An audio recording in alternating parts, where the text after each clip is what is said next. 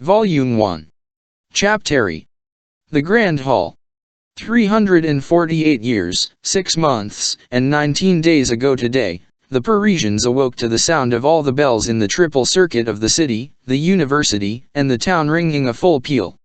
The 6th of January, 1482, is not, however, a day of which history has preserved the memory.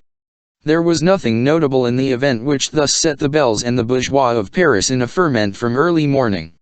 It was neither an assault by the Picards nor the Burgundians, nor a hunt led along in procession, nor a revolt of scholars in the town of Loss, nor an entry of our much dread lord, Monsieur the King, nor even a pretty hanging of male and female thieves by the courts of Paris. Neither was it the arrival, so frequent in the 15th century, of some plumed and badizened embassy. It was barely 2 days since the last cavalcade of that nature, that of the Flemish ambassadors charged with concluding the marriage between the Dauphin and Marguerite of Flanders, had made its entry into Paris, to the great annoyance of MLE Cardinal de Bourbon, who, for the sake of pleasing the king, had been obliged to assume an amiable mien towards this whole rustic rabble of Flemish burgomasters, and to regale them at his Hotel de Bourbon, with a very pretty morality, allegorical satire, and farce, while a driving rain drenched the magnificent tapestries at his door. What put the whole population of Paris in commotion, as Jehan de Troyes expresses it, on the 6th of January, was the double solemnity, united from time immemorial, of the Epiphany and the Feast of Fools. On that day, there was to be a bonfire on the Place de Grève, a maypole at the Chapelle de Broc, and a mystery at the Palais de Justice.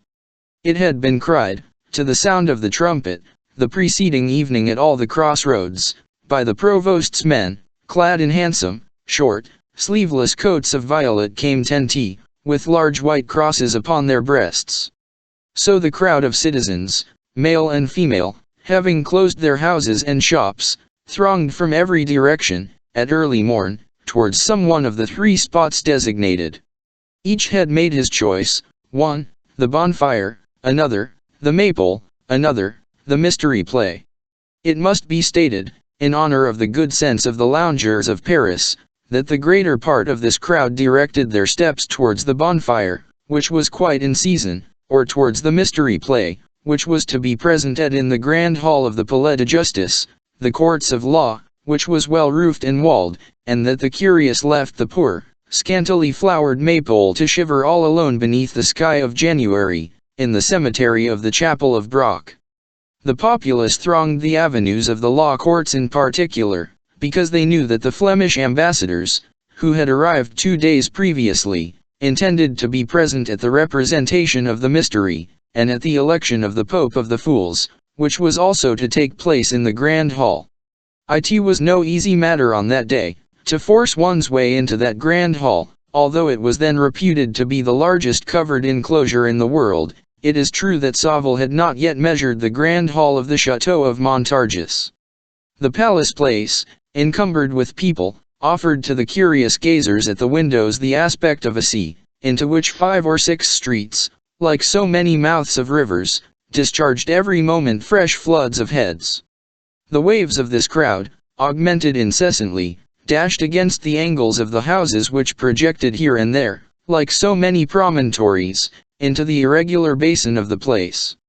In the center of the lofty Gothic façade of the palace, the grand staircase, incessantly ascended and descended by a double current, which, after parting on the intermediate landing place, flowed in broad waves along its lateral slopes. The grand staircase, I say, trickled incessantly into the place, like a cascade into a lake. The cries, the laughter, the trampling of those thousands of feet, produced a great noise and a great clamor. From time to time, this noise and clamor redoubled. The current which drove the crowd towards the grand staircase flowed backwards, became troubled, formed whirlpools. This was produced by the buffet of an archer, or the horse of one of the provost's sergeants, which kicked to restore order, an admirable tradition which the provostship has bequeathed to the constabulary to the Marechaussee, the Marechaussee to our gendarmerie of Paris.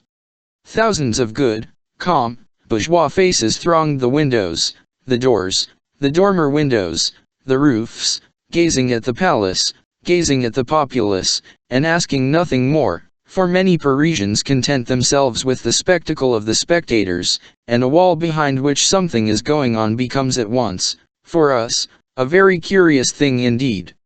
If it could be granted to us, the men of 1830, to mingle in thought with those Parisians of the 15th century, and to enter with them, jostled, elbowed, pulled about, into that immense hall of the palace, which was so cramped on that 6th of January, 1482, the spectacle would not be devoid of either interest or charm, and we should have about us only things that were so old that they would seem new. With the reader's consent, we will endeavor to retrace in thought, the impression which he would have experienced in company with us on crossing the threshold of that grand hall, in the midst of that tumultuous crowd in surcoats, short, sleeveless jackets, and doublets. And, first of all, there is a buzzing in the ears, a dazzlement in the eyes. Above our heads is a double ogive vault, paneled with wood carving, painted azure, and sown with golden fleurs de lis, beneath our feet a pavement of black and white marble, alternating. A few paces distant, an enormous pillar, then another, 7 pillars in all, down the length of the hall, sustaining the spring of the arches of the double vault, in the center of its width. Around 4 of the pillars, stalls of merchants, all sparkling with glass and tinsel. Around the last 3, benches of oak, worn and polished by the trunk hose of the litigants, and the robes of the attorneys. Around the hall, along the lofty wall, between the doors, between the windows, between the pillars, the interminable row of all the kings of France, from Pharamond down, the lazy kings, with pendant arms and downcast eyes, the valiant and combative kings, with heads and arms raised boldly heavenward. Then in the long, pointed windows, glass of 1,000 hues, at the wide entrances to the hall, rich doors, finely sculptured, and all, the vaults, pillars, walls, jambs, paneling, doors, statues, covered from top to bottom with a splendid blue and gold illumination, which, a trifle tarnished at the epoch when we behold it, had almost entirely disappeared beneath dust and spiders in the year of grace, 1549, when Du Bruel still admired it from tradition. Let the reader picture to himself now, this immense, oblong hall, illuminated by the pallid light of a January day, invaded by a motley and noisy throng which drifts along the walls, and eddies round the 7 pillars, and he will have a confused idea of the whole effect of the picture, whose curious details we shall make an effort to indicate with more precision. It is certain, that if Ravaillac had not assassinated Henry IV, there would have been no documents in the trial of Ravaillac deposited in the clerk's office of the Palais de Justice, no accomplices interested in causing the said documents to disappear, hence, no incendiaries obliged, for lack of better means, to burn the clerk's office in order to burn the documents, and to burn the Palais de Justice in order to burn the clerk's office. Consequently, in short, no conflagration in 1618. The old Palais would be standing still, with its ancient grand hall. I should be able to say to the reader, go and look at it, and we should thus both escape the necessity of making, and he of reading, a description of it, such as it is. Which demonstrates a new truth, that great events have incalculable results. It is true that it may be quite possible, in the first place, that Ravaillac had no accomplices, and in the second, that if he had any, they were in no way connected with the fire of 1618. 2 other very plausible explanations exist. First, the great flaming star, a foot broad, and a cubit high, which fell from heaven, as every one knows, upon the law courts, after midnight on the 7th of March. Second, Théophile's quatrain, sure, 'twas but a sorry game when at Paris, Dame Justice, through having eaten too much spice, set the palace all aflame. Whatever may be thought of this triple explanation, political, physical, and poetical, of the burning of the law courts in 1618, the unfortunate fact of the fire is certain. Very little today remains, thanks to this catastrophe, thanks, above all, to the successive restorations which have completed what it spared. Very little remains of that first dwelling of the kings of France, of that elder palace of the Louvre, already so old in the time of Philip the Handsome, that they sought there for the traces of the magnificent buildings erected by King Robert and described by Helgaldus. Nearly everything has disappeared. What has become of the chamber of the Chancellery, where St. Louis consummated his marriage?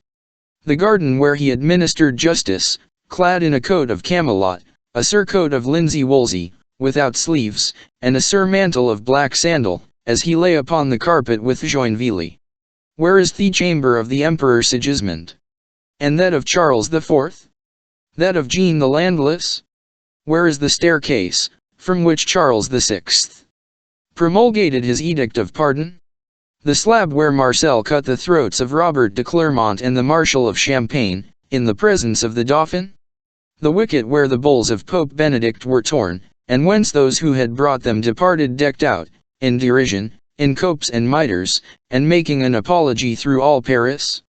And the grand hall, with its gilding, its azure, its statues, its pointed arches, its pillars, its immense vault, all fretted with carvings? And the gilded chamber? And the stone lion, which stood at the door, with lowered head and tail between his legs, like the lions on the throne of Solomon, in the humiliated attitude which befits force in the presence of justice? And the beautiful doors? And the stained glass? And the chaste iron work, which drove Biscornet to despair? And the delicate woodwork of Hancy? What has time, what have men done with these marvels? What have they given us in return for all this Gallic history, for all this Gothic art? The heavy flattened arches of M. de Brasse, that awkward architect of the St. Gervais portal. So much for art, and, as for history, we have the gossiping reminiscences of the Great Pillar, still ringing with the tattle of the Patra. It is not much. Let us return to the veritable grand hall of the veritable old palace. The two extremities of this gigantic parallelogram were occupied, the one by the famous marble table, so long, so broad, and so thick that, as the ancient land rolls in a style that would have given Gargantua an appetite, say, such a slice of marble as was never beheld in the world, the other by the chapel where Louis XI had himself sculptured on his knees before the Virgin, and whither he caused to be brought, without heeding the two gaps thus made in the row of royal statues, the statues of Charlemagne and of St. Louis, two saints whom he supposed to be great in favor in heaven, as kings of France. This chapel, quite new, having been built only 6 years, was entirely in that charming taste of delicate architecture, of marvelous sculpture, of fine and deep chasing, which marks with us the end of the Gothic era, and which is perpetuated to about the middle of the 16th century in the fairy-like fancies of the Renaissance. The little open work-rose window, pierced above the portal, was, in particular, a masterpiece of lightness and grace. One would have pronounced it a star of lace. In the middle of the hall, opposite the great door, a platform of gold brocade, placed against the wall, a special entrance to which had been effected through a window in the corridor of the gold chamber, had been erected for the Flemish emissaries and the other great personages invited to the presentation of the mystery play. It was upon the marble table that the mystery was to be enacted, as usual. It had been arranged for the purpose, early in the morning. Its rich slabs of marble, all scratched by the heels of law clerks, supported a cage of carpenter's work of considerable height, the upper surface of which, within view of the whole hall, was to serve as the theatre, and whose interior, masked by tapestries, was to take the place of dressing rooms for the personages of the piece. A ladder, naively placed on the outside, was to serve as means of communication between the dressing room and the stage, and lend its rude rungs to entrances as well as to exits. There was no personage, however unexpected, no sudden change, no theatrical effect, which was not obliged to mount that ladder. Innocent and venerable infancy of art and contrivances. 4 of the bailiff of the palace's sergeants, perfunctory guardians of all the pleasures of the people, on days of festival as well as on days of execution, stood at the 4 corners of the marble table. The piece was only to begin with the 12th stroke of the great palace clock sounding midday. It was very late, no doubt, for a theatrical representation, but they had been obliged to fix the hour to suit the convenience of the ambassadors. Now, this whole multitude had been waiting since morning. A goodly number of curious, good people had been shivering since daybreak before the grand staircase of the palace. Some even affirmed that they had passed the night across the threshold of the great door, in order to make sure that they should be the first to pass in. The crowd grew more dense every moment, and, like water, which rises above its normal level, began to mount along the walls, to swell around the pillars, to spread out on the entablatures, on the cornices, on the window sills, on all the salient points of the architecture, on all the reliefs of the sculpture. Hence, discomfort, impatience, weariness, the liberty of a day of cynicism and folly, the quarrels which break forth for all sorts of causes, a pointed elbow, an iron-shod shoe, the fatigue of long waiting had already, long before the hour appointed for the arrival of the ambassadors, imparted a harsh and bitter accent to the clamor of these people who were shut in, fitted into each other, pressed, trampled upon, stifled.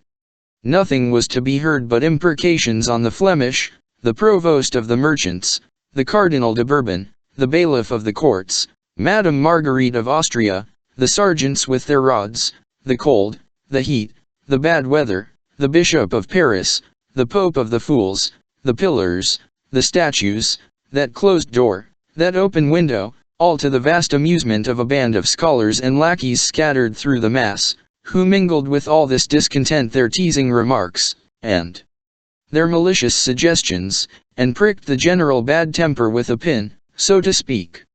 Among the rest there was a group of those merry imps, who, after smashing the glass in a window, had seated themselves heartily on the entablature, and from that point dispatched their gaze and their railleries both within and without, upon the throng in the hall, and the throng upon the place. It was easy to see, from their parroted gestures, their ringing laughter, the bantering appeals which they exchanged with their comrades, from one end of the hall to the other, that these young clerks did not share the weariness and fatigue of the rest of the spectators, and that they understood very well the art of extracting, for their own private diversion from that which they had under their eyes, a spectacle which made them await the other with patience. "Upon my soul, so it's you, Jonas Frollo de Molendino," cried one of them, to a sort of little, light-haired imp, with a well-favored and malign countenance, clinging to the acanthus leaves of a capital. "You are well named John of the Mill, for your 2 arms and your 2 legs have the air of 4 wings fluttering on the breeze. How long have you been here?" "By the mercy of the devil," retorted Jonas Frollo, "these 4 hours and more, and I hope that they will be reckoned to my credit in purgatory. I heard the 8 singers of the King of Sicily intone the first verse of 7 o'clock Mass in the Saint Chapelle." "Fine singers," replied the other, with voices even more pointed than their caps. Before founding a Mass for Monsieur Saint John, the king should have inquired whether Monsieur Saint John likes Latin droned out in a Provençal accent.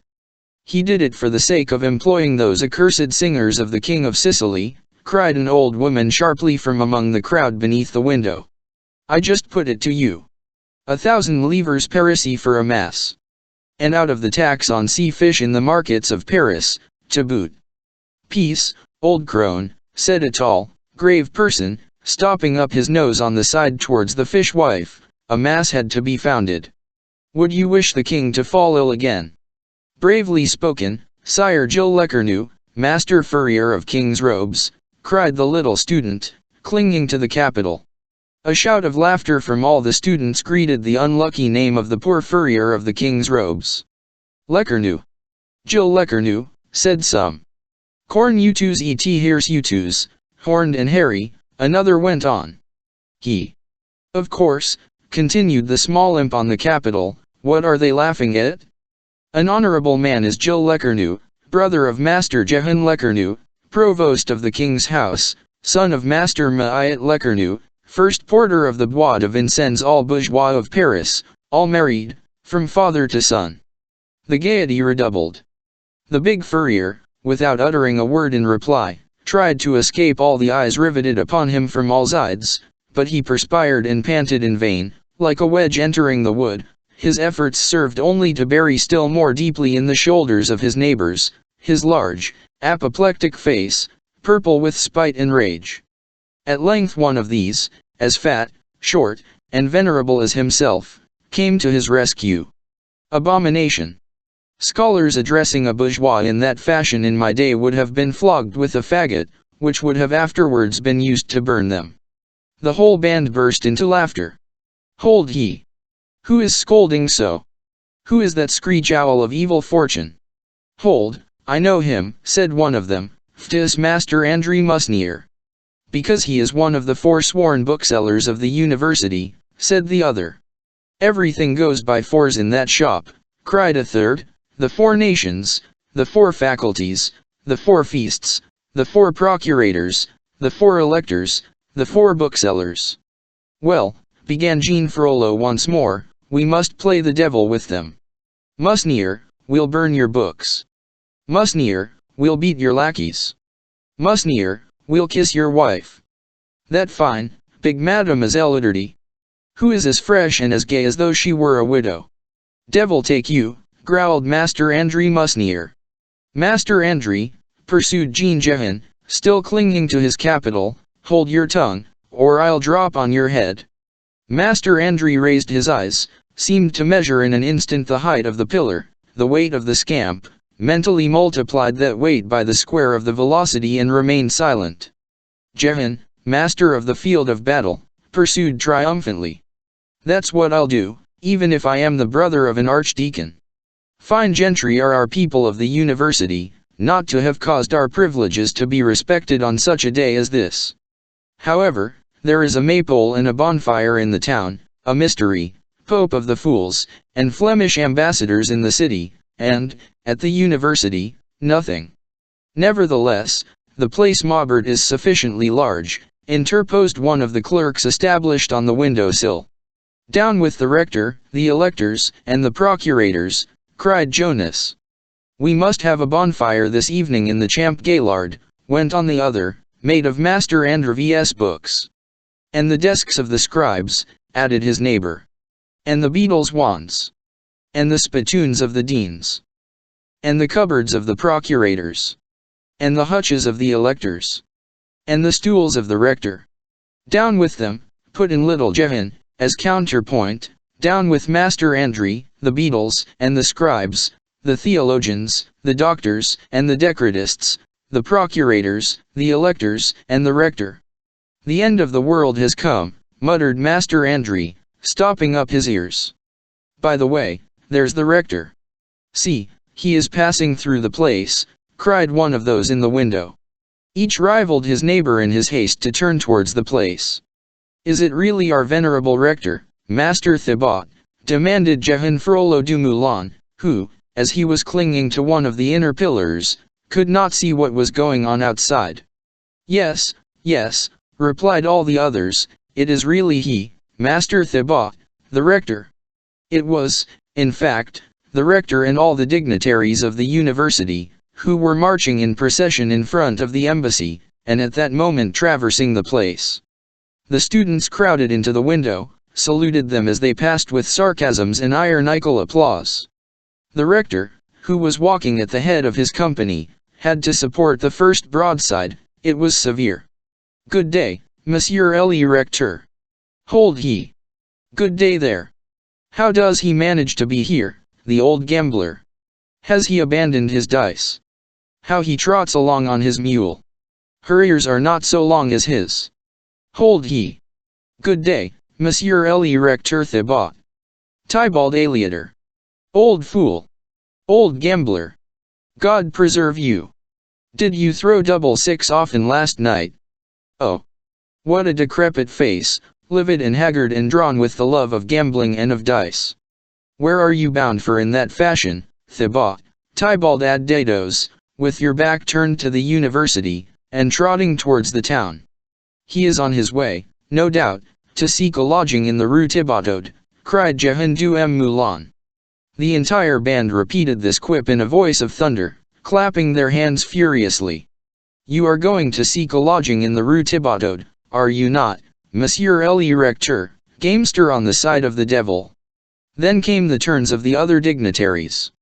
Down with the beadles. Down with the mace-bearers. Tell me, Robin Poeracy Payne, who is that yonder? He is Gilbert de Souilly, Gilbertus de Soliaco, the Chancellor of the College of Autun. "Hold on, here's my shoe, you are better placed than I," fling it in his face. "Saturnalicious mit imas equinuses. Down with the 6 theologians, with their white surplices." "Are those the theologians? I thought they were the white geese given by Saint Genevieve to the city, for the fief of Runi. Down with the doctors. Down with the cardinal disputations, and quibblers. My cap to you, Chancellor of Saint Genevieve. You have done me a wrong.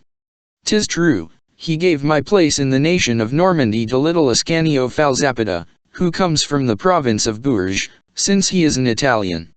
That is an injustice," said all the scholars. "Down with the Chancellor of Saint Genevieve. Ho he! Master Joachim de Lador. Ho he! Louis de Wheel. Ho he Lambert Hochtement. May the devil stifle the procurator of the German nation. And the chaplains of the Saint Chapelle, with their grey emisses, cum tunics grises. Seu de polibus grises forrithes. Hold he! Masters of arts. All the beautiful black copes. All the fine red copes. They make a fine tale for the rector. One would say that he was a doge of Venice on his way to his bridal with the sea. Say, Jehan. Here are the canons of Saint Genevieve. To the deuce with the whole set of canons. Abbé Claude Court. Dr. Claude Court. Are you in search of Marie La Giffard? She is in the Rue de Glatigny. She is making the bed of the king of the debauchees. She is paying her 4 deniers quachu ordinarios. Aut unum bombum. Would you like to have her pay you in the face? Comrades. Master Simon Sanguine, the Elector of Picardy, with his wife on the crupper. Post equitum ciclet atra eura behind the horseman sits black care. Courage, Master Simon. Good day, Mr. Elector. Good night, Madam Electress. How happy they are to see all that, sighed Jonas de Molendino, still perched in the foliage of his capital. Meanwhile, the sworn bookseller of the university, Master André Musnier, was inclining his ear to the furrier of the king's robes, Master Gilles Lecornu. I tell you, sir, that the end of the world has come. No one has ever beheld such outbreaks among the students. It is the accursed inventions of this century that are ruining everything: artilleries, bombards, and, above all, printing, that other German pest. No more manuscripts, no more books. Printing will kill bookselling. It is the end of the world that is drawing nigh. I see that plainly, from the progress of velvet stuffs, said the fur merchant. At this moment, midday sounded. Ha! Exclaimed the entire crowd, in one voice. The scholars held their peace. Then a great hurly-burly ensued, a vast movement of feet, hands, and heads, a general outbreak of coughs and handkerchiefs. Each one arranged himself, assumed his post, raised himself up, and grouped himself. Then came a great silence, all necks remained outstretched, all mouths remained open, all glances were directed towards the marble table. Nothing made its appearance there. The bailiff's 4 sergeants were still there, stiff, motionless, as painted statues. All eyes turned to the estrada reserved for the Flemish envoys. The door remained closed, the platform empty. This crowd had been waiting since daybreak for 3 things: noonday, the embassy from Flanders, the mystery play. Noonday alone had arrived on time. On this occasion, it was too much. They waited 1, 2, 3, 5 minutes, a quarter of an hour, nothing came. The dais remained empty, the theatre dumb. In the meantime, wrath had succeeded to impatience. Irritated words circulated in a low tone. Still, it is true. The mystery, they murmured, in hollow voices. Heads began to ferment. A tempest, which was only rumbling in the distance as yet, was floating on the surface of this crowd. It was Jehan du Moulin who struck the first spark from it. The mystery, and to the devil with the Flemings, he exclaimed at the full force of his lungs, twining like a serpent around his pillar. The crowd clapped their hands. The mystery, it repeated, and may all the devils take Flanders. We must have the mystery instantly, resumed the student, or else, My advice is that we should hang the bailiff of the courts, by way of a morality in a comedy." "Well said," cried the people, "and let us begin the hanging with his sergeants." A grand acclamation followed. The four poor fellows began to turn pale, and to exchange glances. The crowd hurled itself towards them, and they already beheld the frail wooden railing which separated them from it, giving way and bending before the pressure of the throng. It was a critical moment. "To the sack, rose the cry on all sides. At that moment, the tapestry of the dressing room, which we have described above, was raised, and afforded passage to a personage, the mere sight of whom suddenly stopped the crowd, and changed its wrath into curiosity as by enchantment. Silence! Silence! The personage, but little reassured, and trembling in every limb, advanced to the edge of the marble table with a vast amount of bows, which, in proportion as he drew nearer, more and more resembled genuflect ions. In the meanwhile, tranquillity had gradually been restored. All that remained was that slight murmur which always rises above the silence of a crowd.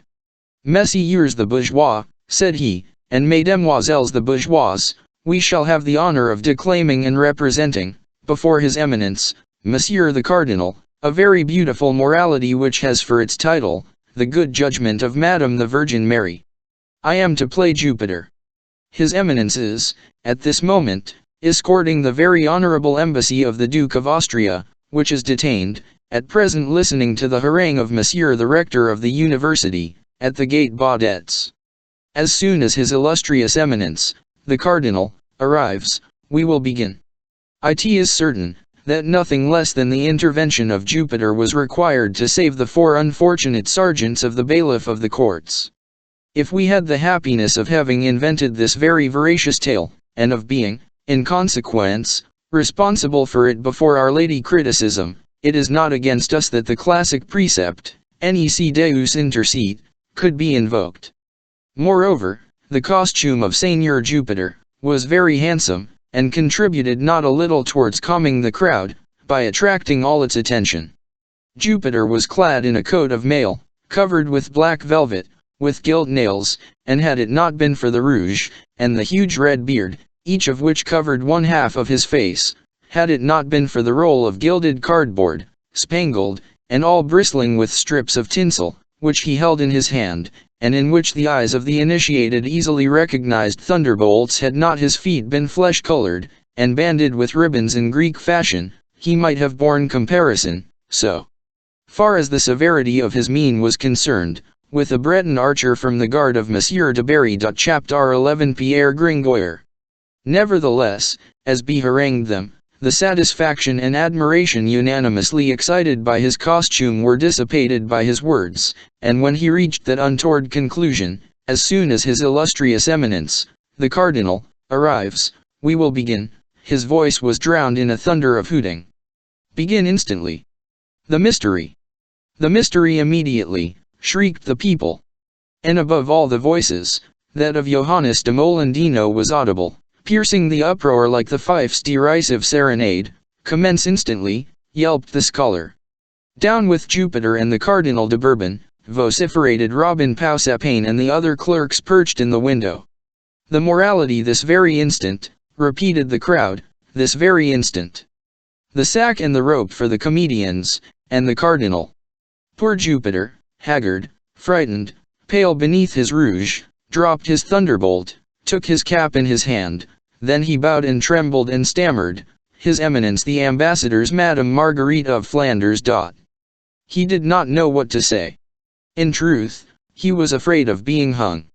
Hung by the populace for waiting, hung by the Cardinal for not having waited. He saw between the two dilemmas only an abyss, that is to say, a gallows.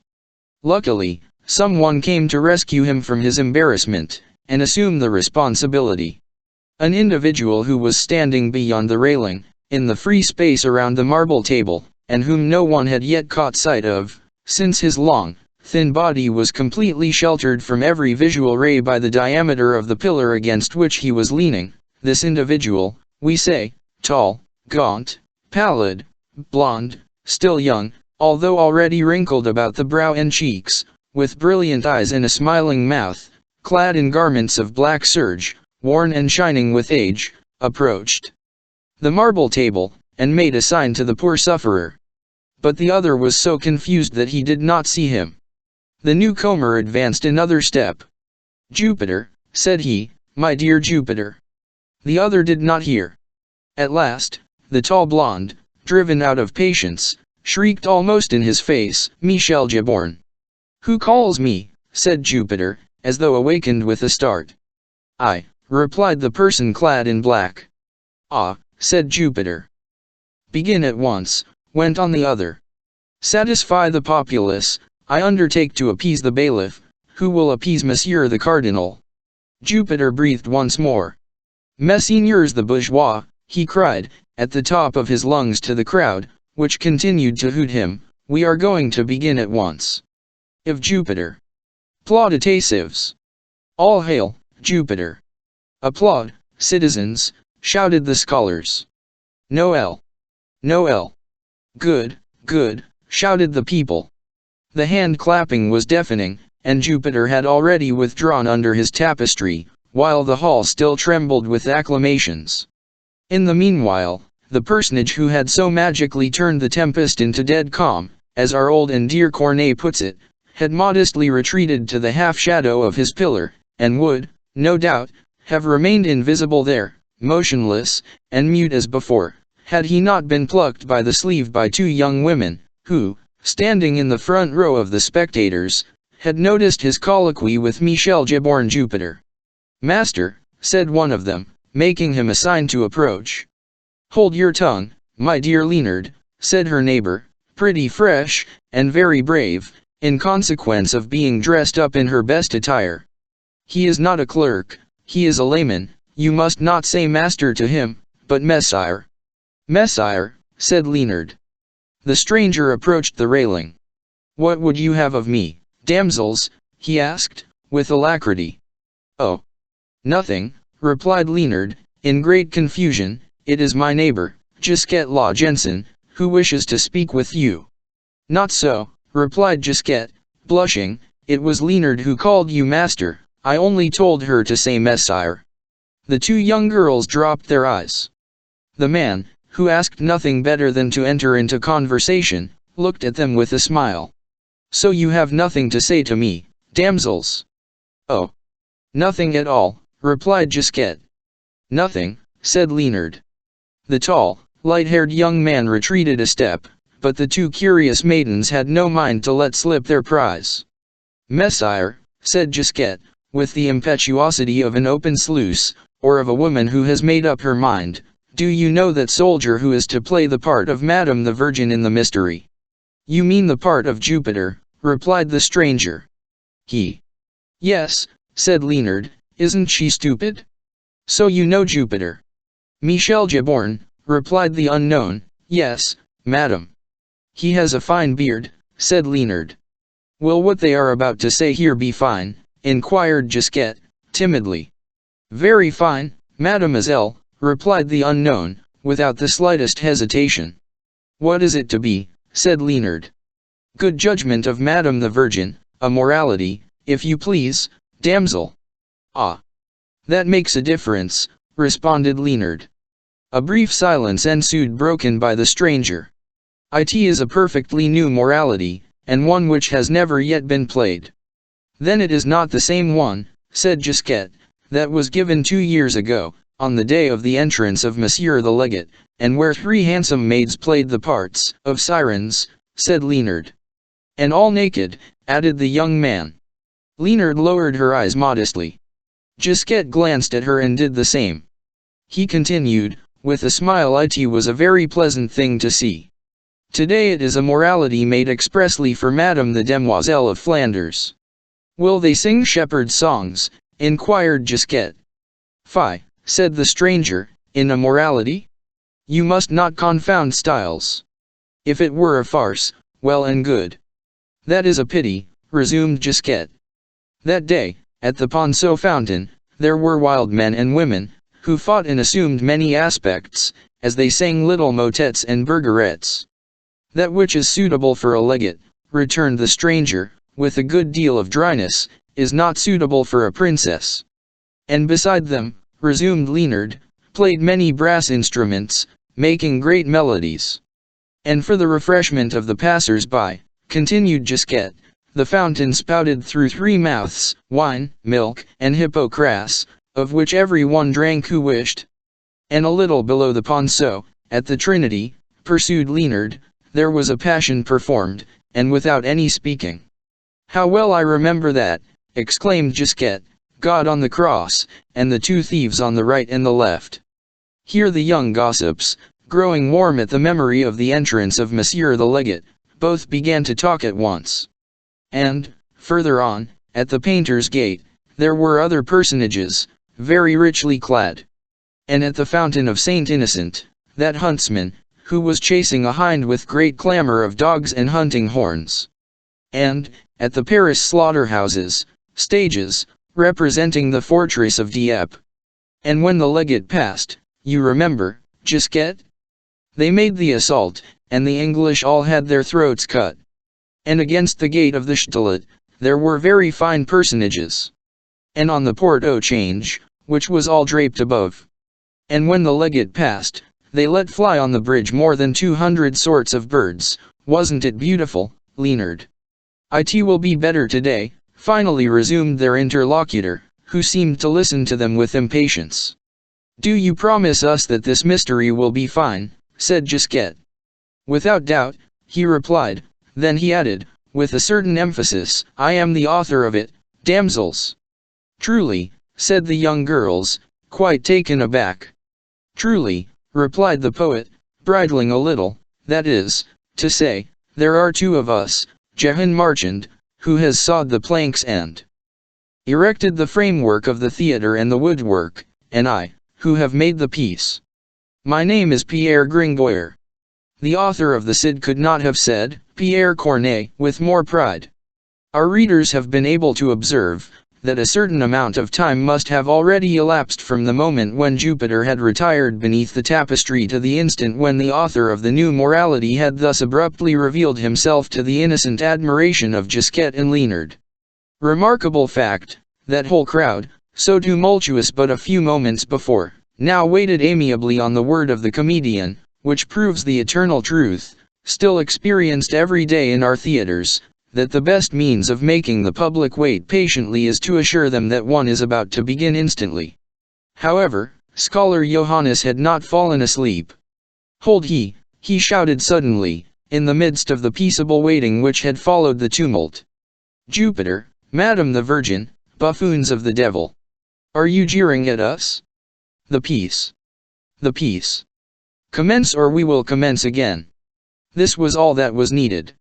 The music of high and low instruments immediately became audible from the interior of the stage. The tapestry was raised. 4 personages, in motley attire and painted faces, emerged from it, climbed the steep ladder of the theater, and, arrived upon the upper platform, arranged themselves in a line before the public, whom they saluted with profound reverences. Then the symphony ceased. The mystery was about to begin. The 4 personages, after having reaped a rich reward of applause for their reverences, began, in the midst of profound silence, a prologue, which we gladly spare the reader. Moreover, as happens in our own day, the public was more occupied with the costumes that the actors wore than with the roles that they were enacting, and, in truth, they were right. All 4 were dressed in parti-colored robes of yellow and white, which were distinguished from each other only by the nature of the stuff. The first was of gold and silver brocade, the second, of silk, the third, of wool, the fourth, of linen. The first of these personages carried in his right hand a sword, the second, 2 golden keys, the third, a pair of scales, the fourth, a spade, and, in order to aid sluggish minds which would not have seen clearly through the transparency of these attributes, there was to be read, in large, black letters, on the hem of the robe of brocade, My name is nobility, on the hem of the silken robe, my name is clergy, on the hem of the woolen robe, my name is merchandise, on the hem of the linen robe. My name is labor. The sex of the 2 male characters was briefly indicated to every judicious spectator, by their shorter robes and by the cap which they wore on their heads, while the two female characters, less briefly clad, were covered with hoods. Much ill will would also have been required, not to comprehend, through the medium of the poetry of the prologue, that labor was wedded to merchandise, and clergy to nobility, and that the two happy couples possessed in common a magnificent golden dolphin, which they desired to adjudge to the fairest only. So they were roaming about the world seeking and searching for this beauty, and, after having successively rejected the Queen of Golconda, the Princess of Trebizond, the daughter of the Grand Khan of Tartary, etc., labor and clergy, nobility, and merchandise, had come to rest upon the marble table of the Palais de Justice, and to utter, in the presence of the honest audience, as many sentences and maxims as could then be dispensed at the Faculty of Arts, at examinations, sophisms, determinances, figures, and acts, where the masters took their degrees. All this was, in fact, very fine. Nevertheless, in that throng, upon which the four allegories vied with each other in pouring out floods of metaphors, there was no ear more attentive, no heart that palpitated more, not an eye was more haggard, no neck more outstretched, than the eye, the ear, the neck, and the heart of the author, of the poet, of that brave Pierre Gringoire, who had not been able to resist, a moment before, the joy of telling his name to two pretty girls. He had retreated a few paces from them, behind his pillar, and there he listened, looked, enjoyed.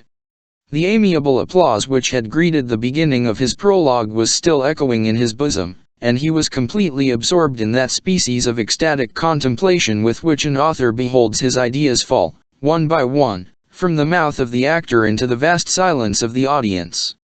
Worthy Pierre Gringoire! It pains us to say it, but this first ecstasy was speedily disturbed. Hardly had Gringoire raised this intoxicating cup of joy and triumph to his lips, when a drop of bitterness was mingled with it. A tattered mendicant, who could not collect any coins, lost as he was in the midst of the crowd, and who had not probably found sufficient indemnity in the pockets of his neighbors, had hit upon the idea of perching himself upon some conspicuous point, in order to attract looks and alms. He had, accordingly, hoisted himself, during the first verses of the prologue, with the aid of the pillars of the reserve gallery, to the cornice which ran round the balustrade at its lower edge, and there he had seated himself, soliciting the attention and the pity of the multitude, with his rags and a hideous sore which covered his right arm. However, he uttered not a word. The silence which he preserved allowed the prologue to proceed without hindrance, and no perceptible disorder would have ensued, if ill luck had not willed that the scholar Jonas should catch sight, from the heights of his pillar, of the mendicant and his grimaces. A wild fit of laughter took possession of the young scamp, who, without caring that he was interrupting the spectacle, and disturbing the universal composure, shouted boldly, "Look! See that sickly creature asking alms!" Anyone who has thrown a stone into a frog pond, or fired a shot into a covey of birds, can form an idea of the effect produced by these incongruous words, in the midst of the general attention. It made Gringoire shudder as though it had been an electric shock. The prologue stopped short, and all heads turned tumultuously towards the beggar, who, far from being disconcerted by this, saw, in this incident, a good opportunity for reaping his harvest, and who began to whine in a doleful way, half closing his eyes the while. "Charity, please." "Well, upon my soul," resumed Jonas, "it's clopin tro erlefa. Hold ye, my friend, did your sore bother you on the leg, that you have transferred it to your arm?" So saying, with the dexterity of a monkey, he flung a bit of silver into the grey felt hat which the beggar held in his ailing arm. The mendicant received both the alms and the sarcasm without wincing, and continued, in lamentable tones, "Charity, please." This episode considerably distracted the attention of the audience, and a goodly number of spectators, among them Robin Pausapane, and all the clerks at their head, gaily applauded this eccentric duet, which the scholar, with his shrill voice, and the mendicant had just improvised in the middle of the prologue. Gringoire was highly displeased. On recovering from his first stupefaction, he bestirred himself to shout, to the four personages on the stage, "Go on! What the devil, go on! without even deigning to cast a glance of disdain upon the two interrupters. At that moment, he felt someone pluck at the hem of his surtout. He turned round, and not without ill humor, and found considerable difficulty in smiling, but he was obliged to do so, nevertheless. It was the pretty arm of Gisquette La Jensen, which, passed through the railing, was soliciting his attention in this manner. "Monsieur," said the young girl, "are they going to continue?" "Of course," replied Gringoire, a good deal shocked by the question. "In that case, Messire," she resumed, "would you have the courtesy to explain to me what they are about to say?" interrupted Gringoire. "Well, listen." "No," said Gisquette, "but what they have said so far." Gringoire started, like a man whose wound has been probed to the quick. "A plague on the stupid and dull-witted little girl," he muttered, between his teeth. From that moment forth, Gisquette was nothing to him. In the meantime, the actors had obeyed his injunction, and the public, seeing that they were beginning to speak again, began once more to listen, not without having lost many beauties in the sort of soldered joint which was formed between the two portions of the piece thus abruptly cut short. Gringoire commented on it bitterly to himself. Nevertheless, tranquillity was gradually restored, the scholar held his peace, the mendicant counted over some coins in his hat, and the piece resumed the upper hand. It was, in fact, a very fine work, and one which, as it seems to us, might be put to use today, by the aid of a little rearrangement. The exposition, rather long and rather empty, that is to say, according to the rules, was simple, and Gringoire, in the candid sanctuary of his own conscience, admired its clearness. As the reader may surmise, the four allegorical personages were somewhat weary with having traversed the three sections of the world, without having found suitable opportunity for getting rid of their golden dolphin. Thereupon a eulogy of the marvelous fish, with 1,000 delicate allusions to the young betrothed of Marguerite of Flanders, then sadly cloistered in it en Boise, and without a suspicion that labor and clergy, nobility, and merchandise had just made the circuit of the world in his behalf. The said Dauphin was then young, was handsome, was stout, and, above all, magnificent origin of all royal virtues, he was the son of the Lion of France. I declare that this bold metaphor is admirable, and that the natural history of the theatre, on a day of allegory and royal marriage songs, is not in the least startled by a dolphin who is the son of a lion. It is precisely these rare and Pindaric mixtures which prove the poet's enthusiasm. Nevertheless, in order to play the part of critic also, the poet might have developed this beautiful idea in something less than 200 lines. It is true that the mystery was to last from noon until 4 o'clock, in accordance with the orders of Monsieur the Provost, and that it was necessary to say something. Besides, the people listened patiently. All at once, in the very middle of a quarrel between Mademoiselle Merchandise and Madame Nobility, at the moment when Monsieur Labor was giving utterance to this wonderful line in Forestner was seen a more triumphant beast, the door of the reserved gallery which had hitherto remained so inopportunely closed, opened still more inopportunely, and the ringing voice of the usher announced abruptly, His Eminence, Monseigneur the Cardinal de Bourbon. Chapter 111 Monsieur the Cardinal pour Gringoire.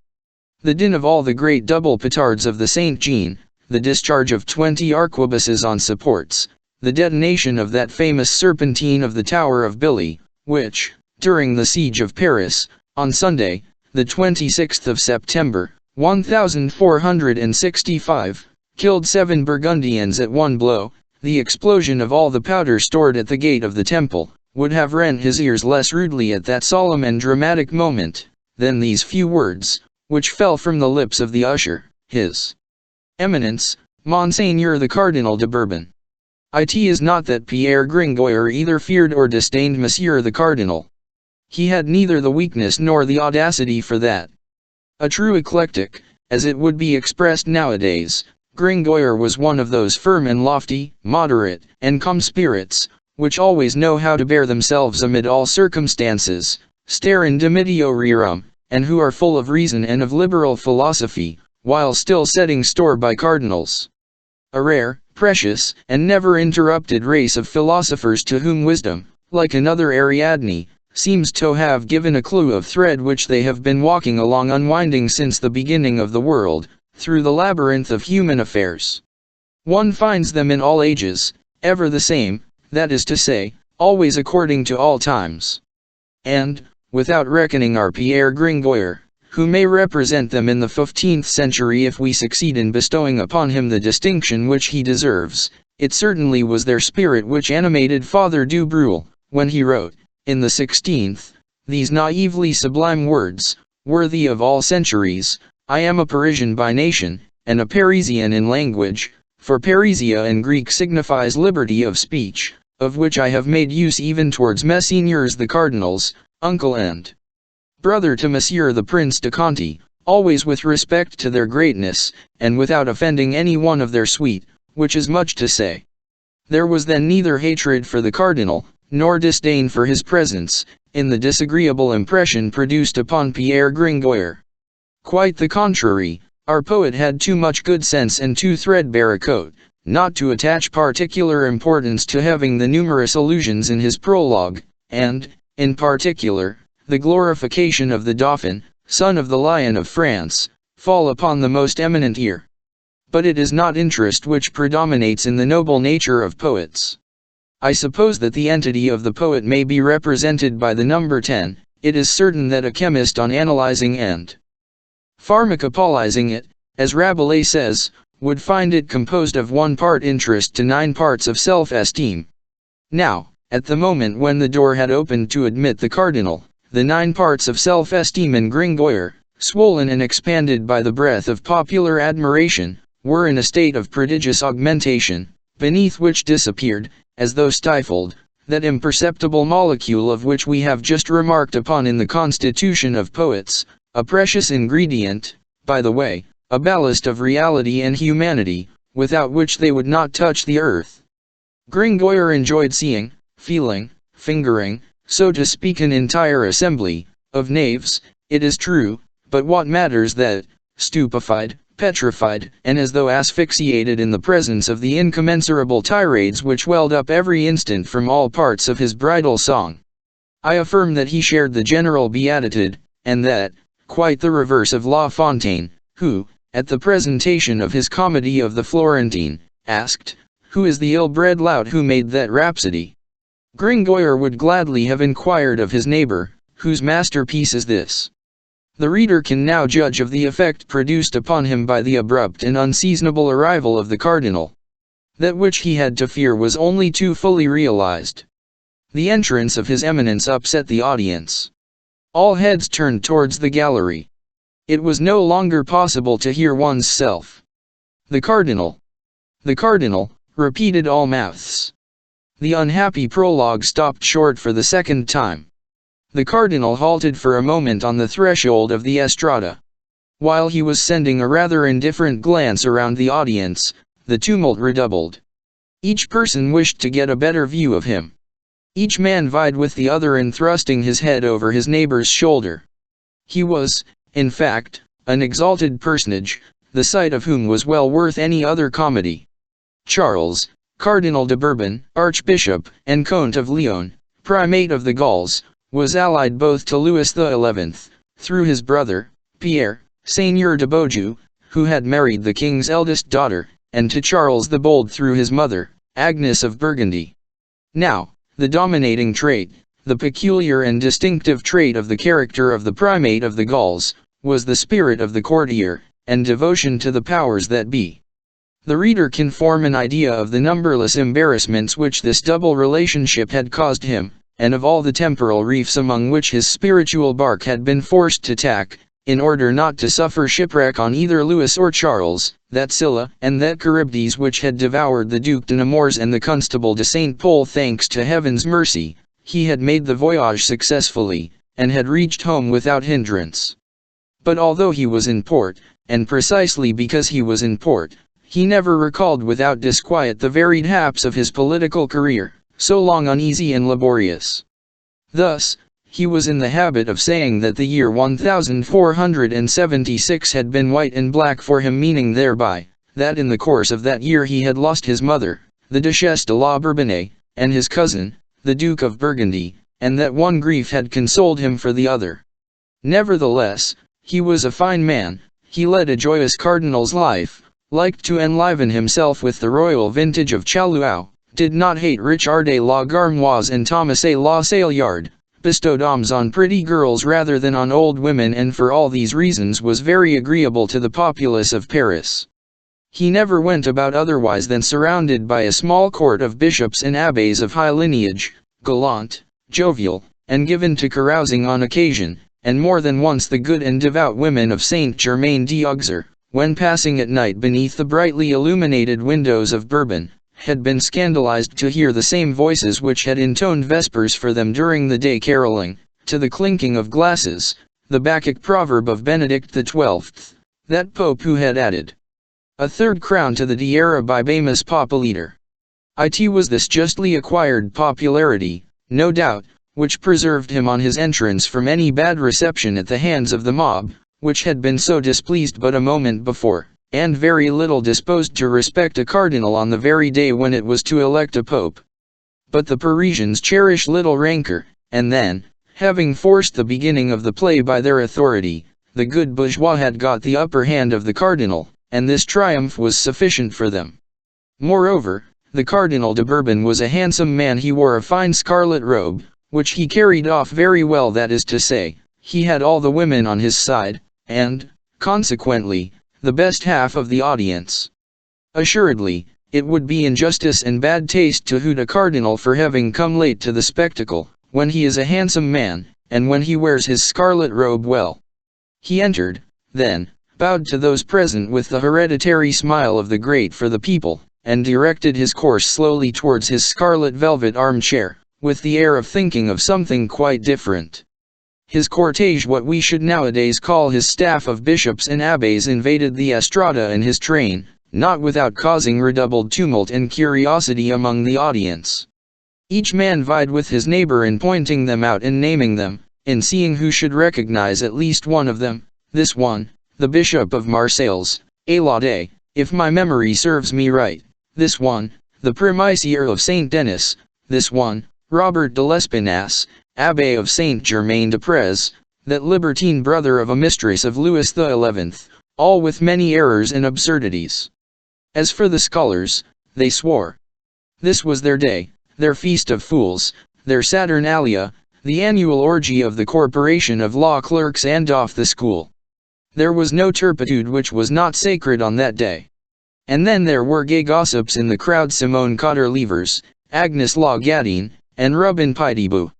Was it not the least that one could do to swear at one's ease and revile the name of God a little, on so fine a day, in such good company as dignitaries of the church and loose women? So they did not abstain, and, in the midst of the uproar, there was a frightful concert of blasphemies and enormities of all the unbridled tongues, the tongues of clerks and students restrained during the rest of the year, by the fear of the hot iron of St. Louis. Poor St. Louis! How they set him at defiance in his own court of law! Each one of them selected from the newcomers on the platform, a black, gray, white, or violet cassock as his target. Jonas Frollo de Melendon, in his quality of brother to an archdeacon, boldly attacked the scarlet. He sang in deafening tones, with his impudent eyes fastened on the cardinal, Capirepleta Mero. All these details which we here lay bare for the edification of the reader, were so covered by the general uproar, that they were lost in it before reaching the reserved platforms. They would have moved the cardinal but little, so much a part of the customs were the liberties of that day. Moreover, he had another cause for solicitude, and his mien is wholly preoccupied with it, which entered the estrada the same time as himself. This was the embassy from Flanders. Not that he was a profound politician, nor was he borrowing trouble about the possible consequences of the marriage of his cousin Marguerite de Bourgogne to his cousin Charles, Dauphin de Vienne, nor as to how long the good understanding which had been patched up between the Duke of Austria and the King of France would last, nor how the King of England would take this disdain of his daughter. All that troubled him but little, and he gave a warm reception every evening to the wine of the royal vintage of Chaillet, without a suspicion that several flasks of that same wine, somewhat revised and corrected, it is true, by Dr. Coictier, cordially offered to Edward IV. by Louis XI, would, some fine morning, rid Louis XI of Edward IV. The much-honored embassy of Monsieur the Duke of Austria brought the cardinal none of these cares, but it troubled him in another direction. It was, in fact, somewhat hard, and we have already hinted at it on the second page of this book, for him, Charles de Bourbon, to be obliged to feast and receive cordially no one knows what bourgeois, for him, a cardinal, to receive aldermen, for him, a Frenchman, and a jolly companion, to receive Flemish beer drinkers, and that in public. This was, certainly, one of the most irksome grimaces that he had ever executed for the good pleasure of the king. So he turned toward the door, and with the best grace in the world, so well had he trained himself to it, when the usher announced, in a sonorous voice, "Messieurs the envoys of Monsieur the Duke of Austria." It is useless to add that the whole hall did the same. Then arrived, 2 by 2, with a gravity which made a contrast in the midst of the frisky ecclesiastical escort of Charles de Bourbon, the 48 ambassadors of Maximilian of Austria, having at their head the Reverend Father in God, Jehan, Abbot of St. Bertin, Chancellor of the Golden, and Jacques de Goy, Sieur d'Auby, Grand Bailiff of Ghent. A deep silence settled over the assembly, accompanied by stifled laughter at the preposterous names and all the bourgeois designations which each of these personages transmitted with imperturbable gravity to the usher, who then tossed names and titles pell-mell and mutilated to the crowd below. There were Master Lois Reloff, Alderman of the city of Louvat, Messire Claes d'Huelde, Alderman of Brussels, Messire Paul de Beest, Sieur de Voirmazel, President of Flanders, Master Jehan Colleghens, Burgomaster of the city of Antwerp, Master George de la Moer, First Alderman of the Cura of the city of Ghent, Master Geldolf van der Hage, First Alderman of the Park House of the said town, and the Sieur de Bierbeck, and Jehan Pinnock, and Jehan Dimertzel, etc., etc., etc., bailiffs.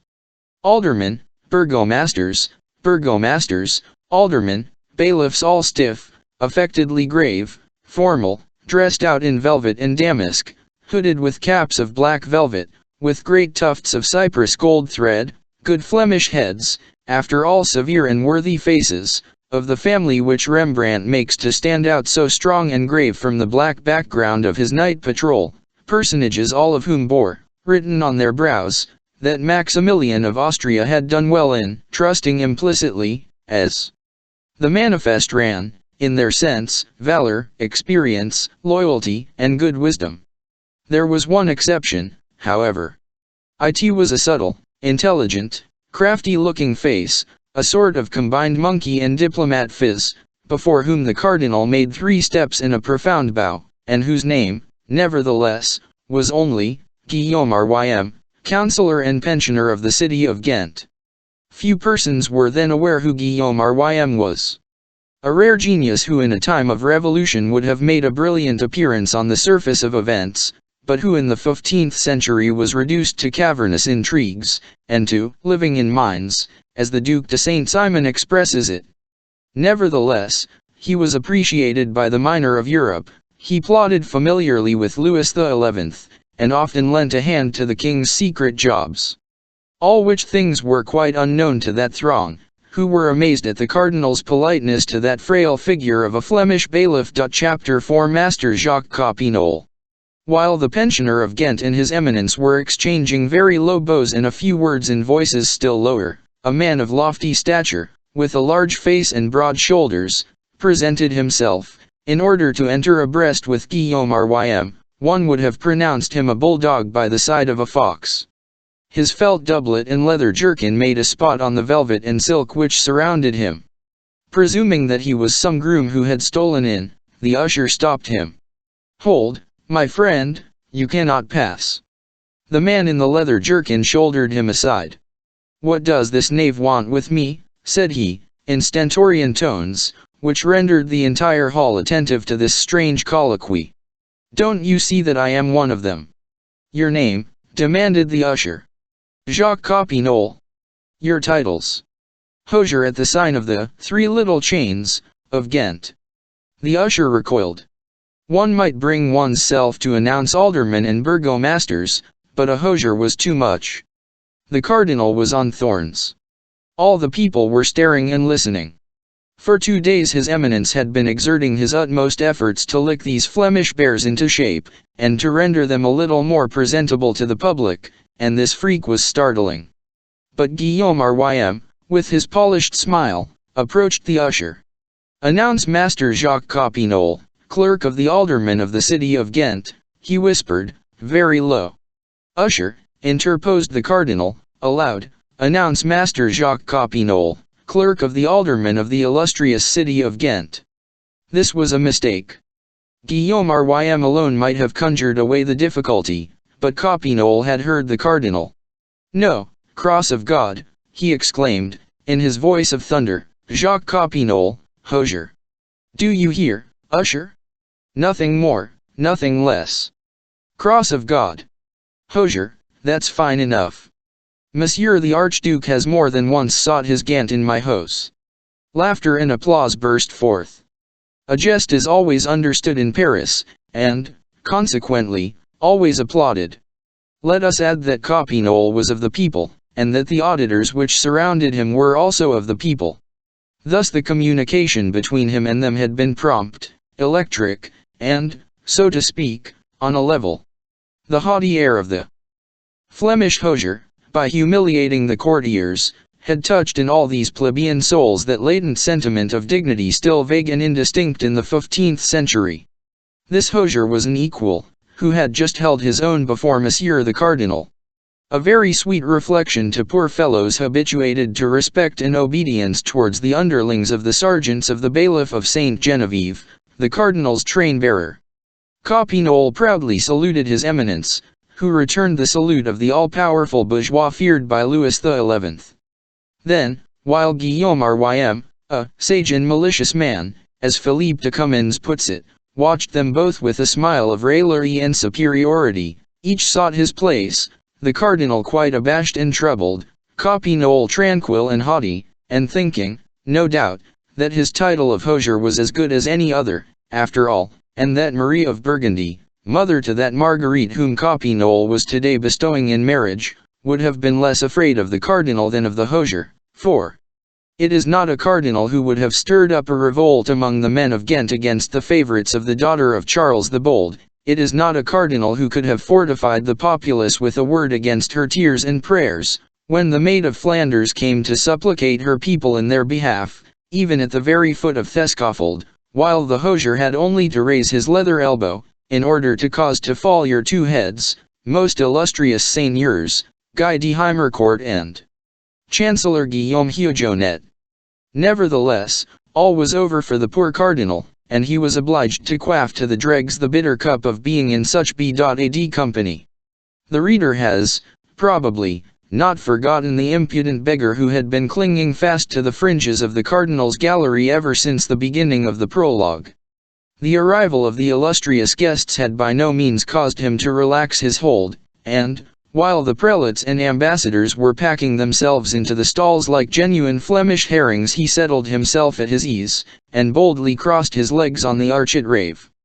The insolence of this proceeding was extraordinary, yet no one noticed it at first, the attention of all being directed elsewhere. He, on his side, perceived nothing that was going on in the hall. He wagged his head with the unconcern of a Neapolitan, repeating from time to time, amid the clamor, as from a mechanical habit, "Charity, please." And, assuredly, he was, out of all those present, the only one who had not deigned to turn his head at the altercation between Copinol and the usher. Now, chance ordained that the master hosier of Ghent, with whom the people were already in lively sympathy, and upon whom all eyes were riveted, should come and seat himself in the front row of the gallery, directly above the mendicant, and people were not a little amazed to see the Flemish ambassador, on concluding his inspection of the knave thus placed beneath his eyes, bestow a friendly tap on that ragged shoulder. The beggar turned round, there was surprise, recognition, a lighting up of the 2 countenances, and so forth. Then, without paying the slightest heed in the world to the spectators, the hosier and the wretched being began to converse in a low tone, holding each other's hands. In the meantime, while the rags of Clopin Troerlefoot, spread out upon the cloth of gold of the dais, produced the effect of a caterpillar on an orange. The novelty of this singular scene excited such a murmur of mirth and gaiety in the hall, that the cardinal was not slow to perceive it. He half bent forward, and, as from the point where he was placed he could catch only an imperfect view of Troerlerfo's ignominious doublet, he very naturally imagined that the mendicant was asking alms, and, disgusted with his audacity, he exclaimed, "Bailiff of the courts, toss me that knave into the river." "Cross of God!" "Monseigneur the Cardinal," said Copinole, without quitting Clopin's hand, "he's a friend of mine." "Good! Good!" shouted the populace. From that moment, Master Copinole enjoyed in Paris as in Ghent, great favor with the people, for men of that sort do enjoy it, says Philip P. D. Cummins, when they are thus disorderly. The cardinal bit his lips. He bent towards his neighbor, the Abbé of Saint Genevieve, and said to him in a low, "Ambassadors Monsieur the Archduke sends here, to announce to us Madame Marguerite." "Your Eminence," replied the Abbé, "wastes your politeness on these Flemish swine. Margaritas anti-porcos, pearls before swine." "Say rather," retorted the cardinal, with a smile, "porcos anti-margaritum, swine before the pearl." The whole little court in cassocks went into ecstasies over this play upon words. The cardinal felt a little relieved. He was quits with Copinole. He also had had his jest applauded. Now, will those of our readers who possess the power of generalizing an image or an idea, as the expression runs in the style of today, permit us to ask them if they have formed a very clear conception of the spectacle presented at this moment, upon which we have arrested their attention, by the vast parallelogram of the grand hall of the palace. In the middle of the hall, backed against the western wall, a large and magnificent gallery draped with cloth of gold, into which enter in procession, through a small, arched door, grave personages, announced successively by the shrill voice of an usher. On the front benches were already a number of venerable figures, muffled in ermine, velvet, and scarlet. Around the dais, which remains silent and dignified below, opposite everywhere, a great crowd and a great murmur.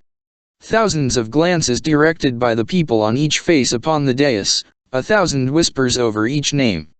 Certainly, the spectacle is curious, and well deserves the attention of the spectators.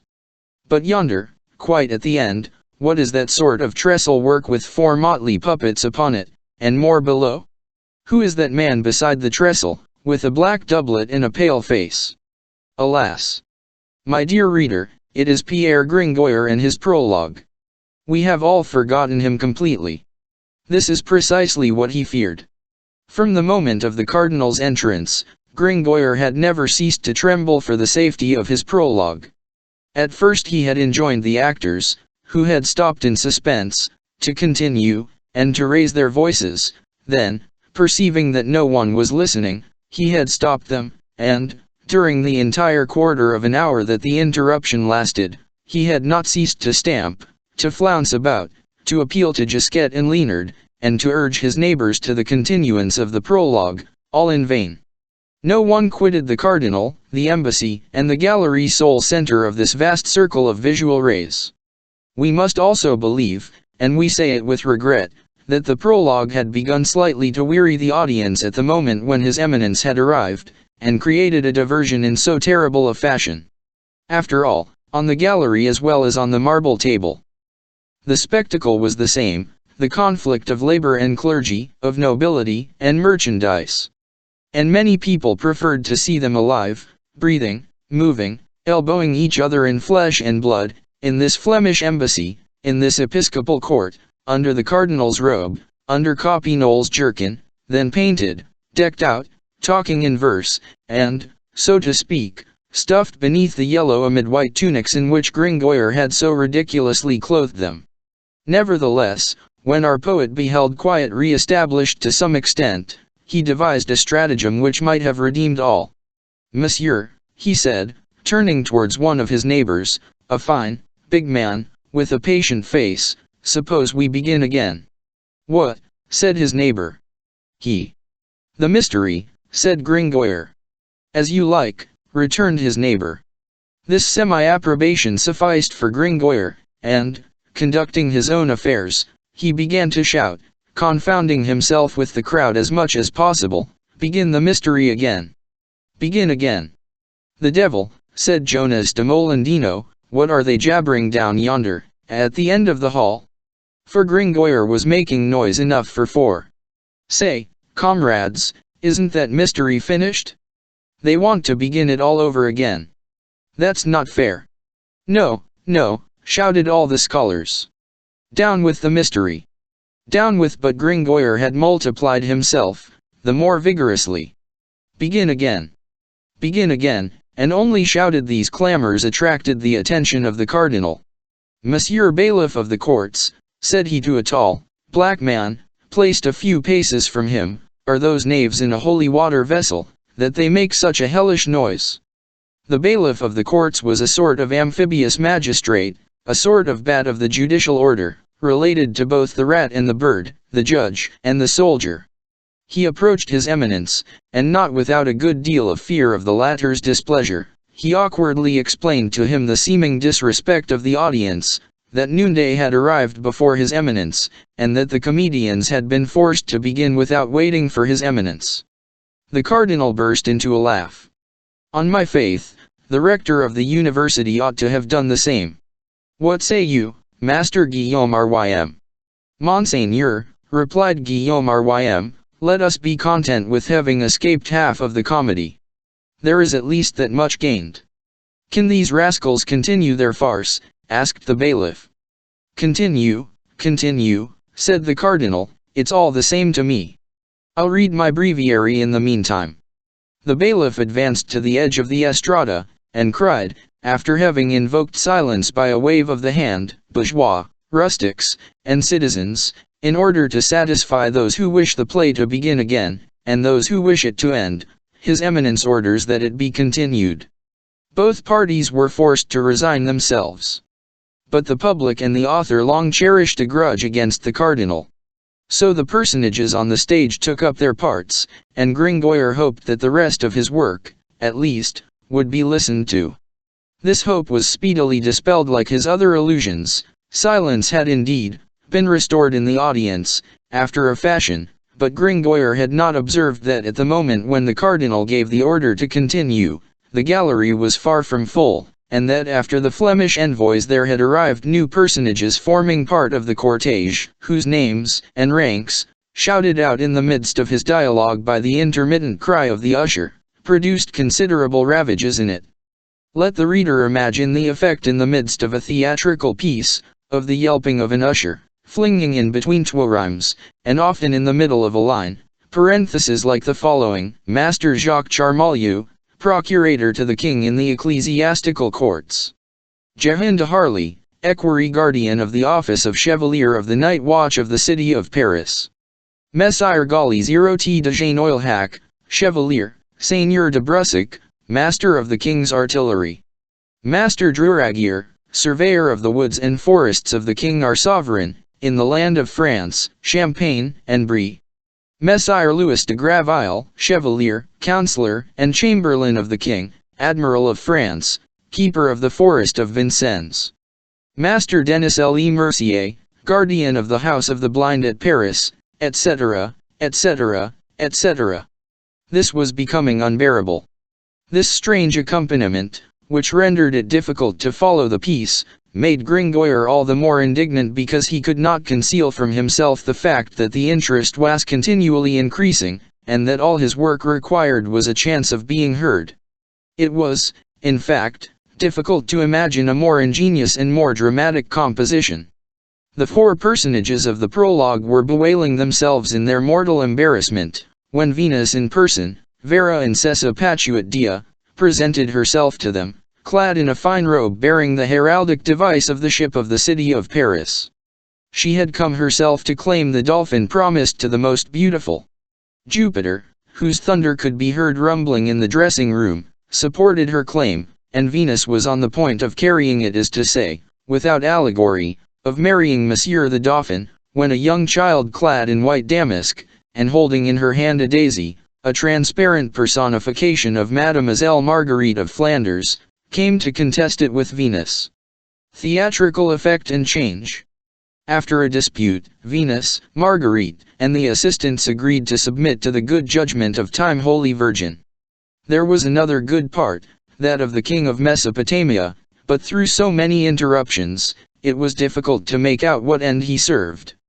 All these persons had ascended by the ladder to the stage.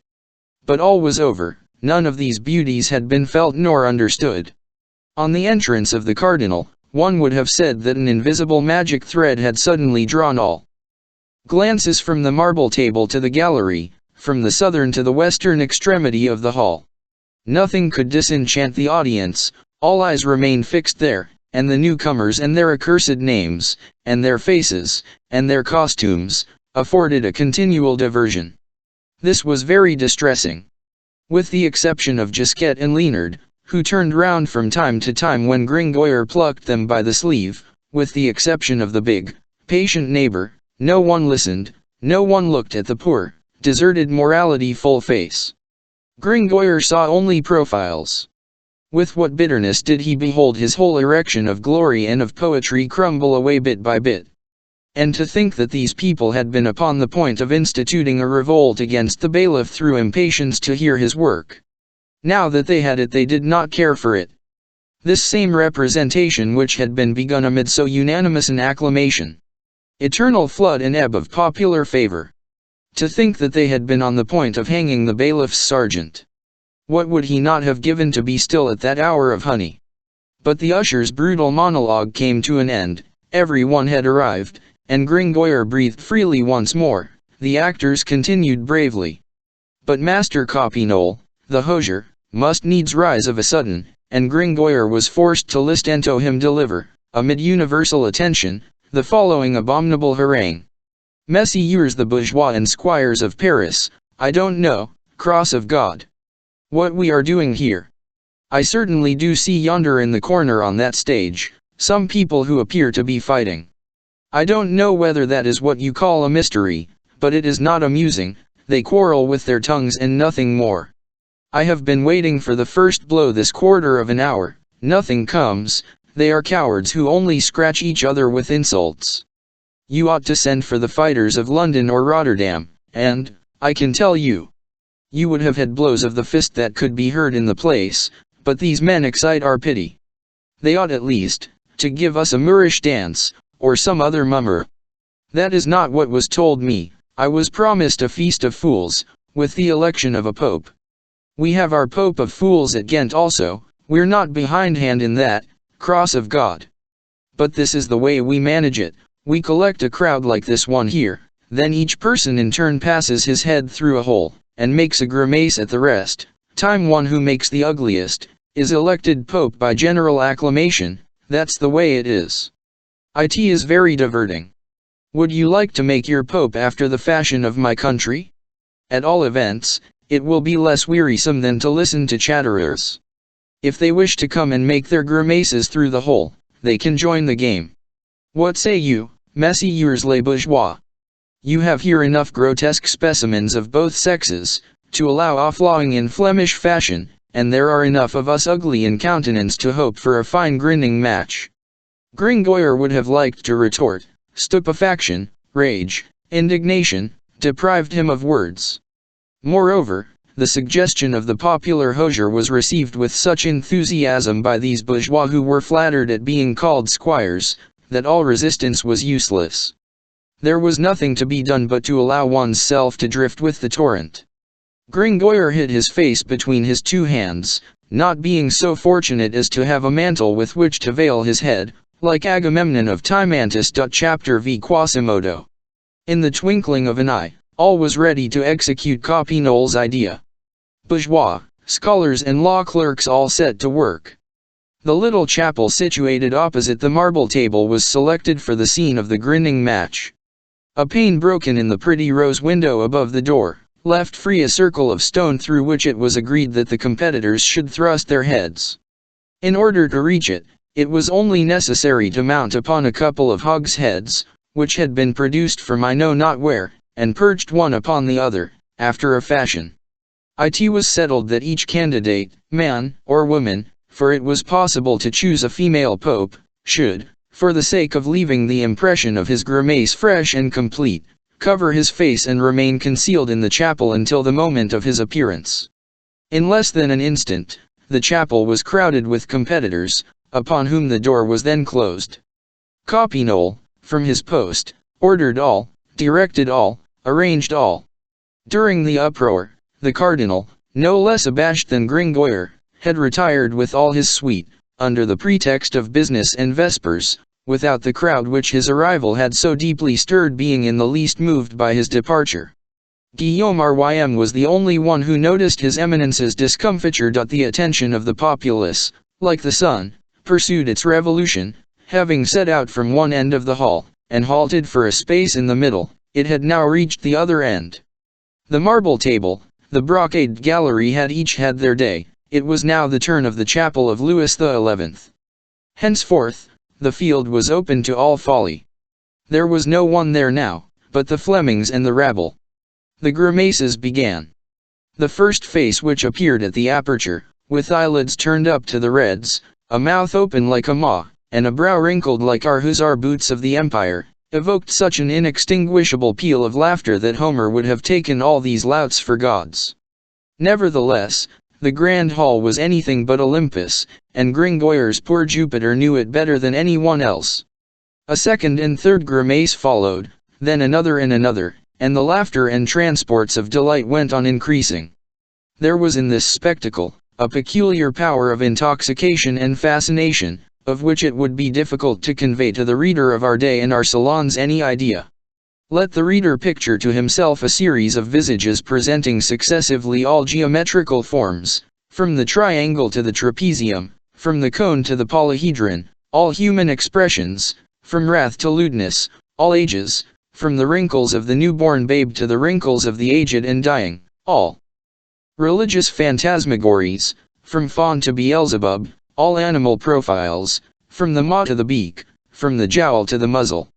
Let the reader imagine all these grotesque figures of the Pont Neuf, those nightmares petrified beneath the hand of Germain Pilon, assuming life and breath, and coming in turn to stare you in the face with burning eyes, all the masks of the Carnival of Venice passing in succession before your glass. In a word, a human kaleidoscope. The orgy grew more and more Flemish. Teniers could have given but a very imperfect idea of it. Let the reader picture to himself in bacchanal form, Salvator Rosa's battle. There were no longer either scholars or ambassadors or bourgeois or men or women, there was no longer any Clopin Troerlefoot, nor Jill Lecornu, nor Marie Cotter Levers, nor Robin Pau Sapin. All was universal license. The grand hall was no longer anything but a vast furnace of effrontery and joviality, where every mouth was a cry, every individual a posture, everything shouted and howled. The strange visages which came, in turn, to gnash their teeth in the rose window, were like so many brands cast into the brazier, and from the whole of this effervescing crowd, there escaped, as from a furnace, a sharp, piercing, stinging noise, hissing like the wings of a gnat. Ho he! Curse it! Just look at that face. It's not good for anything. Guillemette Maugeret Puis, just look at that bull's muzzle, it only lacks the horns. It can't be your husband. Another. Belly of the Pope. What sort of a grimace is that? Olahi! That's cheating. One must show only one's face. That demmed parrot Calabat. She's capable of that. Good. Good. I'm stifling. There's a fellow whose ears won't go through. Etc., etc. But we must do justice to our friend Jehan. In the midst of this witches' Sabbath, he was still to be seen on the top of his pillar, like the cabin boy on the topmast.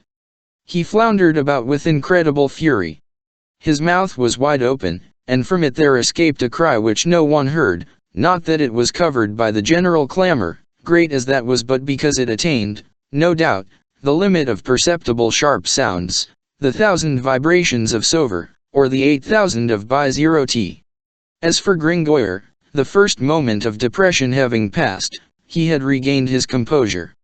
He had hardened himself against adversity.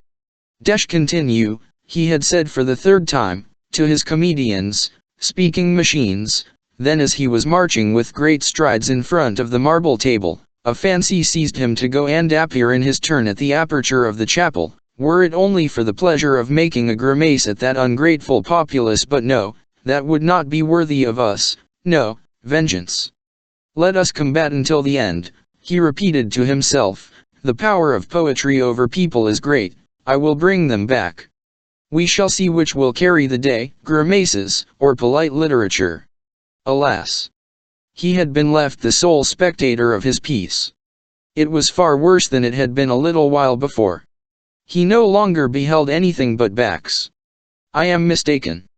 The big, patient man, whom he had already consulted in a critical moment, had remained with his face turned towards the stage.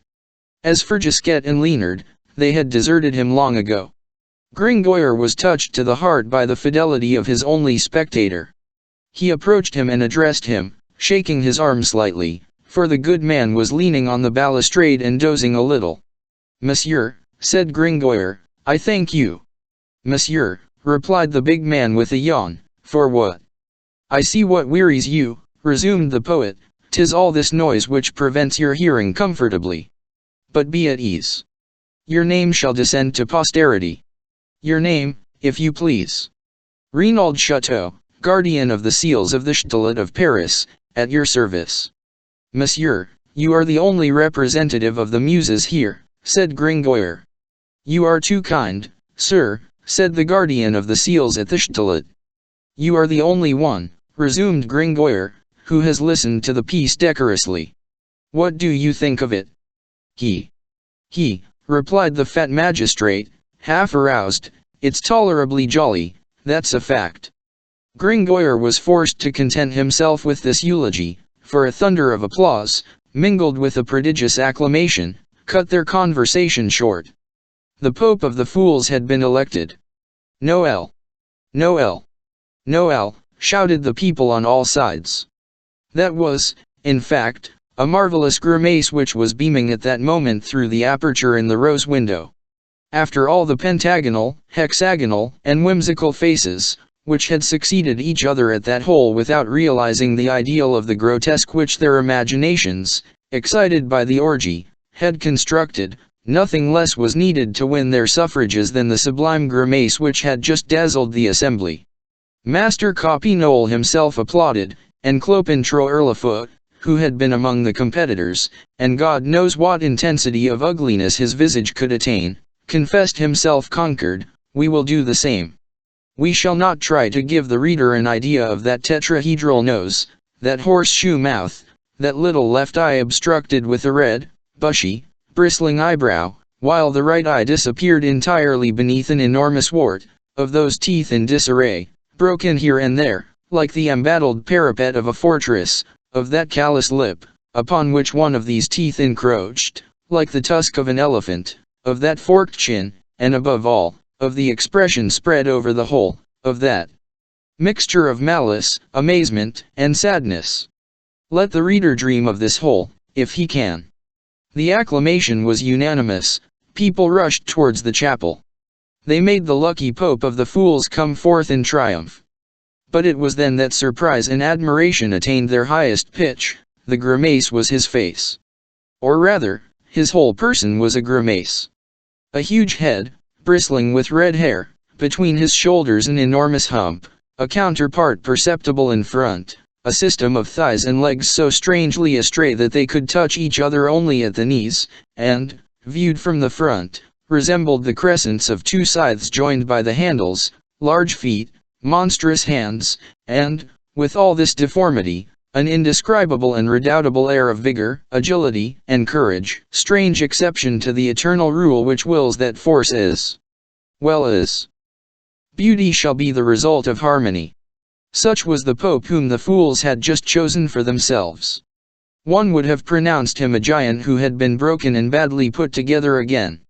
When this species of Cyclops appeared on the threshold of the chapel, motionless, squat, and almost as broad as he was tall, squared on the base, as a great man says, with his doublet half red, half violet, sewn with silver bells, and, above all, in the perfection of his ugliness, the populace recognized him on the instant, and shouted with one voice, "Quasimodo, the bell-ringer!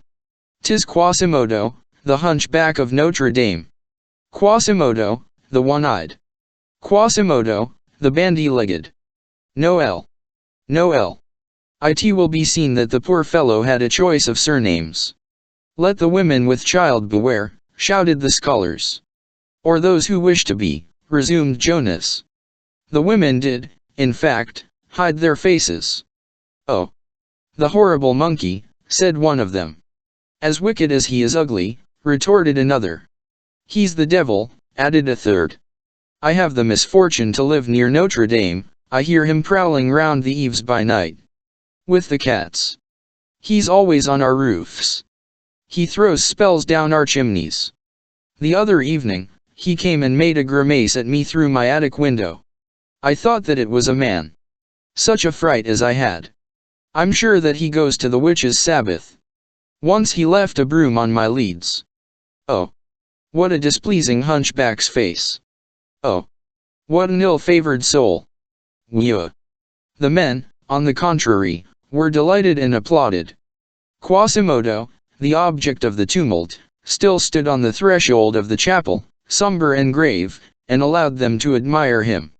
One scholar, Robin Pausapane, I think, came and laughed in his face, and too close. Quasimodo contented himself with taking him by the girdle, and hurling him 10 paces off amid the crowd, all without uttering a word. Master Copinole, in amazement, approached him. "Cross of God! Holy Father! You possess the handsomest ugliness that I have ever beheld in my life. You would deserve to be Pope at Rome, as well as at Paris." So saying, he placed his hand gaily on his shoulder. Quasimodo did not stir. Copinole went on. "You are a rogue with whom I have a fancy for carousing, were it to cost me a new dozen of 12 livres of tours. How does it strike you?" Quasimodo made no reply. "Cross of God," said the hosier, "are you deaf?" He was, in truth, deaf. Nevertheless, he began to grow impatient with Copinole's behavior, and suddenly turned towards him with so formidable a gnashing of teeth, that the Flemish giant recoiled, like a bulldog before a cat. Then there was created around that strange personage, a circle of terror and respect, whose radius was at least 15 geometrical feet. An old woman explained to Copinole that Quasimodo was deaf. "Deaf," said the hosier, with his great Flemish laugh. "Cross of God! He's a perfect pope. I recognize him," exclaimed Jehan, who had, at last, descended from his capital, in order to see Quasimodo at closer quarters. "He's the bell-ringer of my brother, the archdeacon." "Good day, Quasimodo." "What a devil of a man," said Robin Pausapane, still all bruised with his fall. "He shows himself, he's a hunchback. He walks, he's bandy-legged. He looks at you, he's one-eyed. You speak to him, he's deaf. And what does this Polyphemus do with his tongue?" "He speaks when he chooses," said the old woman. "He became deaf through ringing the bells." "He is not dumb." "That he lacks," remarks Jehan. "And he has one eye too many," added Robin Pausapane. "Not at all," said Jehan wisely. "A one-eyed man is far less complete than a blind man. He knows what he lacks." In the meantime, all the beggars, all the lackeys, all the cut-purses, joined with the scholars, had gone in procession to seek, in the cupboard of the law clerk's company, the cardboard tiara, and the derisive robe of the Pope of the Fools. Quasimodo allowed them to array him in them without wincing, and with a sort of proud docility. Then they made him seat himself on a motley litter. 12 officers of the fraternity of fools raised him on their shoulders, and a sort of bitter and disdainful joy lighted up the morose face of the Cyclops, when he beheld beneath his deformed feet all those heads of handsome, straight, well-made men. Then the ragged and howling procession set out on its march, according to custom, around the inner galleries of the courts, before making the circuit of the streets and squares. Chapter 6 Esmeralda. We are delighted to be able to inform the reader, that during the whole of this scene, Gringoire and his piece had stood firm. His actors, spurred on by him, had not ceased to spout his comedy, and he had not ceased to listen to it. He had made up his mind about the tumult, and was determined to proceed to the end, not giving up the hope of a return of attention on the part of the public. This gleam of hope acquired fresh life, when he saw Quasimodo, Copinole, and the deafening escort of the Pope of the procession of fools quit the hall amid great uproar. The throng rushed eagerly after them. "Good," he said to himself, "there go all the mischief-makers." Unfortunately, all the mischief-makers constituted the entire audience. In the twinkling of an eye, the grand hall was empty. To tell the truth, a few spectators still remained, some scattered, others in groups around the pillars, women, old men, or children, who had had enough of the uproar and tumult. Some scholars were still perched astride of the window sills, engaged in gazing into the place. "Well," thought Gringoire, "here are still as many as are required to hear the end of my mystery. They are few in number, but it is a choice audience, a lettered audience." An instant later, a symphony which had been intended to produce the greatest effect on the arrival of the Virgin, was lacking. Gringoire perceived that his music had been carried off by the procession of the Pope of the Fools. "Skip it," said he, stoically. He approached a group of bourgeois, who seemed to him to be discussing his piece. "This is the fragment of conversation which he caught, you know, Master Cantot, the Hôtel de Navarre, which belonged to Monsieur de Nemours." "Yes, opposite the Chapelle de Broc." "Well, the Treasury has just let it to Guillaume Alexandre, historian, for 6 livres, 8 sols, Parisian, a year. How rents are going up." "Come," said Gringoire to himself, with a sigh, "the others are listening." "Comrades," suddenly shouted one of the young scamps from the window, "La Esmeralda! La Esmeralda in the place!" This word produced a magical effect. Every one who was left in the hall flew to the windows, climbing the walls in order to see, and repeating, "La Esmeralda! La Esmeralda!" At the same time, a great sound of applause was heard from without. "What's the meaning of this, of the Esmeralda?" said Gringoire, wringing his hands in despair. "Ah, good heavens! It seems to be the turn of the windows now." He returned towards the marble table, and saw that the representation had been interrupted. It was precisely at the instant when Jupiter should have appeared with his thunder. But Jupiter was standing motionless at the foot of the stage. "Michel Giborne," cried the irritated poet, "what are you doing there? Is that your part? Come up." "Alas," said Jupiter, "a scholar has just seized the ladder." Gringoire looked. It was but too true. All communication between his plot and its solution was intercepted. "The rascal," he murmured. "And why did he take that ladder?" "In order to go and see the Esmeralda," replied Jupiter piteously. "He said, 'Come, here's a ladder that's of no use,' and he took it." This was the last blow. Gringoire received it with resignation. "May the devil fly away with you," he said to the comedian, "and if I get my pay, you shall receive yours." Then he beat a retreat, with drooping head, but the last in the field, like a general who has fought well. And as he descended the winding stairs of the courts, "A fine rabble of asses and dolts these Parisians," he muttered between his teeth, "they come to hear a mystery and don't listen to it at all. They are engrossed by every one, by Chopin Troerlefoot, by the Cardinal, by Copinole, by Quasimodo, by the devil. But by Madame the Virgin Mary, not at all. If I had known, I'd have given you Virgin Mary, you ninnies. And I. To come to see faces and behold only backs. To be a poet, and to reap the success of an apothecary. It is true that Homerus begged through the Greek towns, and that Naso died in exile among the Muscovites. But may the devil flay me if I understand what they mean with their Esmeralda. What is that word? In the first place, 'tis Egyptian. Book 2nd. Chapteri from Charybdis to Scylla. Night comes on early in January. The streets were already dark when Gringoire issued forth from the courts.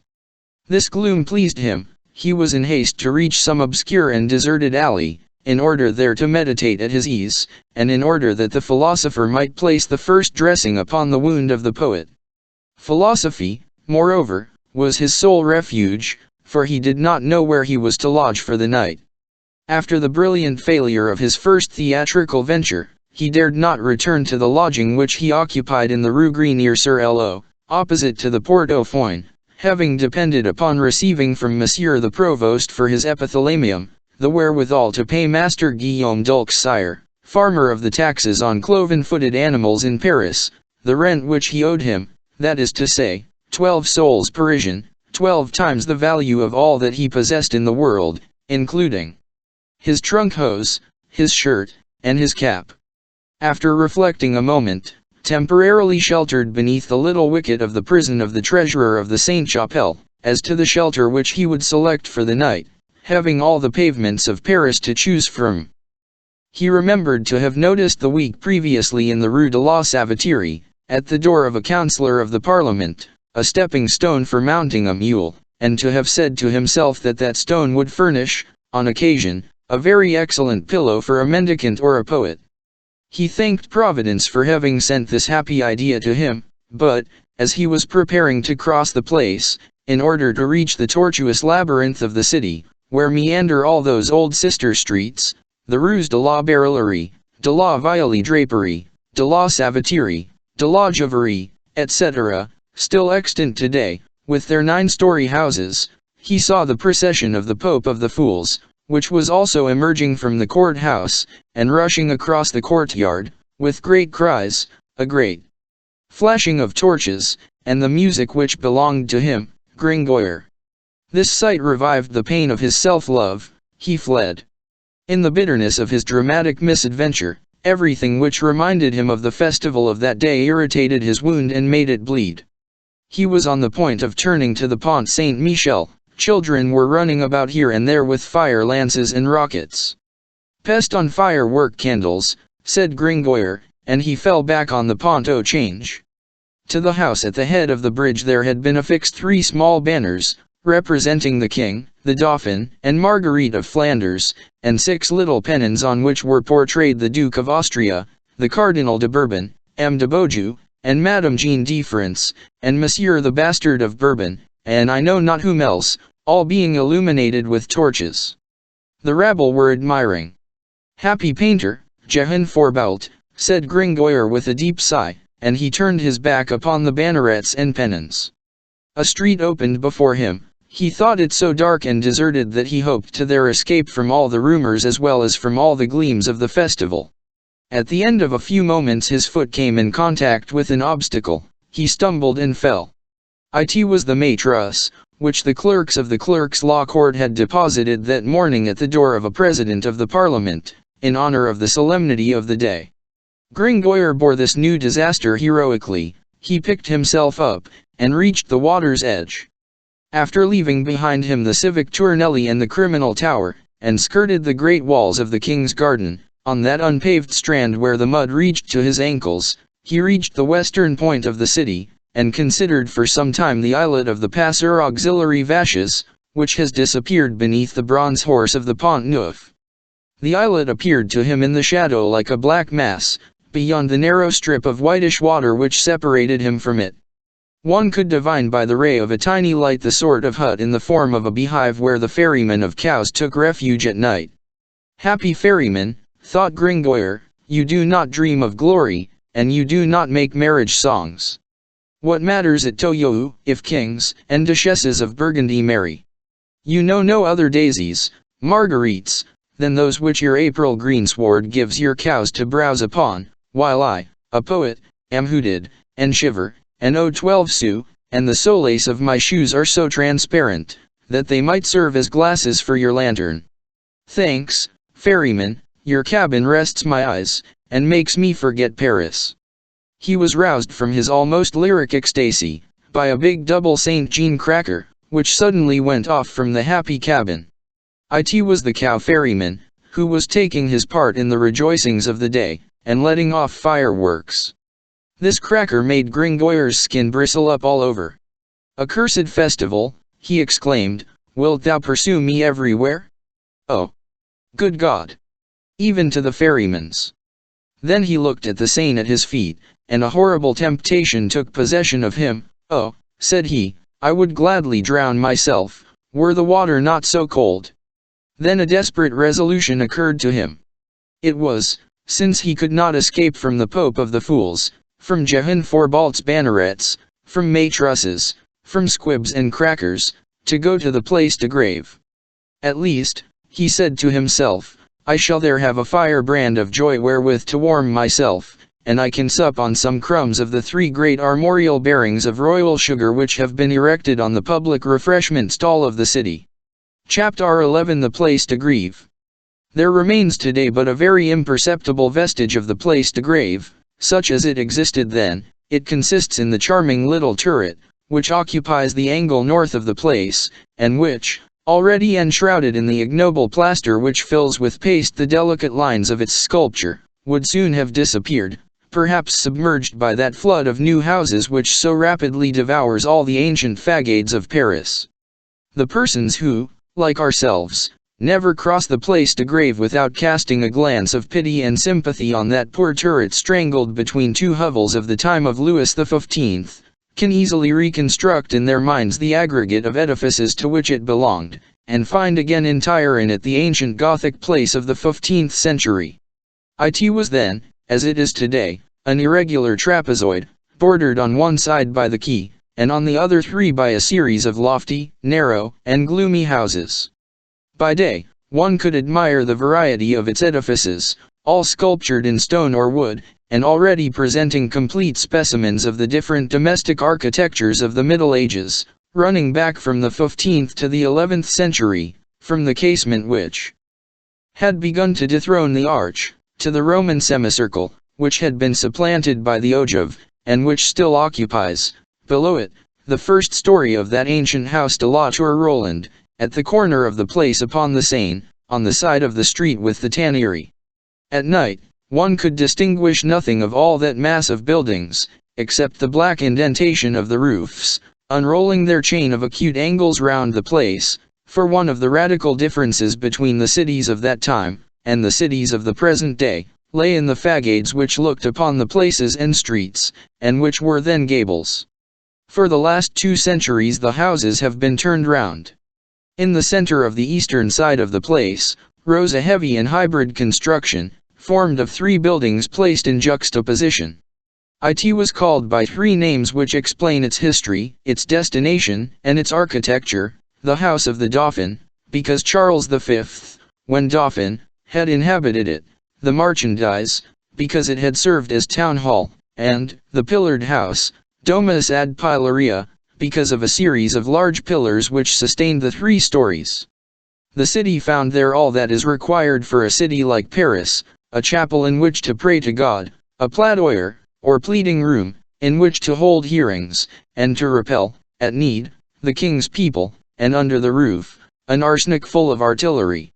For the bourgeois of Paris were aware that it is not sufficient to pray in every conjuncture, and to plead for the franchises of the city, and they had always in reserve, in the garret of the town hall, a few good rusty arquebuses.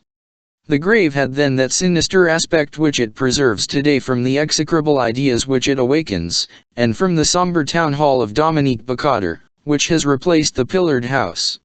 It must be admitted that a permanent gibbet in a pillory, a justice and a ladder, as they were called in that day, erected side by side in the center of the pavement, contributed not a little to cause eyes to be turned away from that fatal place, where so many beings full of life and health have agonized, where, 50 years later, that fever of Saint Vallier was destined to have its birth, that terror of the scaffold, the most monstrous of all maladies because it comes not from God, but from man. It is a consoling idea, let us remark in passing, to think that the death penalty, which 300 years ago still encumbered with its iron wheels, its stone gibbets, and all its paraphernalia of torture, permanent and riveted to the pavement, the grave, the Halles, the Place Dauphine, the Cross du Trottoir, the March Auxiliary Pourceau, that hideous Montfaucon, the Barrière des Sergents, the Place Auxiliary Chats, the Porte Saint-Denis, Champeaux, the Porte Baudets, the Porte Saint-Jacques, without reckoning the innumerable ladders of the provosts, the bishop of the chapters, of the abbots, of the priors, who had the decree of life and death without reckoning the judicial drownings in the river Seine, it is consoling today, after having lost successively all the pieces of its armor, its luxury of torment, its penalty of imagination and fancy, its torture for which it reconstructed every 5 years a leather bed at the Grand Châtelet,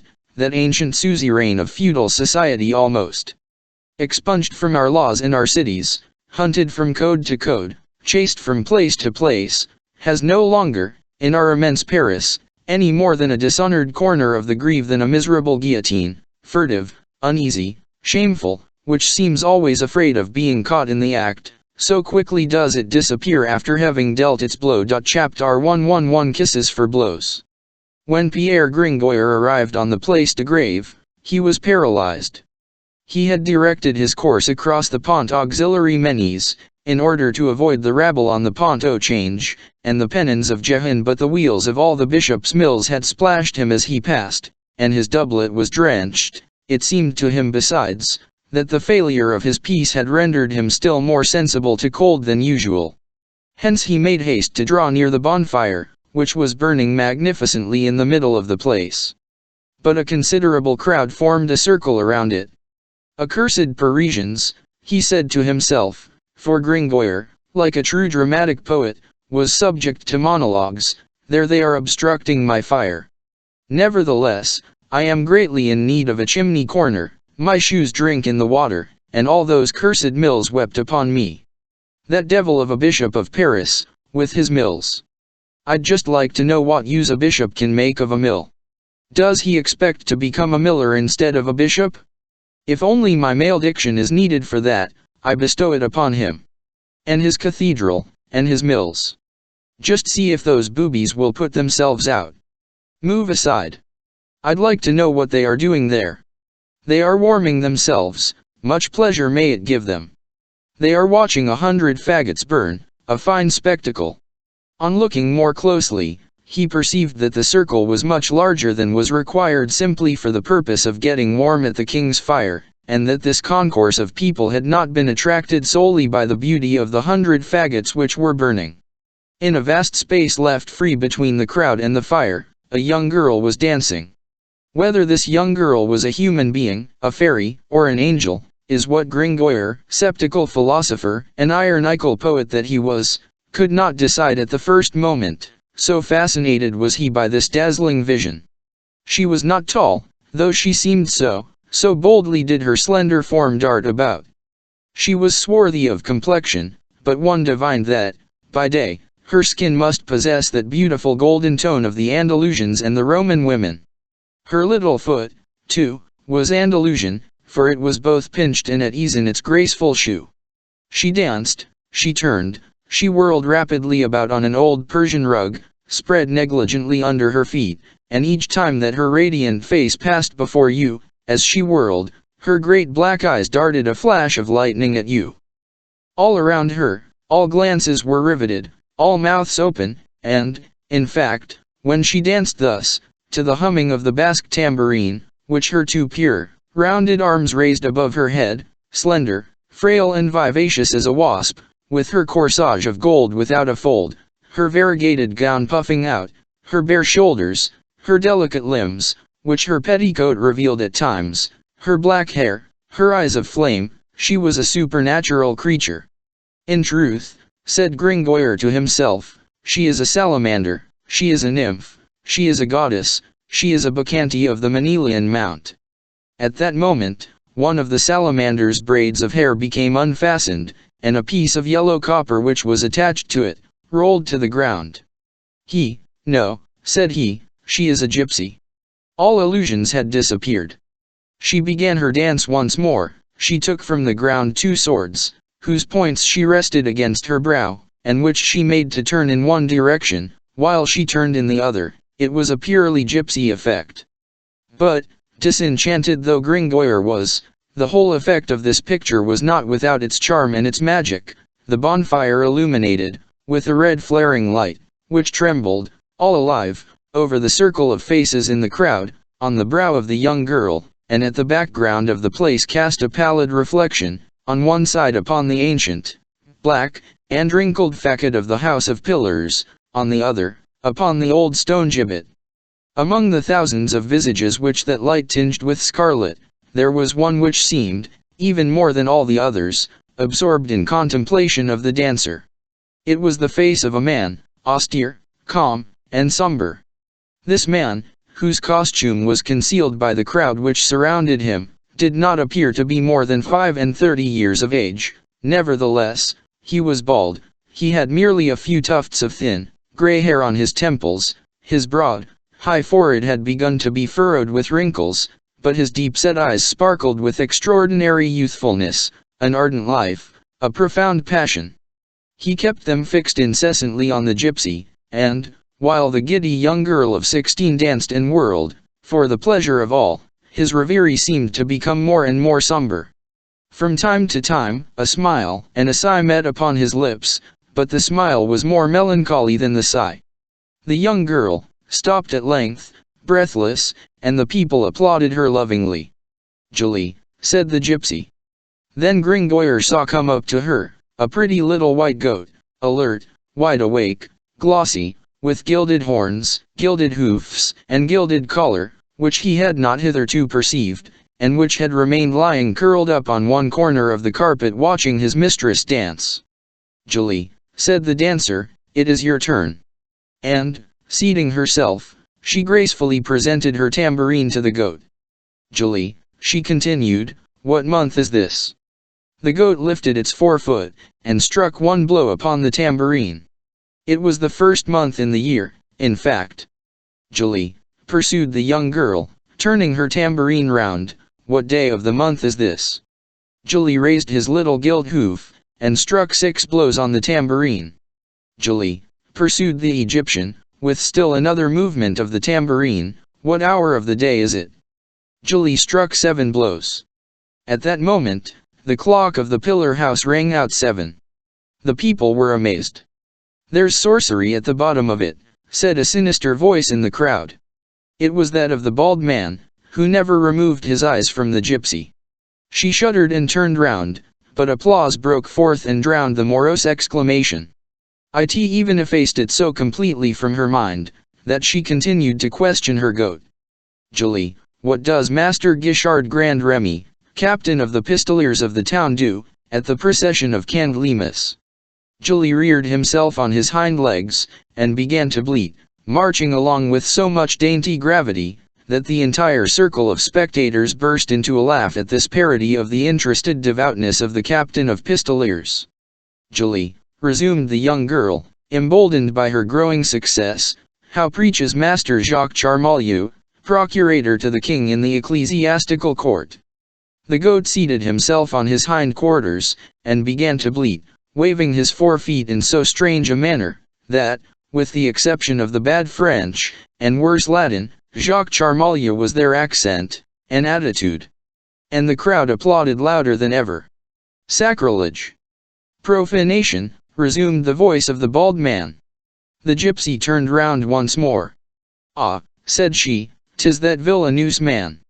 Then, thrusting her under lip out beyond the upper, she made a little pout, which appeared to be familiar to her, executed a pirouette on her heel, and set about collecting in her tambourine the gifts of the multitude. Big blanks, little blanks, targs and eagle-liards showered into it. All at once, she passed in front of Gringoire. Gringoire put his hand so recklessly into his pocket that she halted. "The devil," said the poet, finding at the bottom of his pocket the reality, that is to say, a void. In the meantime, the pretty girl stood there, gazing at him with her big eyes, and holding out her tambourine to him and waiting. Gringoire broke into a violent perspiration. If he had all Peru in his pocket, he would certainly have given it to the dancer, but Gringoire had not Peru, and, moreover, America had not yet been discovered. Happily, an unexpected incident came to his rescue. "Will you take yourself off, you Egyptian grasshopper?" cfled a sharp voice, which proceeded from the darkest corner of the place. The young girl turned round in a fright. It was no longer the voice of the bald man, it was the voice of a woman, bigoted and malicious.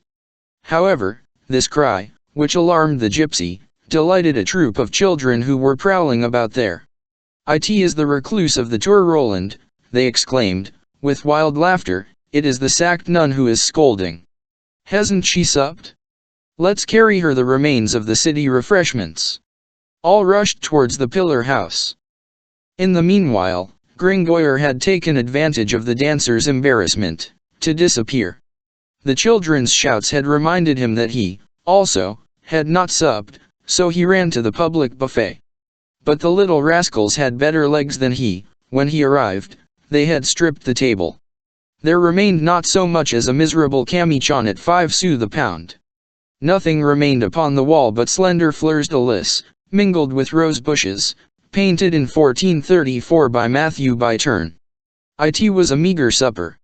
It is an unpleasant thing to go to bed without supper. It is a still less pleasant thing not to sup and not to know where one is to sleep. That was Gringoire's condition. No supper, no shelter. He saw himself pressed on all sides by necessity, and he found necessity very crabbed. He had long ago discovered the truth, that Jupiter created men during a fit of misanthropy, and that during a wise man's whole life, his destiny holds his philosophy in a state of siege. As for himself, he had never seen the blockade so complete. He heard his stomach sounding a parley, and he considered it very much out of place that evil destiny should capture his philosophy by famine. This melancholy reverie was absorbing him more and more, when a song, quaint but full of sweetness, suddenly tore him from it. It was the young gypsy who was singing. Her voice was like her dancing, like her beauty. It was indefinable and charming, something pure and sonorous, aerial, winged, so to speak. There were continual outbursts, melodies, unexpected cadences, then simple phrases strewn with aerial and hissing notes, then floods of scales which would have put a nightingale to rout, but in which harmony was always present, then soft modulations of octaves which rose and fell, like the bosom of the young singer. Her beautiful face followed, with singular mobility, all the caprices of her song, from the wildest inspiration to the chastest dignity.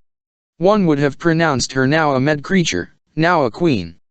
The words which she sang were in a tongue unknown to Gringoire, and which seemed to him to be unknown to herself. So little relation did the expression which she imparted to her song bear to the sense of the words.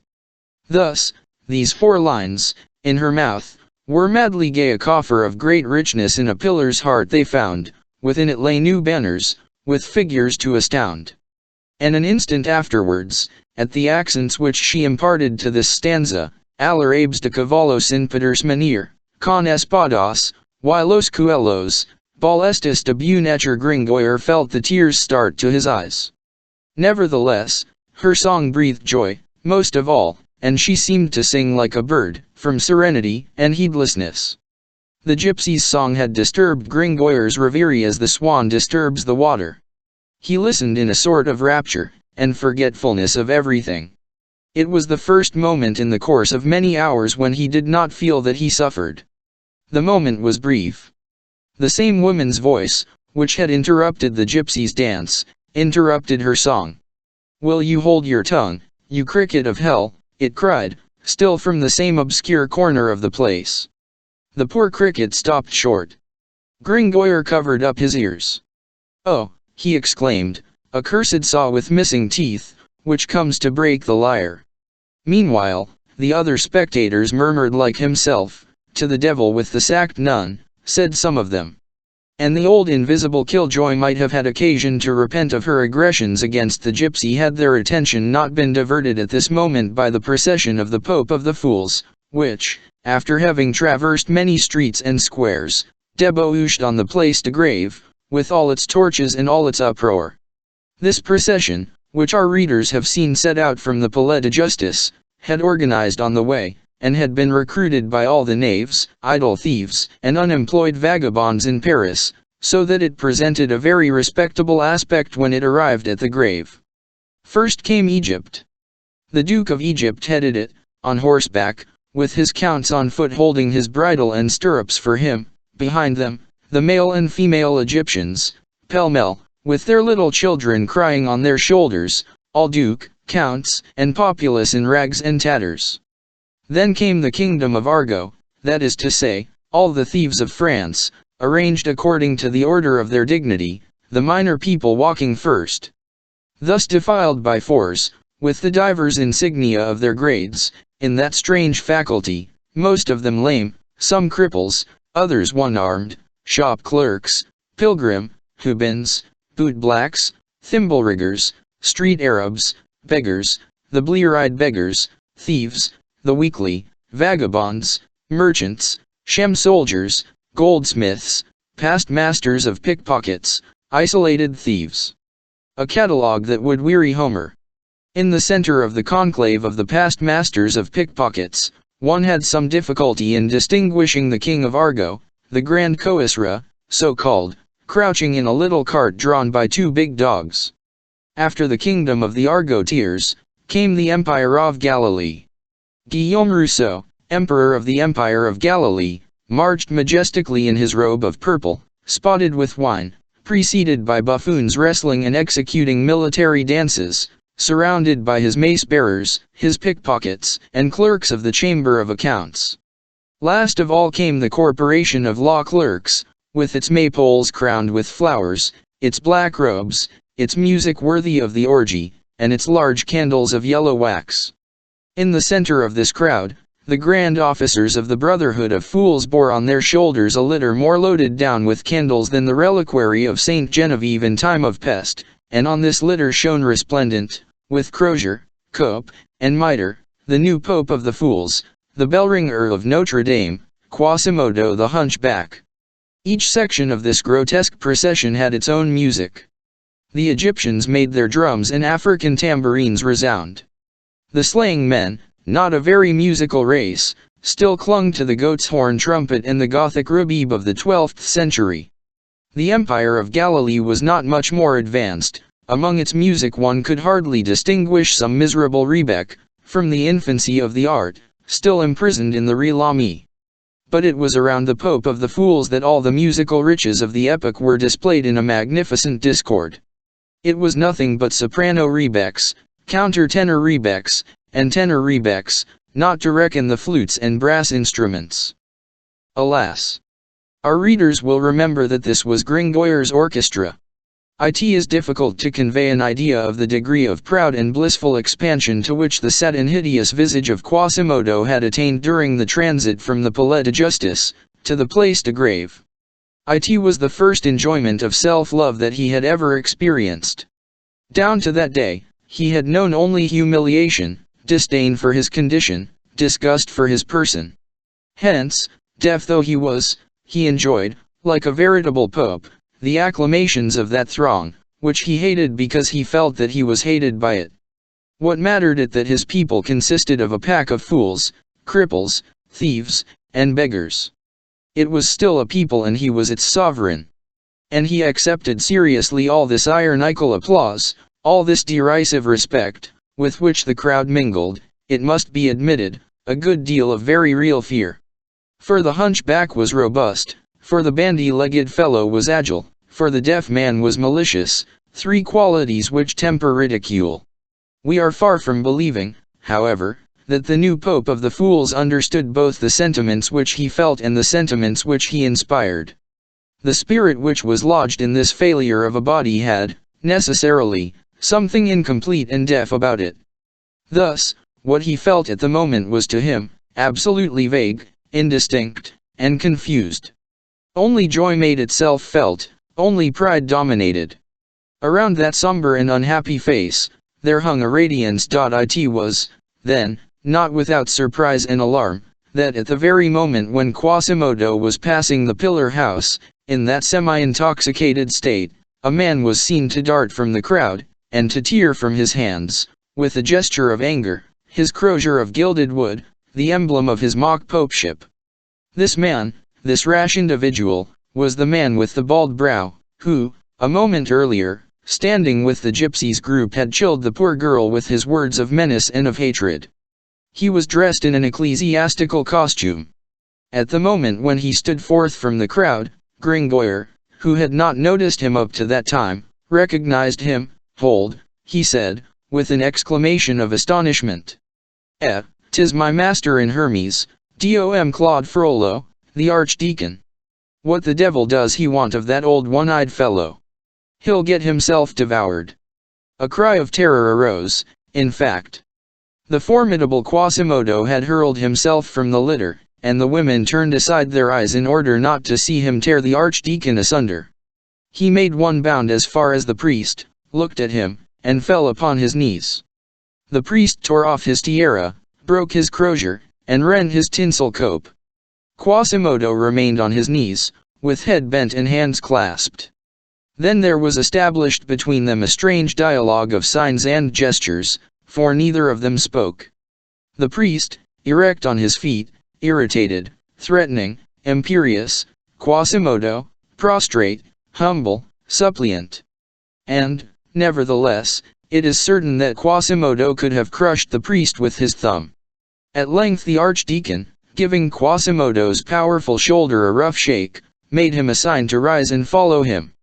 Quasimodo rose. Then the Brotherhood of Fools, their first stupor having passed off, wished to defend their pope, so abruptly dethroned.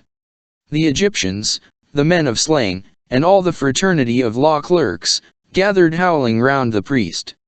Quasimodo placed himself in front of the priest, set in play the muscles of his athletic fists, and glared upon the assailants with the snarl of an angry tiger.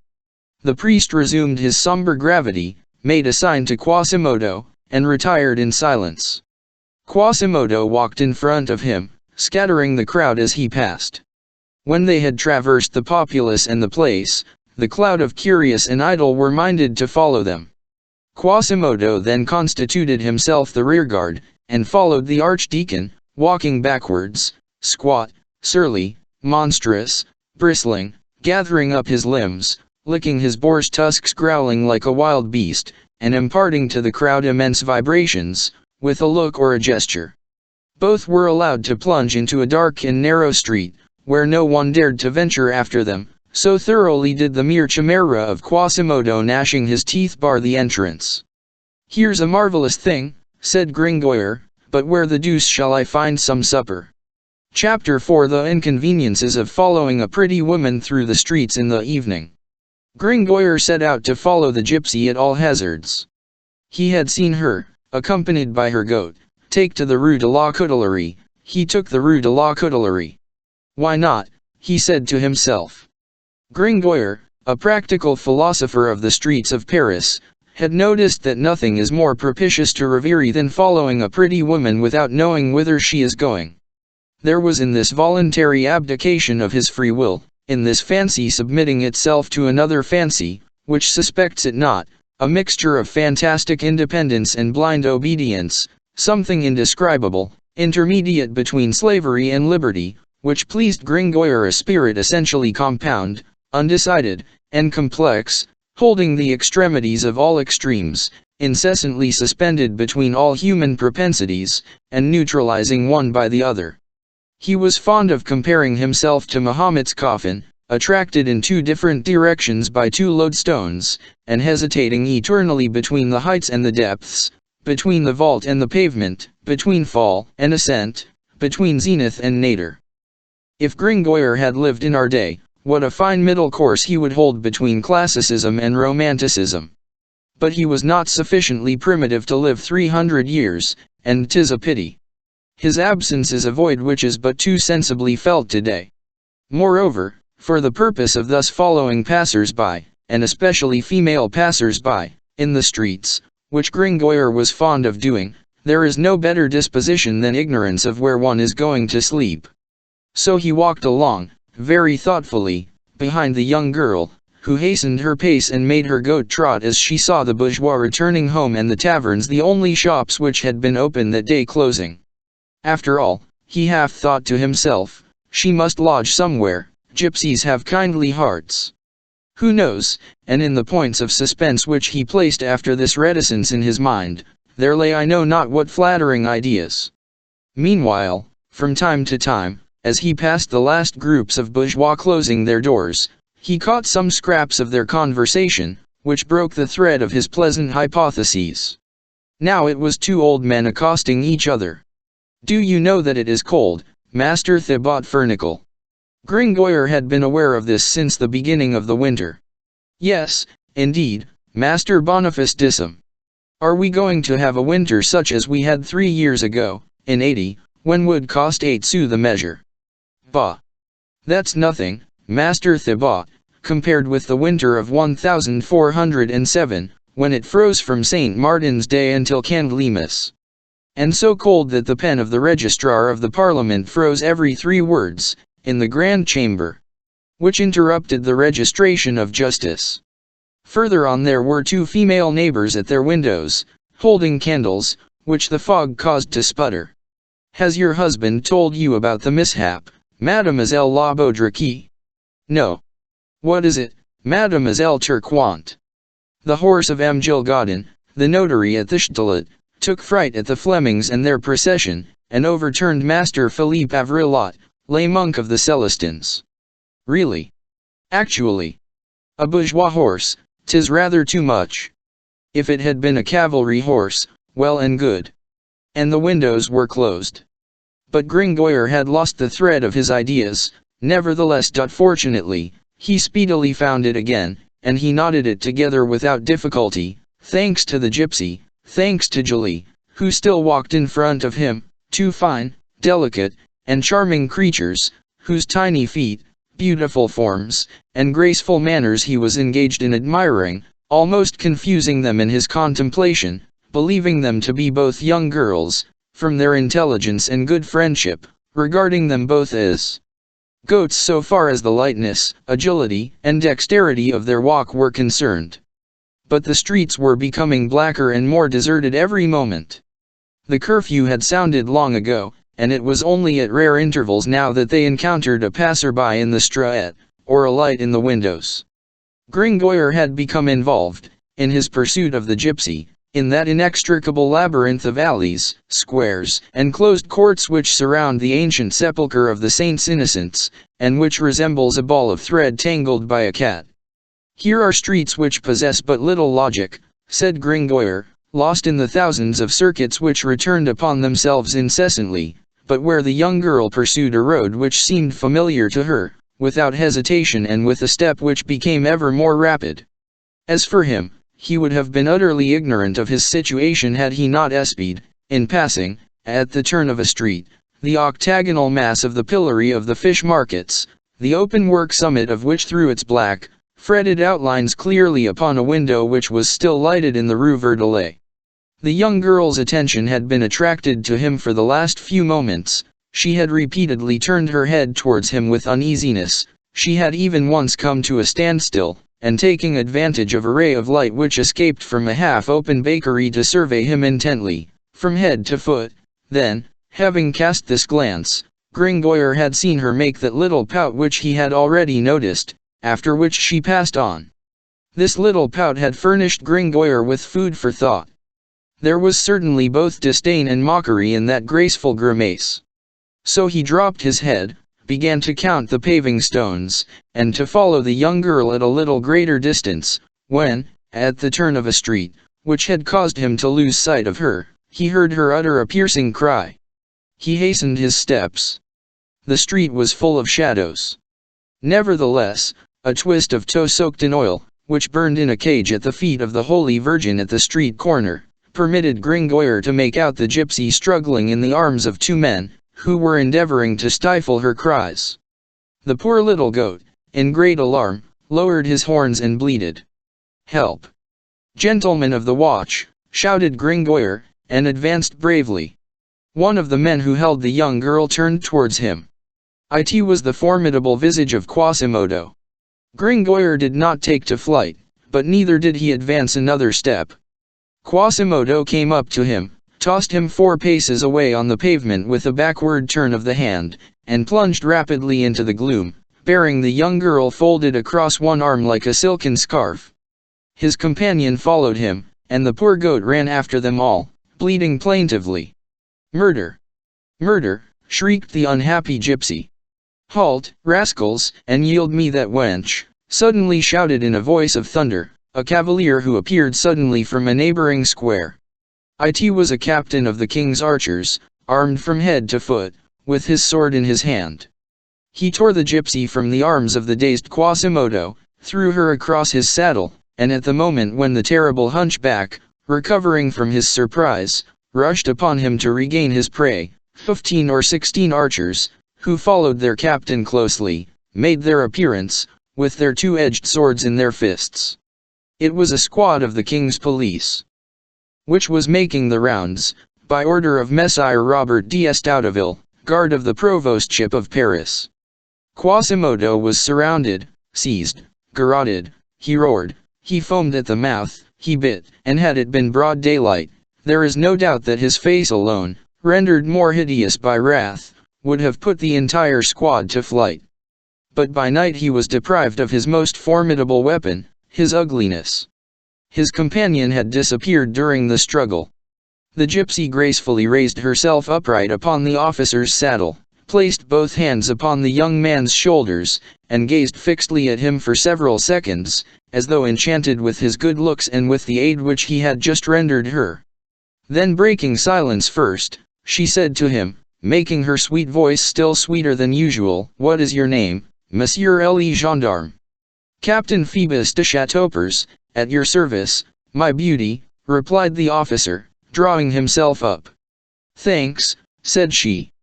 And while Captain Phoebus was turning up his mustache in Burgundian fashion, she slipped from the horse, like an arrow falling to earth, and fled. A flash of lightning would have vanished less quickly. "Nombril of the Pope," said the captain, causing Quasimodo's straps to be drawn tighter, "I should have preferred to keep the wench." "What would you have, captain?" said one gendarme. "The warbler has fled, and the bat remains." Chapter V. Result of the dangers. Gringoire, thoroughly stunned by his fall, remained on the pavement in front of the Holy Virgin at the street corner. Little by little, he regained his senses. At first, for several minutes, he was floating in a sort of half-somnolent reverie, which was not without its charm, in which aerial figures of the gypsy and her goat were coupled with Quasimodo's heavy fist. This state lasted but a short time. A decidedly vivid sensation of cold in the part of his body which was in contact with the pavement, suddenly aroused him and caused his spirit to return to the surface. "Whence comes this chill?" he said abruptly, to himself. He then perceived that he was lying half in the middle of the gutter. "That devil of a hunchbacked cyclops," he muttered between his teeth, and he tried to rise. But he was too much dazed and bruised, he was forced to remain where he was.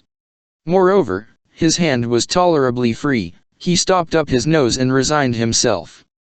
"The mud of Paris," he said to himself, for decidedly he thought that he was sure that the gutter would prove his refuge for the night, and what can one do in a refuge, except dream?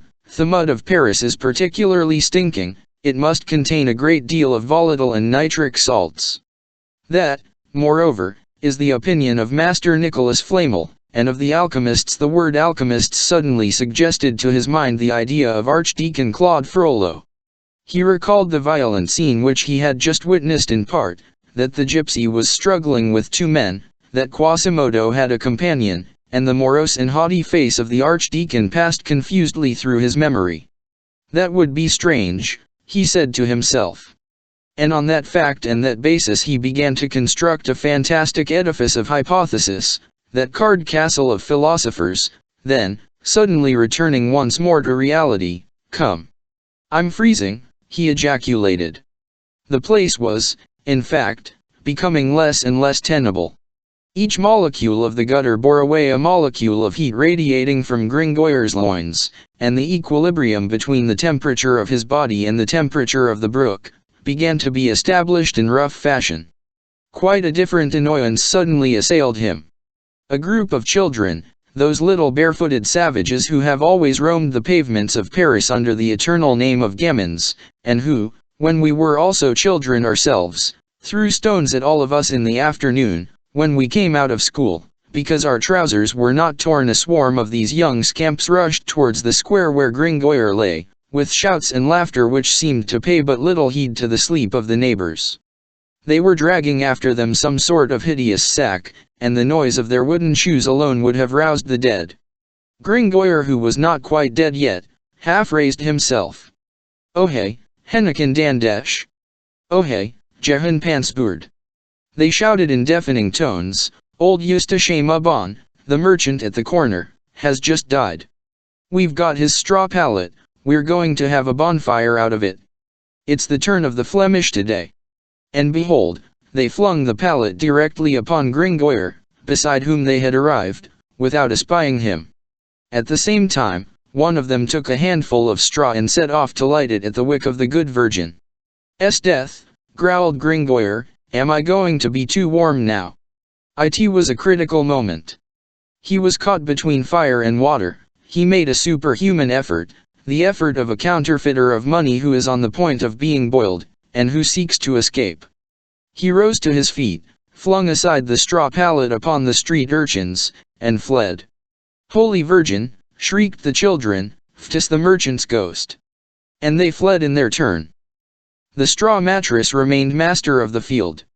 Belfort, Father Lejeune, and Carozet affirmed that it was picked up on the morrow, with great pomp, by the clergy of the quarter, and borne to the treasury of the Church of Saint Opportune, where the sacristan, even as late as 1789, earned a tolerably handsome revenue out of the great miracle of the statue of the Virgin at the corner of the Rue Mauconseil, which had, by its mere presence, on the memorable night between the 6th and 7th of January, 1482, exorcised the defunct Eustache Mabon, who, in order to play a trick on the devil, had at his death maliciously concealed his soul in his straw pallet. Chapter 6 The Broken Jug. After having run for some time at the top of his speed, without knowing whither, knocking his head against many a street corner, leaping many a gutter, traversing many an alley, many a court, many a square, seeking flight and passage through all the meanderings of the ancient passages of the Halles, exploring in his panic terror what the fine Latin of the maps calls tota via, ceminum et viaria, our poet suddenly halted for lack of breath in the first place, and in the second, because he had been collared, after a fashion, by a dilemma which had just occurred to his mind. "It strikes me, Master Pierre Gringoire," he said to himself, placing his finger to his brow, "that you are running like a madman. The little scamps are no less afraid of you than you are of them. It strikes me, I say, that you heard the clatter of their wooden shoes fleeing southward, while you were fleeing northward. Now, one of two things, either they have taken flight, and the pallet, which they must have forgotten in their terror, is precisely that hospitable bed in search of which you have been running ever since morning, and which Madame the Virgin miraculously sends you, in order to recompense you for having made a morality in her honor, accompanied by triumphs and mummeries, or the children have not taken flight, and in that case they have put the brand to the pallet, and that is precisely the good fire which you need to cheer, dry, and warm you. In either case, good fire, or good bed, that straw pallet is a gift from heaven. The Blessed Virgin Marie, who stands at the corner of the Rue Mauconseil, could only have made Eustache Mabon die for that express purpose, and it is folly on your part to flee thus zigzag, like a Picard before a Frenchman, leaving behind you what you seek before you, and you are a fool." Then he retraced his steps, and feeling his way and searching, with his nose to the wind and his ears on the alert, he tried to find the blessed pallet again, but in vain. There was nothing to be found but intersections of houses, closed courts, and crossings of streets, in the midst of which he hesitated and doubted incessantly, being more perplexed and entangled in this medley of streets than he would have been even in the labyrinth of the Hotel de Tournelles. At length he lost patience, and exclaimed solemnly, "Cursed be crossroads, 'tis the devil who has made them in the shape of his pitchfork." This exclamation afforded him a little solace, and a sort of reddish reflection which he caught sight of at that moment, at the extremity of a long and narrow lane, completed the elevation of his moral tone. "God be praised," said he, "there it is yonder. There is my pallet burning." And comparing himself to the pilot who suffers shipwreck by night, "Salve," he added piously, "Salve, Maris Stella."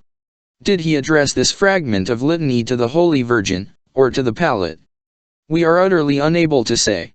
He had taken but a few steps in the long street, which sloped downwards, was unpaved, and more muddy and steep, when he noticed a very singular thing. It was not deserted. here and there along its extent crawled certain vague and formless masses, all directing their course towards the light which flickered at the end of the street, like those heavy insects which drag along by night, from blade to blade of grass, towards the shepherd's fire. Nothing renders one so adventurous as not being able to feel the place where one's pocket is situated. Gringoire continued to advance, and had soon joined that one of the forms which dragged along most indolently, behind the others. On drawing near, he perceived that it was nothing else than a wretched legless cripple in a bowl, who was hopping along on his two hands like a wounded field spider which has but two legs left. At the moment when he passed close to this species of spider with a human countenance, it raised towards him a lamentable voice, "La buona mancia, signor. La buona mancia." "Deuce take you," said Gringoire, "and me with you, if I know what you mean." And he passed on. He overtook another of these itinerant masses, and examined it. It was an impotent man, both halt and crippled to such a degree that the complicated system of crutches and wooden legs which sustained him, gave him the air of a mason's scaffolding on the march.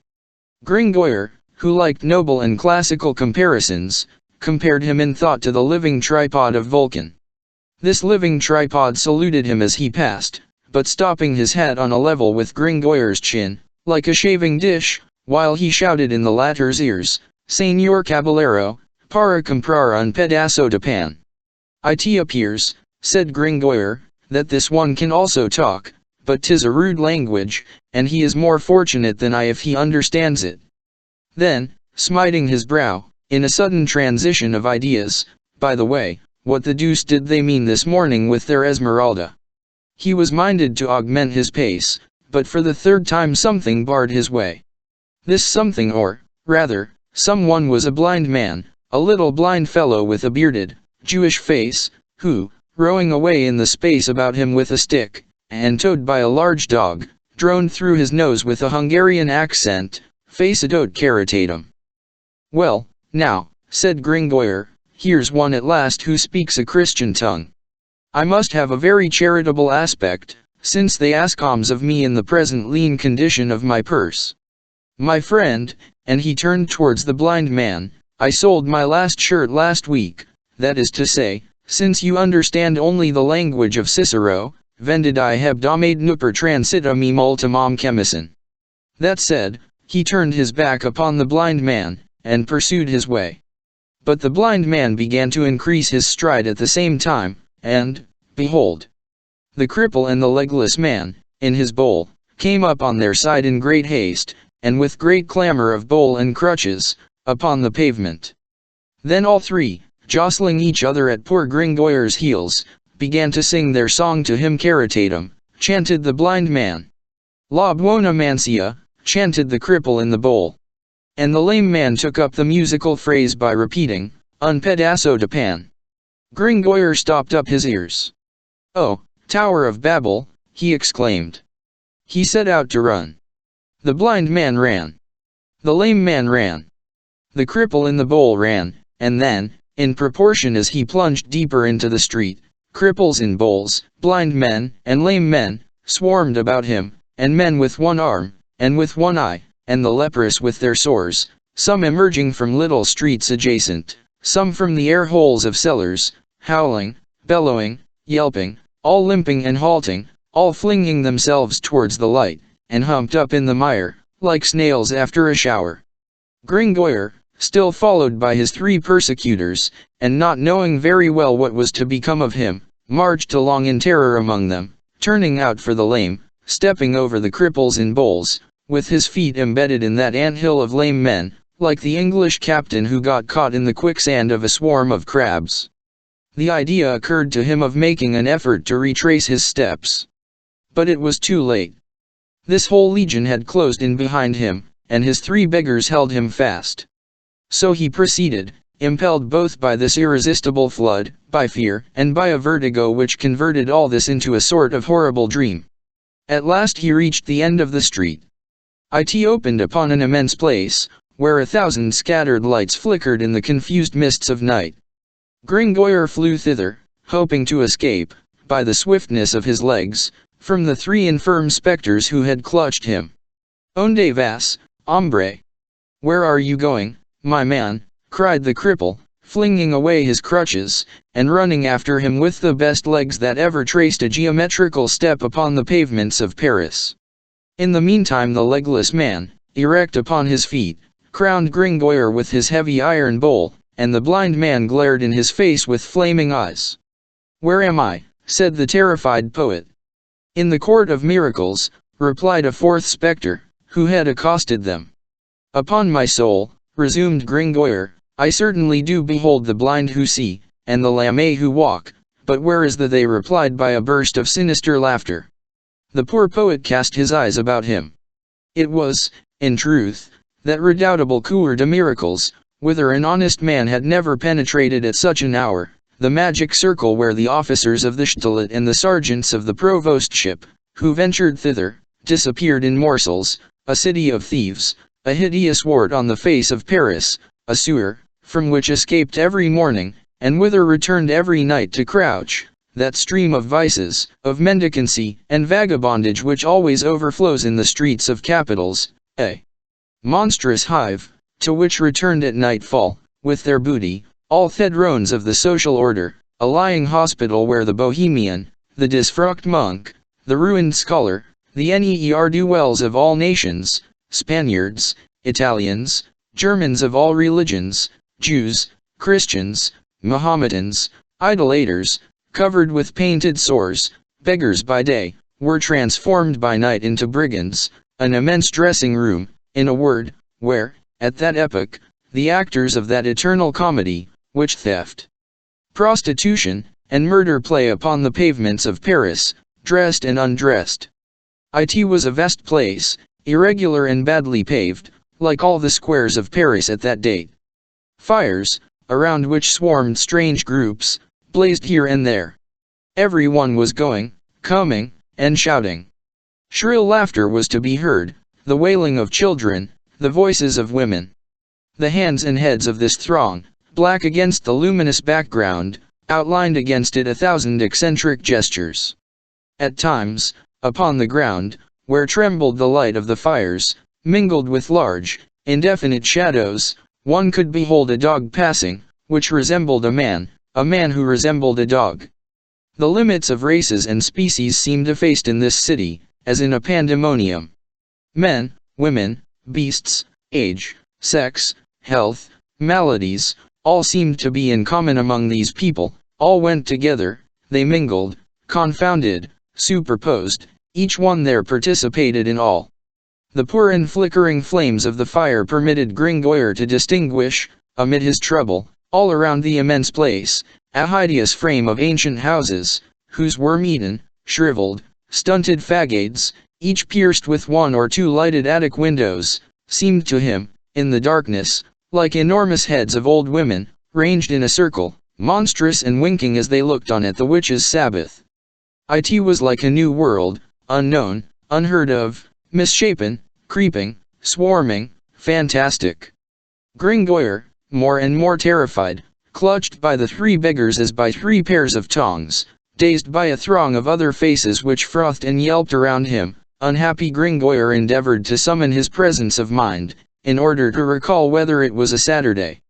But his efforts were vain, the thread of his memory and of his thought was broken, and, doubting everything, wavering between what he saw and what he felt, he put to himself this unanswerable question: if I exist, does this exist? If this exists, do I exist? At that moment, a distinct cry arose in the buzzing throng which surrounded him: "Let's take him to the king! Let's take him to the king!"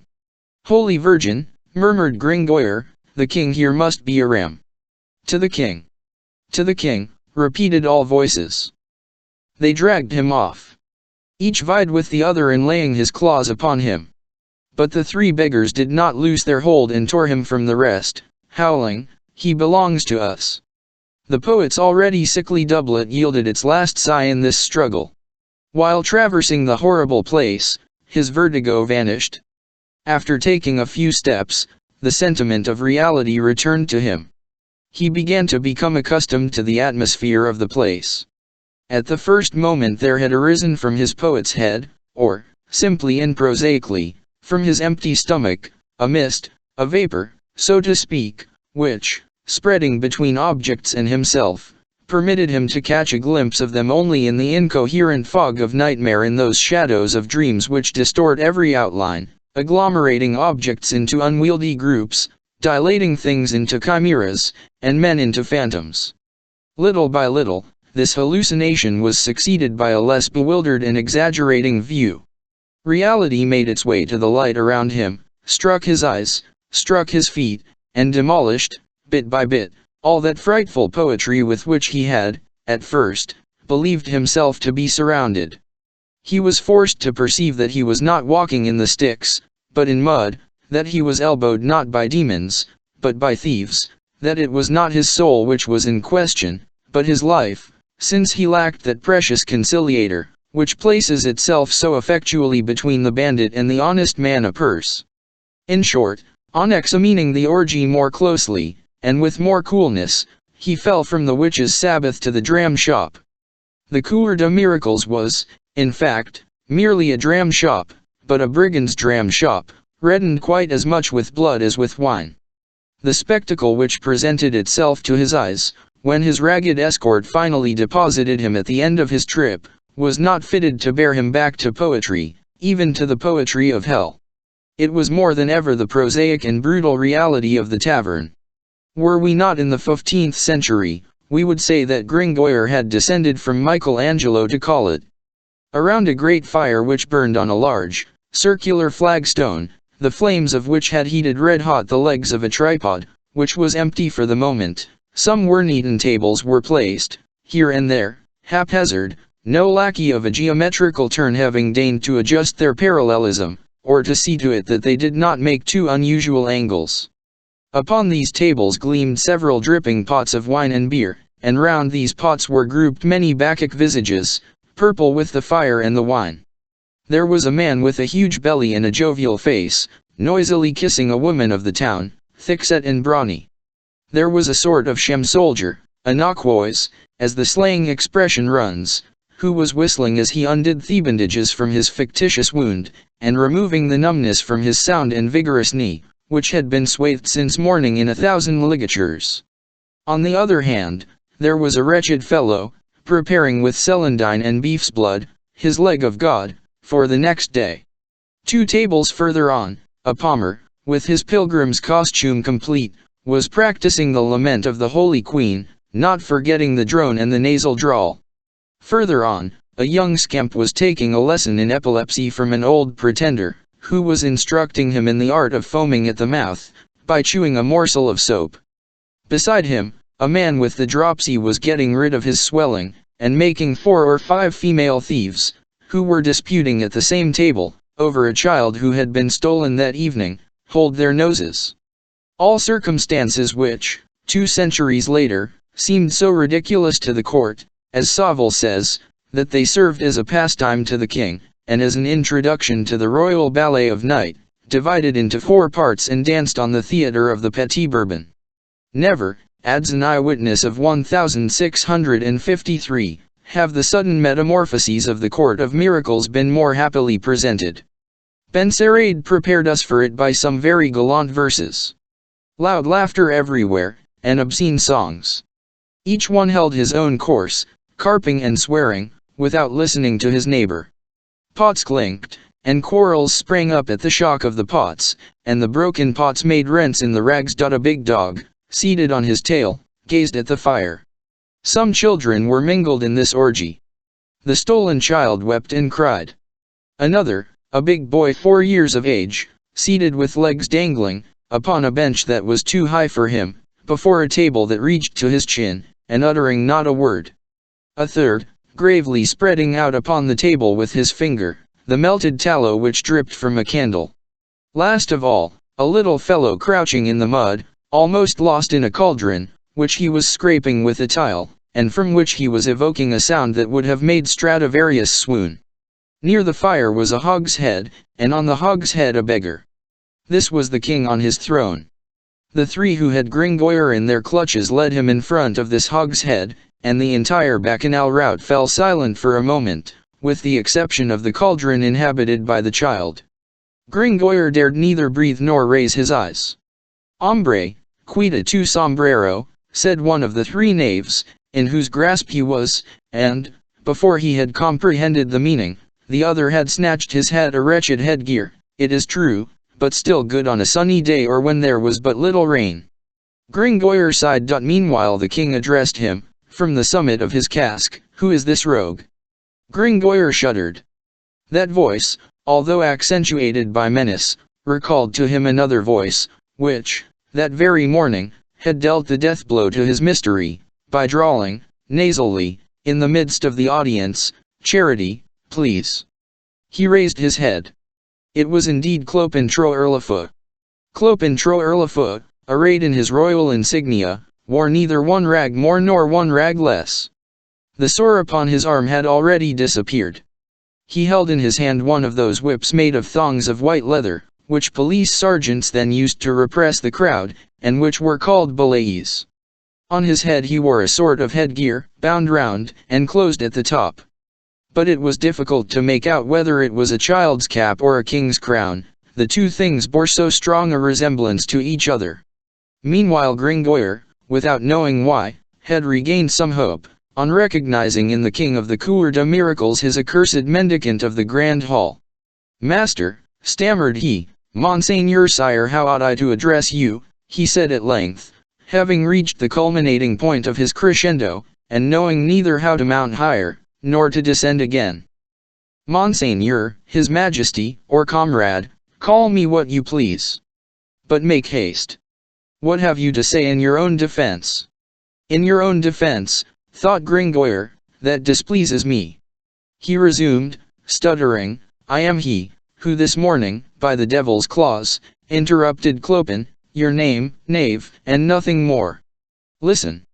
You are in the presence of three powerful sovereigns, myself, Clopin Troerlefoot, King of Thunes, successor to the Grand Coesre, supreme suzerain of the realm of Argo, Matthias Huniades Picali, Duke of Egypt and of Bohemia, the old yellow fellow whom you see yonder, with a dish clout round his head, Guillaume Rousseau, Emperor of Galilee, that fat fellow who is not listening to us but caressing a wench.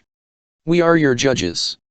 You have entered the kingdom of Argo, without being an Argotier, you have violated the privileges of our city. You must be punished unless you are a capon, a franc maito or a rafaud, that is to say, in the slang of honest folks, a thief, a beggar, or a vagabond. Are you anything of that sort? Justify yourself, announce your titles." "Alas," said Gringoire, "I have not that honor." "I am the author, that is sufficient," resumed Troerlefoot, without permitting him to finish. "You are going to be hanged. 'Tis a very simple matter, gentlemen, and honest bourgeois. As you treat our people in your abode, so we treat you in ours. The law which you apply to vagabonds, vagabonds apply to you. 'Tis your fault if it is harsh. One really must behold the grimace of an honest man above the hempen collar now and then, that renders the thing honorable. Come, friend, divide your rags gaily among these damsels. I am going to have you hanged to amuse the vagabonds, and you are to give them your purse to drink your health. If you have any mummery to go through with, there's a very good God the Father in that mortar yonder, in stone, which we stole from St. Pierre Auxiliary Berths. You have 4 minutes in which to fling your soul at his head." The harangue was formidable. "Well said, upon my soul. Clopin Troerlefoot preaches like the Holy Father the Pope," exclaimed the Emperor of Galilee, smashing his pot in order to prop up his table. "Messeigneurs, emperors, and kings," said Gringoire coolly, for I know not how, firmness had returned to him, and he spoke with resolution, "don't think of such a thing. My name is Pierre Gringoire. I am the poet whose morality was presented this morning in the Grand Hall of the Courts." "Ah! So it was you, master," said Clopin. "I was there, zate Dieu. Well, comrade, is that any reason, because you bored us to death this morning, that you should not be hung this evening?" "I shall find difficulty in getting out of it," said Gringoire to himself. Nevertheless, he made one more effort. "I don't see we poets are not classed with vagabonds," said he. Vagabond, Aesopus certainly was, Homerus was a beggar, Mercurius was a thief. Clopin interrupted him. I believe that you are trying to blarney us with your jargon. Zounds! Let yourself be hung, and don't kick up such a row over it. Pardon me, Monseigneur, the King of Thunes, replied Gringoire, disputing the ground foot by foot. It is worth trouble one to me, you are not going to condemn me without having heard me. His unlucky voice was, in fact, drowned in the uproar which rose around him.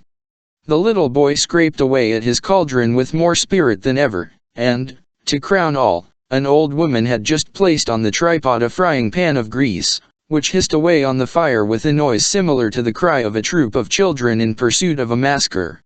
In the meantime, Clopin Troerlefu appeared to hold a momentary conference with the Duke of Egypt, and the Emperor of Galilee, who was completely drunk.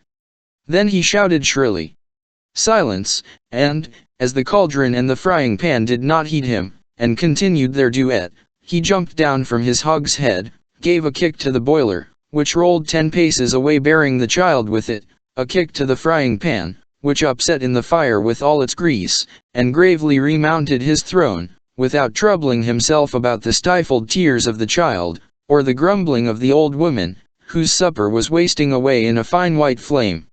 Troerlefu made a sign, and the Duke, the Emperor, and the past masters of pickpockets, and the isolated robbers, came and ranged themselves around him in a horseshoe, of which Gringoire, still roughly held by the body, formed the center. It was a semicircle of rags, tatters, tinsel, pitchforks, axes, legs staggering with intoxication, huge, bare arms, faces sordid, dull, and stupid. In the midst of this round table of beggary, Clopin Troerlefu as the Doge of this Senate, as the King of this peerage, as the Pope of this conclave dominated, first by virtue of the height of his hogshead, and next by virtue of an indescribable, haughty, fierce, and formidable air, which caused his eyes to flash, and corrected in his savage profile the bestial type of the race of vagabonds. One would have pronounced him a boar amid a herd of swine. "Listen," said he to Gringoire, fondling his misshapen chin with his horny hand, "I don't see why you should not be hung. It is true that it appears to be repugnant to you, and it is very natural, for you bourgeois are not accustomed to it. You form for yourselves a great idea of the thing. After all, we don't wish you any harm. Here is a means of extricating yourself from your predicament for the moment. Will you become one of us?" The reader can judge of the effect which this proposition produced upon Gringoire, who beheld life slipping away from him, and who was beginning to lose his hold upon it. He clutched at it again with energy. "Certainly I will, and right heartily," said he. "Do you consent," resumed Clopin, "to enroll yourself among the people of the knife?" "Of the knife, precisely," responded Gringoire. "You recognize yourself as a member of the free bourgeoisie," added the King of Thunes. "A high-toned sharper." "Of the free bourgeoisie." "Subject of the kingdom of Argo." "Of the kingdom of Argo." "A vagabond." "A vagabond." "In your soul." "In my soul." "I must call your attention to the fact," continued the king, "that you will be hung all the same." "The devil," said the poet. "Only," continued Clopin imperturbably, "you will be hung later on, with more ceremony, at the expense of the good city of Paris, on a handsome stone gibbet, and by honest men. That is a consolation." "Just so," responded Gringoire. "There are other advantages. In your quality of a high-toned sharper, you will not have to pay the taxes on mud, or the poor, or lanterns, to which the bourgeois of Paris are subject." "So be it," said the poet. "I agree. I am a vagabond, a thief, a sharper, a man of the knife, anything you please, and I am all that already, Monsieur, King of Thunes, for I am a philosopher, et omnia in philosophia, omnes in philosopho continenter. All things are contained in philosophy, all men in the philosopher, as you know." The King of Thunes scowled. "What do you take me for, my friend? What Hungarian Jew patter are you jabbering at us? I don't know Hebrew. One isn't a Jew because one is a bandit. I don't even steal any longer. I'm above that, I kill. Cut throat, yes, cut purse, no. Gringoire tried to slip in some excuse between these curt words, which wrath rendered more and more jerky. "I ask your pardon, Monseigneur. It is not Hebrew, 'tis Latin. I tell you," resumed Clopin angrily, "that I'm not a Jew, and that I'll have you hung, belly of the synagogue, like that little shopkeeper of Judea, who is by your side, and whom I entertain strong hopes of seeing nailed to a counter one of these days, like the counterfeit coin that he is." So saying, he pointed his finger at the little, bearded Hungarian Jew who had accosted Gringoire with his face it0te caritatum, and who, understanding no other language, beheld with surprise the king of Thunes' ill humor overflow upon him. At length Monsieur Clopin calmed down. "So you will be a vagabond, you knave," he said to our poet. "Of course," replied the poet. "Willing is not all," said the surly Clopin. "Goodwill doesn't put one onion the more into the soup, and 'tis good for nothing except to go to paradise with." Now, paradise and the thieves' band are two different things. In order to be received among the thieves, you must prove that you are good for something, and for that purpose, you must search the mannequin. "I'll search anything you like," said Gringoire. Clopin made a sign. Several thieves detached themselves from the circle, and returned a moment later. They brought two thick posts, terminated at their lower extremities in spreading timber supports, which made them stand readily upon the ground. To the upper extremity of the two posts they fitted a cross beam, and the whole constituted a very pretty portable gibbet, which Gringoire had the satisfaction of beholding rise before him, in a twinkling. Nothing was lacking, not even the rope, which swung gracefully over the cross beam. "What are they going to do?" Gringoire asked himself with some uneasiness. A sound of bells, which he heard at that moment, put an end to his anxiety. It was a stuffed mannequin, which the vagabonds were suspending by the neck from the rope, a sort of scarecrow dressed in red, and so hung with mule bells and larger bells, that one might have tricked out 30 Castilian mules with them. These 1,000 tiny bells quivered for some time with the vibration of the rope, then gradually died away, and finally became silent when the mannequin had been brought into a state of immobility by that law of the pendulum which has dethroned the water clock and the hourglass. Then Clopin, pointing out to Gringoire a rickety old stool placed beneath the mannequin, "Climb up there." "Death of the devil," objected Gringoire, "I shall break my neck." "Your stool limps like one of Marshall's dist's, it has one hexameter leg and one pentameter leg." "Climb," repeated Clopin. Gringoire mounted the stool, and succeeded, not without some oscillations of head and arms, in regaining his center of gravity. "Now," went on the king of Thunes, "twist your right foot round your left leg, and rise on the tip of your left foot." "Monseigneur," said Gringoire, "so you absolutely insist on my breaking some one of my limbs?" Clopin tossed his head. "Hark ye, my friend, you talk too much. Here's the gist of the matter in 2 words. You are to rise on tiptoe, as I tell you. In that way you will be able to reach the pocket of the mannequin, you will rummage it, you will pull out the purse that is there, and if you do all this without our hearing the sound of a bell, all is well, you shall be a vagabond. All we shall then have to do, will be to thrash you soundly for the space of a week." "Ventre Dieu! I will be careful," said Gringoire. "And suppose I do make the bells sound?" "Then you will be hanged. Do you understand?" "I don't understand at all," replied Gringoire. "Listen, once more. You are to search the mannequin, and take away its purse. If a single bell stirs during the operation, you will be hung. Do you understand that?" "Good," said Gringoire, "I understand that. And then?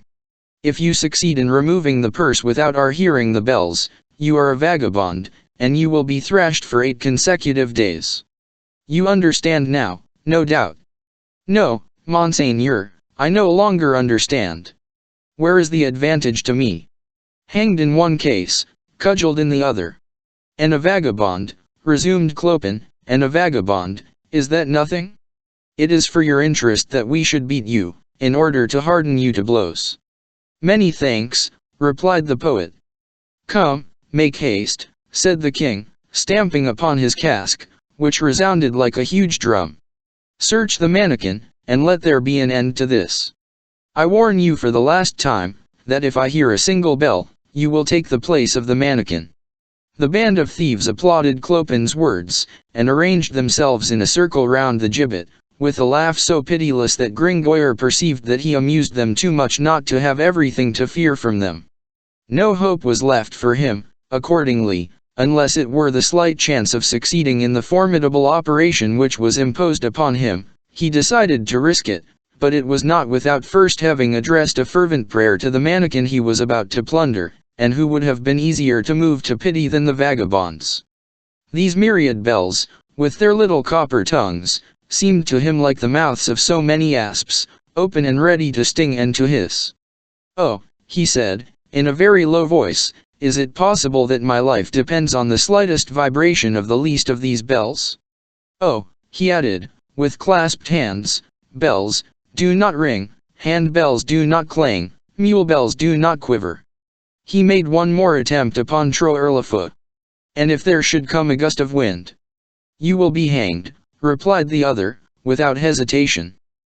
Perceiving that no respite, nor reprieve, nor subterfuge was possible, he bravely decided upon his course of action. He wound his right foot round his left leg, raised himself on his left foot, and stretched out his arm, but at the moment when his hand touched the mannequin, his body, which was now supported upon one leg only, wavered on the stool which had but three. He made an involuntary effort to support himself by the mannequin, lost his balance, and fell heavily to the ground, deafened by the fatal vibration of the thousand bells of the mannequin, which, yielding to the impulse imparted by his hand, described first a rotary motion, and then swayed majestically between the two posts.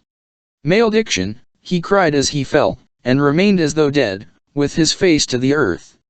Meanwhile, he heard the dreadful peal above his head, the diabolical laughter of the vagabonds, and the voice of Trot-Ourlifoot saying, "Pick me up that knave, and hang him without ceremony." He rose. They had already detached the mannequin to make room for him.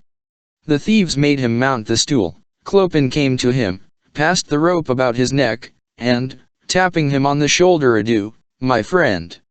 You can't escape now, even if you digested with the Pope's guts." The word mercy died away upon Gringoire's lips.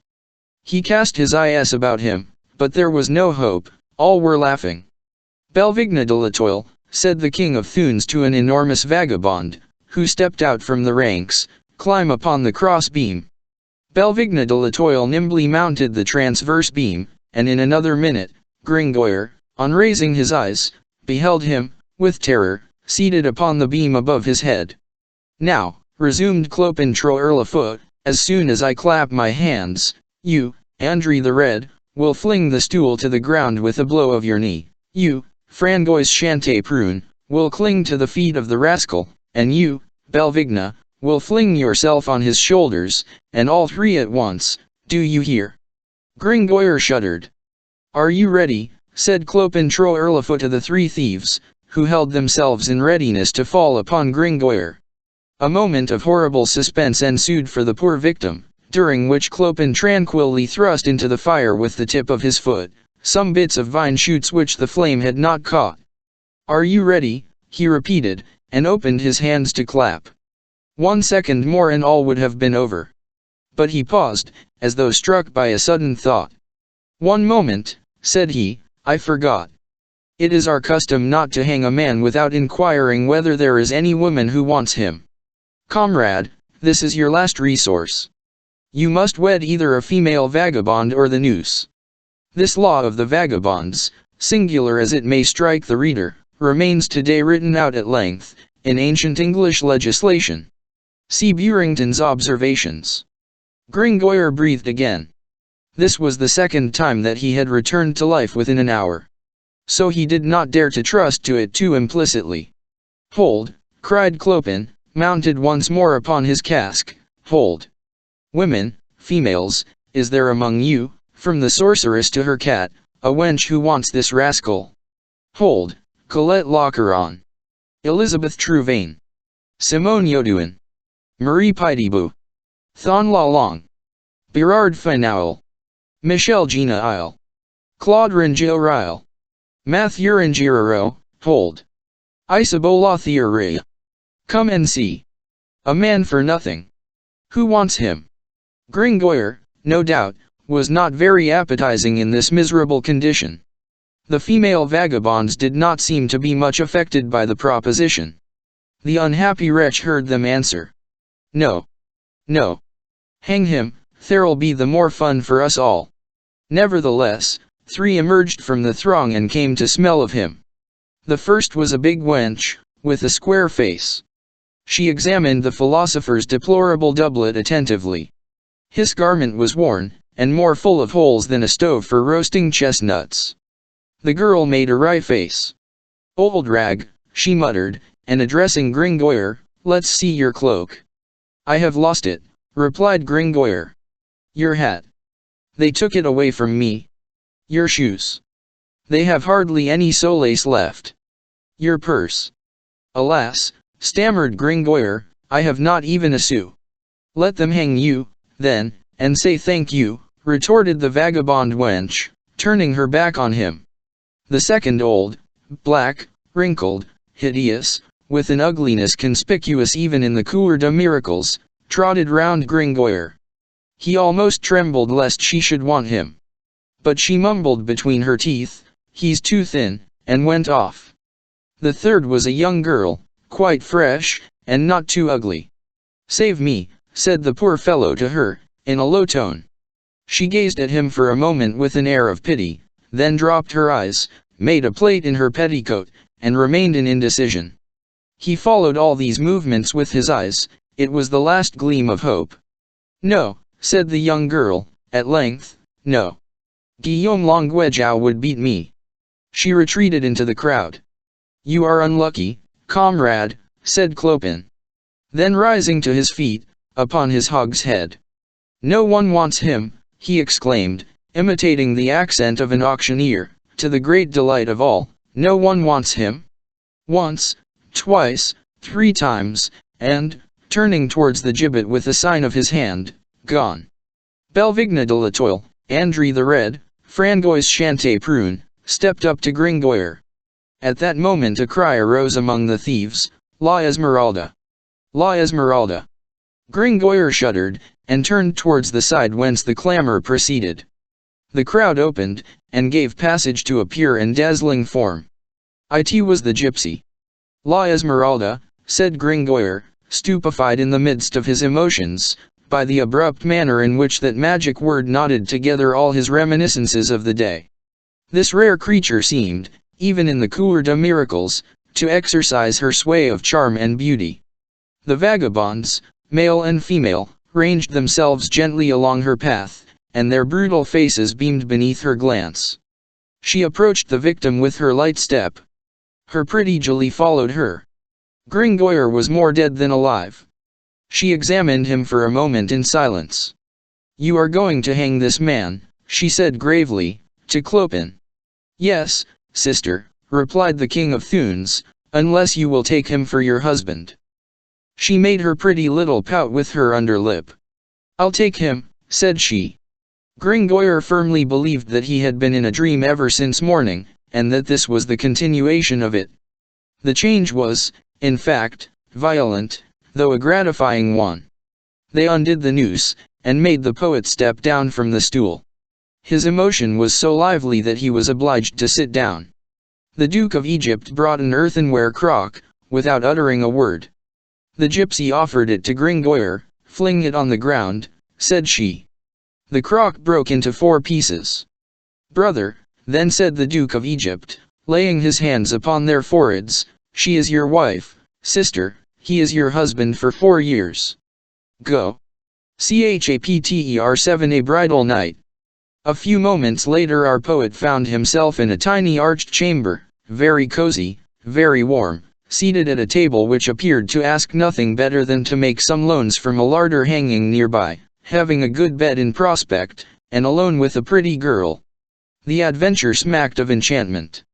He began seriously to take himself for a personage in a fairy tale. He cast his eyes about him from time to time, as though to see if the chariot of fire, harnessed to 2-winged chimeras, which alone could have so rapidly transported him from Tartarus to paradise, were still there.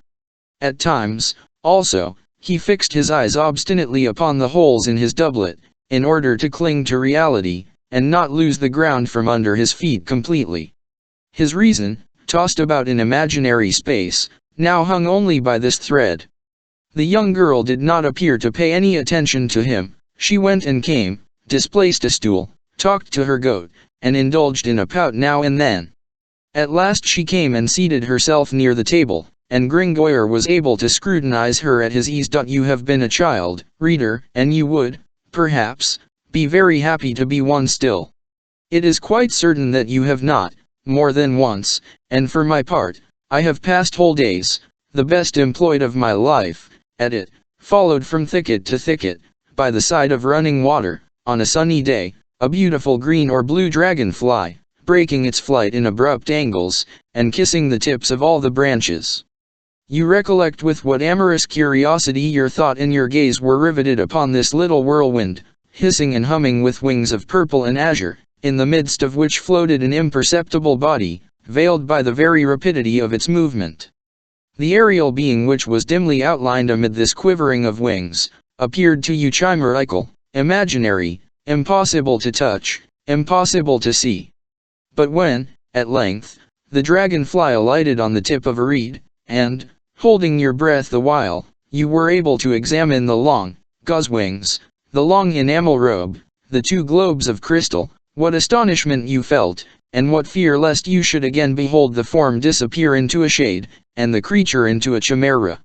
Recall these impressions, and you will readily appreciate what Gringoire felt on contemplating, beneath her visible and palpable form, that Esmeralda of whom, up to that time, he had only caught a glimpse, amidst a whirlwind of dance, song, and tumult. Sinking deeper and deeper into his reverie, so this, he said to himself, following her vaguely with his eyes, is La Esmeralda. A celestial creature. A street dancer.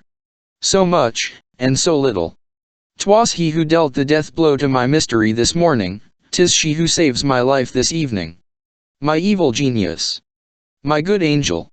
A pretty woman, on my word. And who must needs love me madly to have taken me in that fashion. By the way, said he, rising suddenly, with that sentiment of the true which formed the foundation of his character and his philosophy, I don't know very well how it happens, but I am her husband. With this idea in his head and in his eyes, he stepped up to the young girl in a manner so military and so gallant that she drew back. What do you want of me? Said she. Can you ask me, adorable Esmeralda? Replied Gringoire, with so passionate an accent that he was himself astonished at it on hearing himself speak. The gypsy opened her great eyes. I don't know what you mean. What?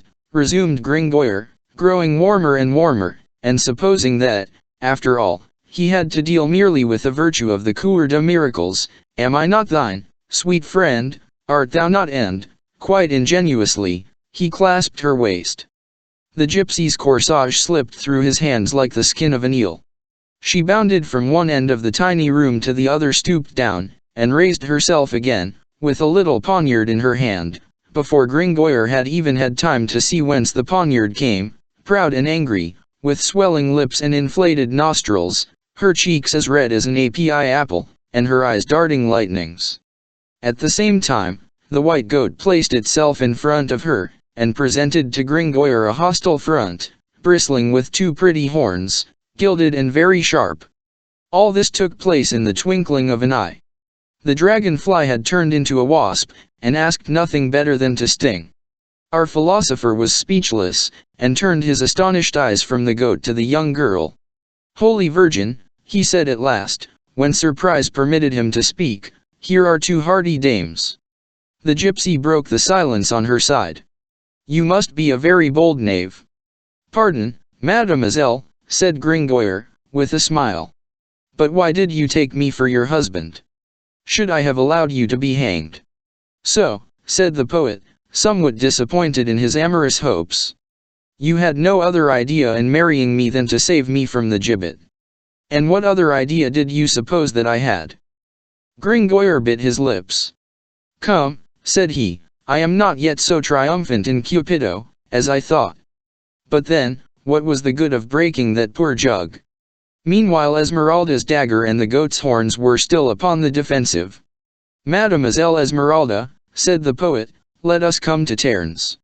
I am not a clerk of the court, and I shall not go to law with you for thus carrying a dagger in Paris, in the teeth of the ordinances and prohibitions of M. the Provost. Nevertheless, you are not ignorant of the fact that Noël Lescriven was condemned, a week ago, to pay 10 Parisian sous, for having carried a cutlass. But this is no affair of mine, and I will come to the point. I swear to you, upon my share of paradise, not to approach you without your leave and permission, but do give me some supper." The truth is, Gringoire was, like M. Despriaz, not very voluptuous. He did not belong to that chevalier and musketeer species, who take young girls by assault. In the matter of love, as in all other affairs, he willingly assented to temporizing and adjusting terms, and a good supper, and an amiable tete-a-tete appeared to him, especially when he was hungry, an excellent interlude between the prologue and the catastrophe of a love adventure. The gypsy did not reply. She made her disdainful little grimace, drew up her head like a bird, then burst out laughing, and the tiny poniard disappeared as it had come, without Gringoire being able to see where the wasp concealed its sting.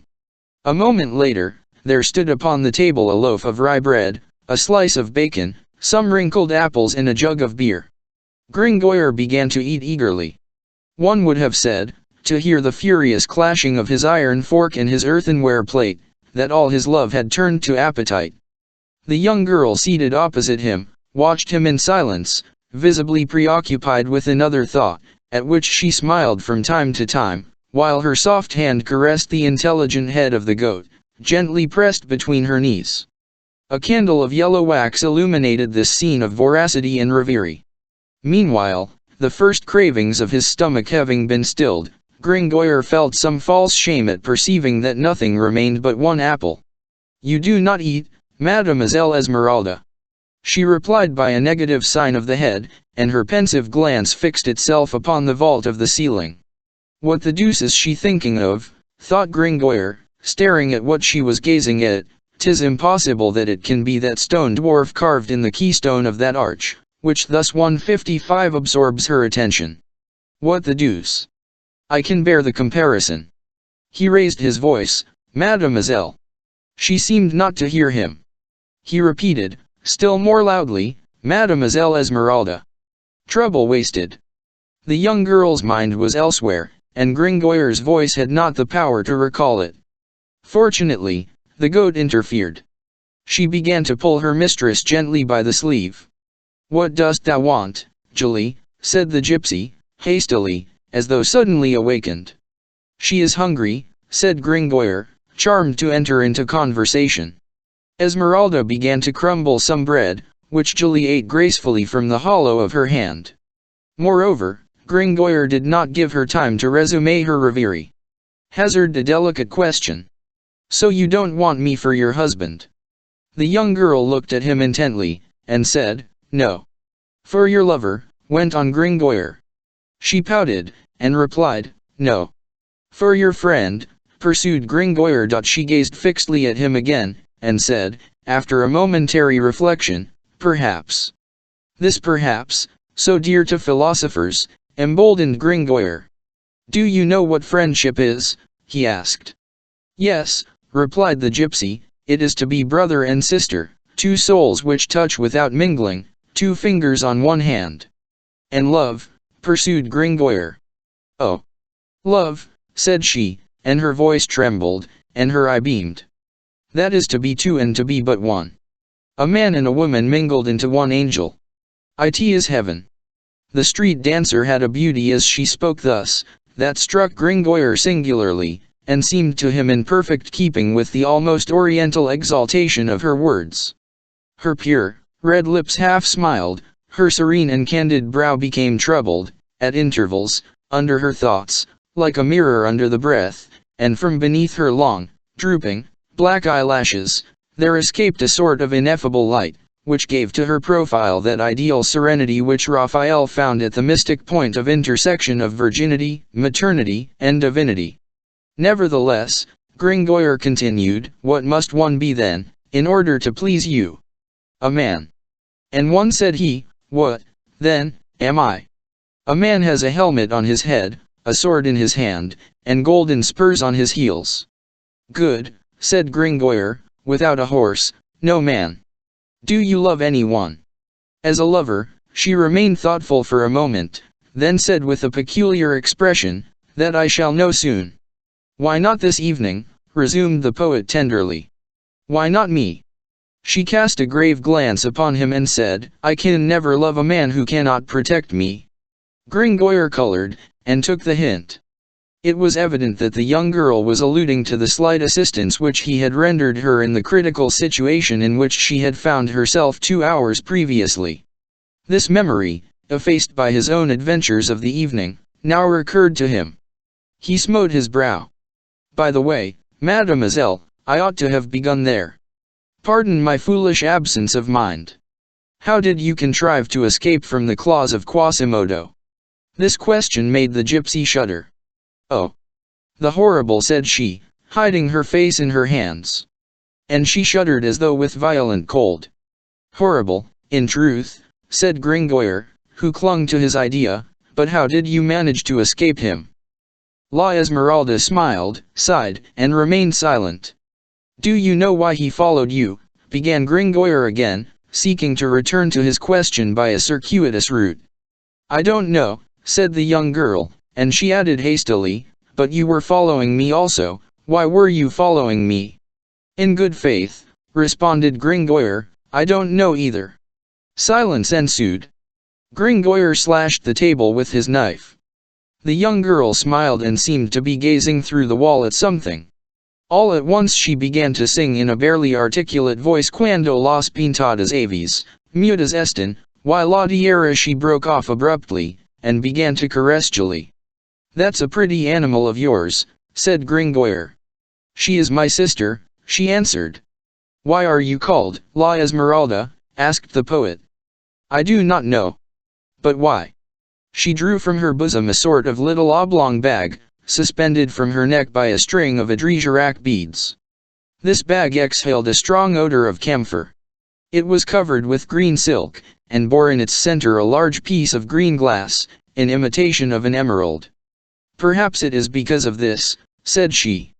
Gringoire was on the point of taking the bag in his hand. She drew back. Don't touch it. It is an amulet. You would injure the charm or the charm would injure you. The poet's curiosity was more and more aroused. Who gave it to you? She laid one finger on her mouth and concealed the amulet in her bosom. He tried a few more questions, but she hardly replied. What is the meaning of the words, La Esmeralda? I don't know, said she. To what language do they belong? They are Egyptian, I think. I suspected as much, said Gringoire. You are not a native of France. I don't know. Are your parents alive? She began to sing, to an ancient air Mon père est oiseau, ma mère est oiseau. J'ai passé los ans nacelle, j'ai passé los ans bateau, ma mère est oiseau, mon père est oiseau. My father is a bird, my mother is a bird. I cross the water without a bark, I cross the water without a boat. My mother is a bird, my father is a bird. Good, said Gringoire. At what age did you come to France? When I was very young. And when to Paris? Last year. At the moment when we were entering the Papal Gate I saw a reed warbler flit through the air. That was at the end of August. I said, it will be a hard winter. So it was, said Gringoire, delighted at this beginning of a conversation. I passed it in blowing my fingers. So you have the gift of prophecy. She retired into her laconics again. Is that man whom you call the Duke of Egypt, the chief of your tribe? Yes. But it was he who married us, remarked the poet timidly. She made her customary pretty grimace. I don't even know your name. My name? If you want it, here it is, Pierre Gringoire. I know a prettier one, said she. Naughty girl, retorted the poet. Never mind, you shall not provoke me. Wait, perhaps you will love me more when you know me better, and then, you have told me your story with so much confidence, that I owe you a little of mine. You must know, then, that my name is Pierre Gringoire, and that I am a son of the farmer of the NOTRE vs office of Gonesse. My father was hung by the Burgundians, and my mother disemboweled by the Picards, at the siege of Paris, 20 years ago. At 6 years of age, therefore, I was an orphan, without a sole to my foot except the pavements of Paris. I do not know how I passed the interval from 6 to 16. A fruit dealer gave me a plum here, a baker flung me a crust there, in the evening I got myself taken up by the watch, who threw me into prison, and there I found a bundle of straw. All this did not prevent my growing up and growing thin, as you see. In the winter I warmed myself in the sun, under the porch of the Hotel de Sens, and I thought it very ridiculous that the fire on St. John's Day was reserved for the dog days. At 16, I wished to choose a calling. I tried all in succession. I became a soldier, but I was not brave enough.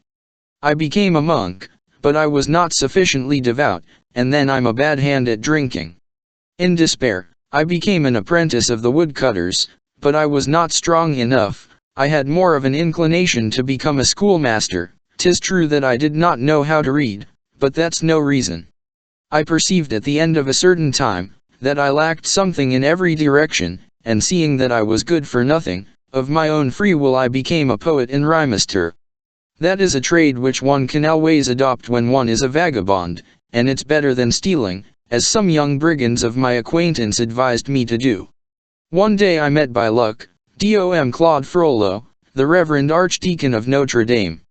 He took an interest in me, and it is to him that I today owe it that I am a veritable man of letters, who knows Latin from the De Officiis of Cicero to the Mortuology of the Celestine Fathers, and a barbarian neither in scholastics, nor in politics, nor in rhythmics, that sophism of sophisms.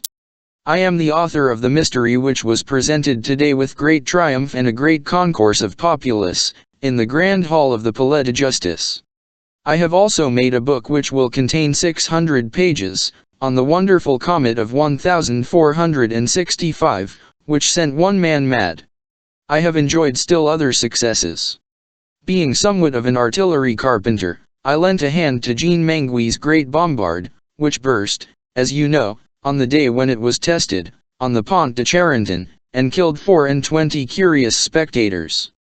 You see that I am not a bad match in marriage.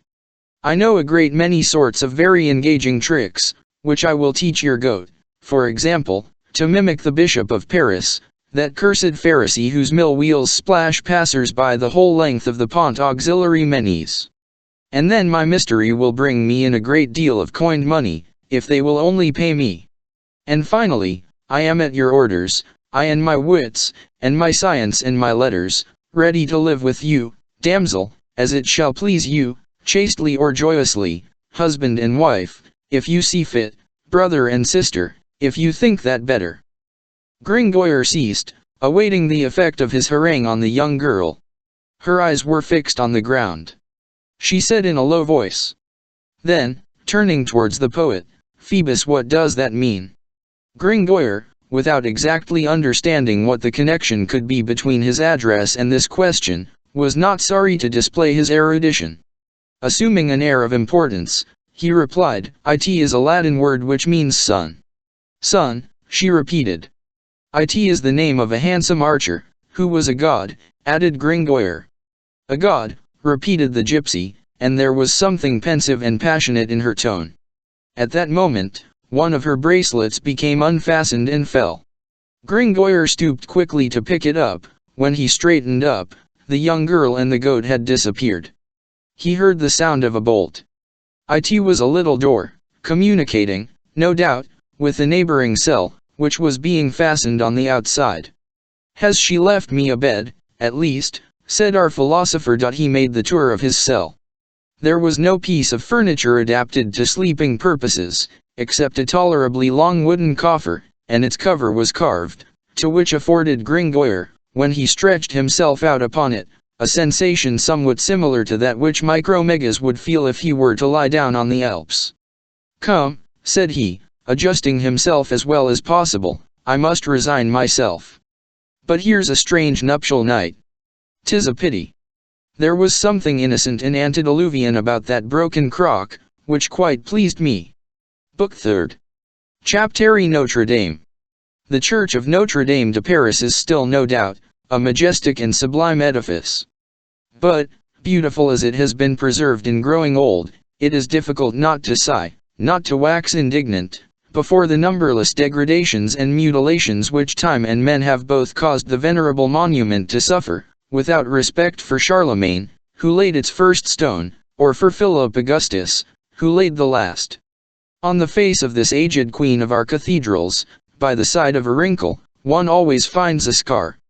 Tempus ed ex, homo edacier, which I should be glad to translate thus: time is blind, man is stupid. If we had leisure to examine with the reader, one by one, the diverse traces of destruction imprinted upon the old church, time's share would be the least, the share of men the most, especially the men of art, since there have been individuals who assumed the title of architects during the last 2 centuries.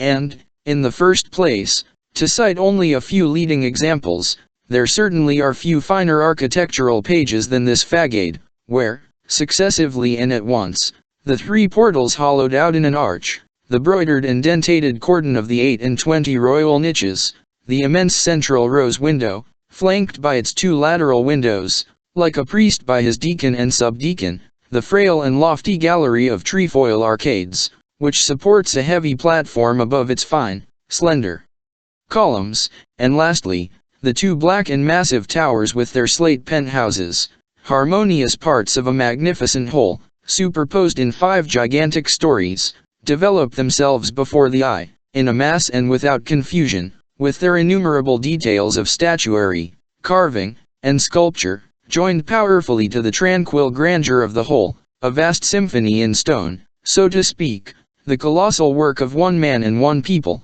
altogether one and complex, like the Iliads and the Roman heroes, whose sister it is, prodigious product of the grouping together of all the forces of an epoch, where, upon each stone, one sees the fancy of the workman disciplined by the genius of the artist start forth in 100 fashions, a sort of human creation, in a word, powerful and fecund as the divine creation of which it seems to have stolen the double character variety, eternity.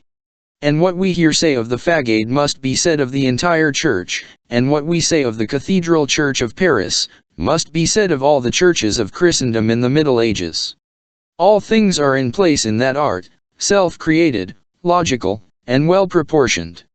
To measure the great toe of the foot is to measure the giant. Let us return to the façade of Notre Dame, as it still appears to us, when we go piously to admire the grave and puissant cathedral, which inspires terror, so its chronicles assert, qui mol suater orum incuditi spectantibus.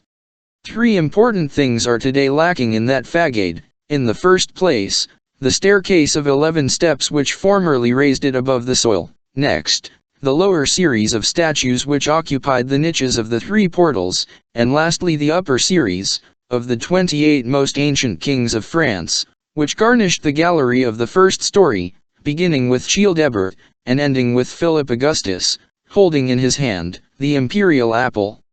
Time has caused the staircase to disappear, by raising the soil of the city with a slow and irresistible progress, but, while thus causing the 11 steps which added to the majestic height of the edifice, to be devoured, one, by the rising tide of the pavements of Paris. Time has bestowed upon the church perhaps more than it has taken away, for it is time which has spread over the façade that somber hue of the centuries which makes the old age of monuments the period of their beauty. But who has thrown down the 2 rows of statues? Who has left the niches empty? Who has cut, in the very middle of the central portal, that new and bastard arch? Who has dared to frame therein that commonplace and heavy door of carved wood, de la Louis XV, beside the arabesques of Biscornet? The men, the architects, the artists of our day. And if we enter the interior of the edifice, who has overthrown that colossus of St. Christopher, proverbial for magnitude among statues, as the grand hall of the Palais de Justice was among halls, as the spire of Strasbourg among spires? And those myriads of statues, which peopled all the spaces between the columns of the nave and the choir, kneeling, standing, equestrian, men, women, children, kings, bishops, gendarmes, in stone, in marble, in gold, in silver, in copper, in wax, even who has brutally swept them away? It is not time. And who substituted for the ancient Gothic altar, splendidly encumbered with shrines and reliquaries, that heavy marble sarcophagus, with angels' heads and clouds, which seems a specimen pillaged from the Val de Grace or the Invalides?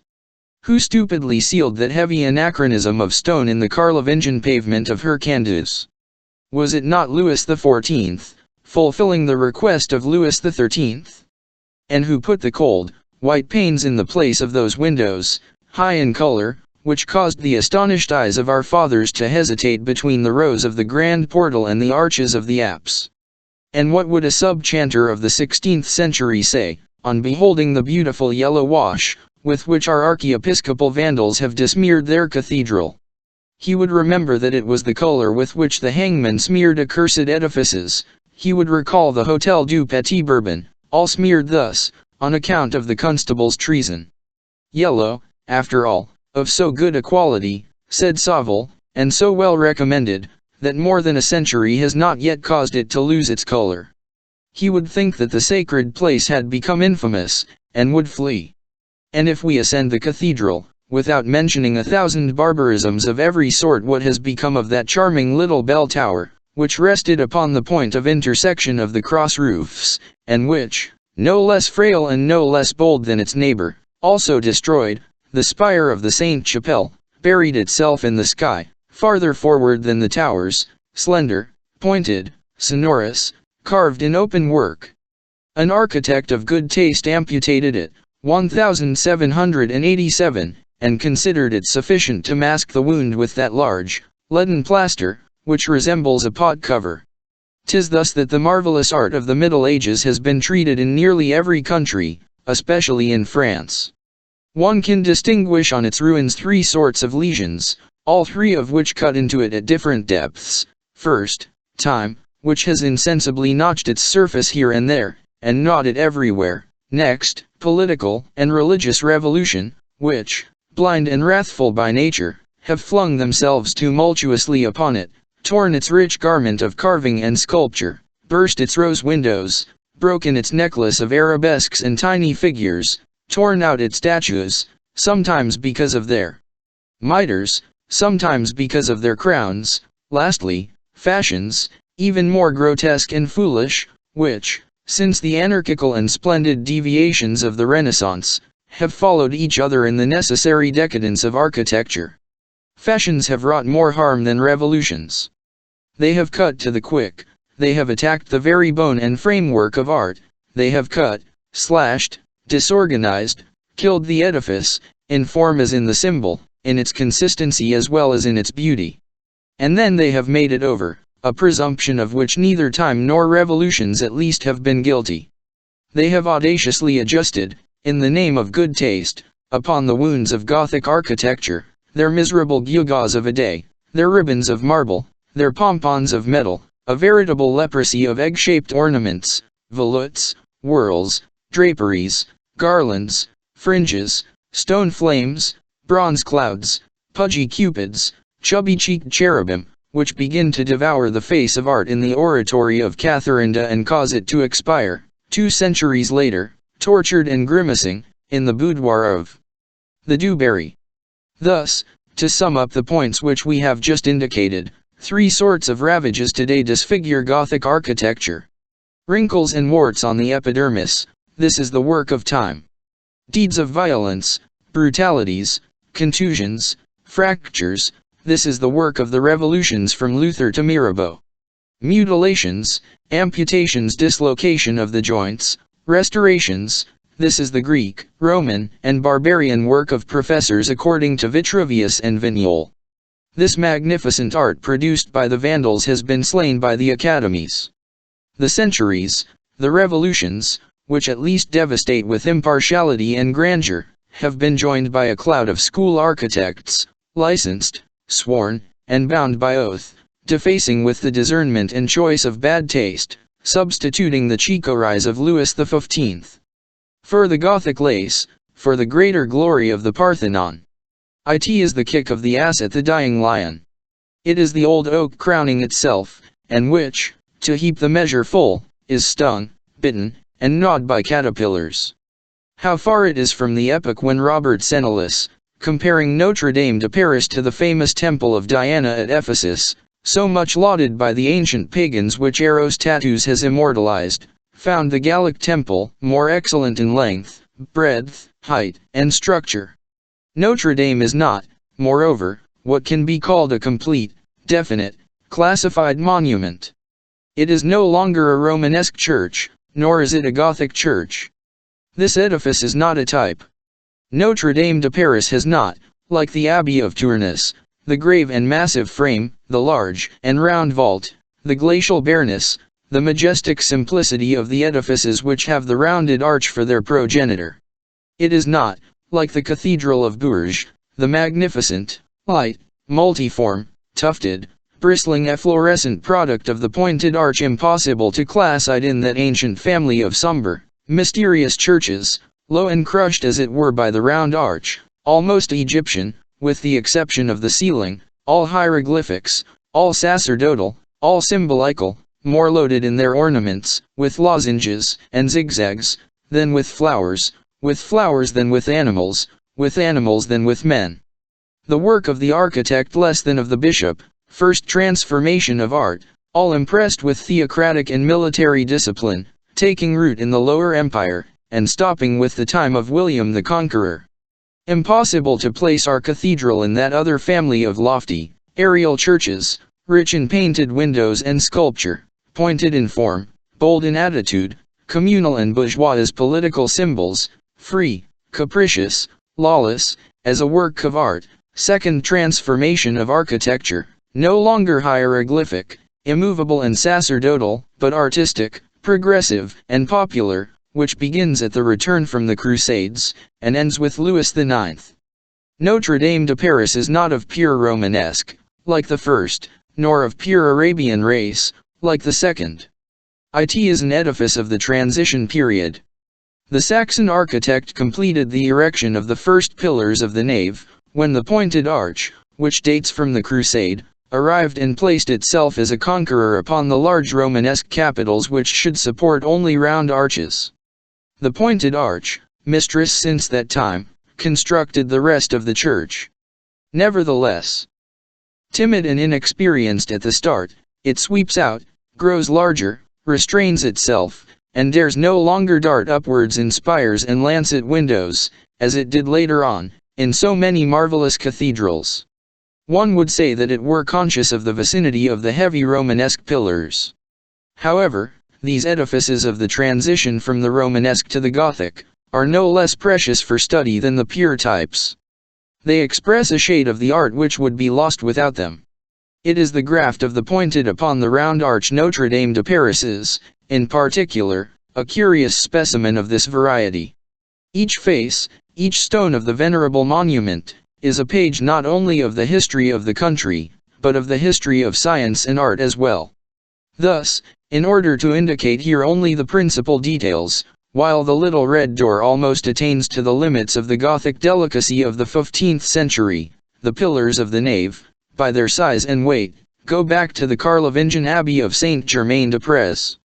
One would suppose that 6 centuries separated these pillars from that door.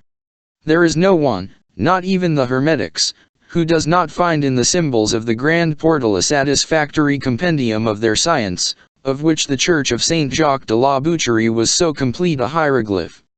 Thus, the Roman Abbey, the philosopher's church, the Gothic art, Saxon art, the heavy, round pillar, which recalls Gregory VII, the Hermetic symbolism, with which Nicholas Flamel played the prelude to Luther, papal unity, schism, Saint-Germain-des-Prés, Saint Jacques de la Boucherie, all are mingled, combined, amalgamated in Notre Dame.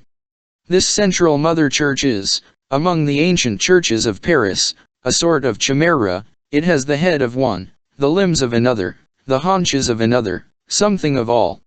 We repeat it, these hybrid constructions are not the least interesting for the artist, for the antiquarian, for the historian. They make one feel to what a degree architecture is a primitive thing, by demonstrating, what is also demonstrated by the Cyclopean vestiges, the pyramids of Egypt, the gigantic Hindu pagodas, that the greatest products of architecture are less the works of individuals than of society, rather the offspring of a nation's effort, than the inspired flash of a man of genius, the deposit left by a whole people, the heaps accumulated by centuries, the residue of successive evaporations of human society, in a word, species of formations. Each wave of time contributes its alluvium, each race deposits its layer on the monument, each individual brings his stone. Thus do the beavers, thus do the bees, thus do men. The great symbol of architecture, Babel, is a hive. Great edifices, like great mountains, are the work of centuries. Art often undergoes a transformation while they are pending, pendent opera interrupta, they proceed quietly in accordance with the transformed art. The new art takes the monument where it finds it, incrusts itself there, assimilates it to itself, develops it according to its fancy, and finishes it if it can. The thing is accomplished without trouble, without effort, without reaction, following a natural and tranquil law. It is a graft which shoots up, a sap which circulates, a vegetation which starts forth anew. Certainly there is matter here for many large volumes, and often the universal history of humanity in the successive engrafting of many arts at many levels, upon the same monument. The man, the artist, the individual, is effaced in these great masses, which lack the name of their author. Human intelligence is there summed up and totalized. Time is the architect, the nation is the builder. Not to consider here anything except the Christian architecture of Europe, that younger sister of the great masonries of the Orient, it appears to the eyes as an immense formation divided into three well-defined zones, which are superposed, the one upon the other.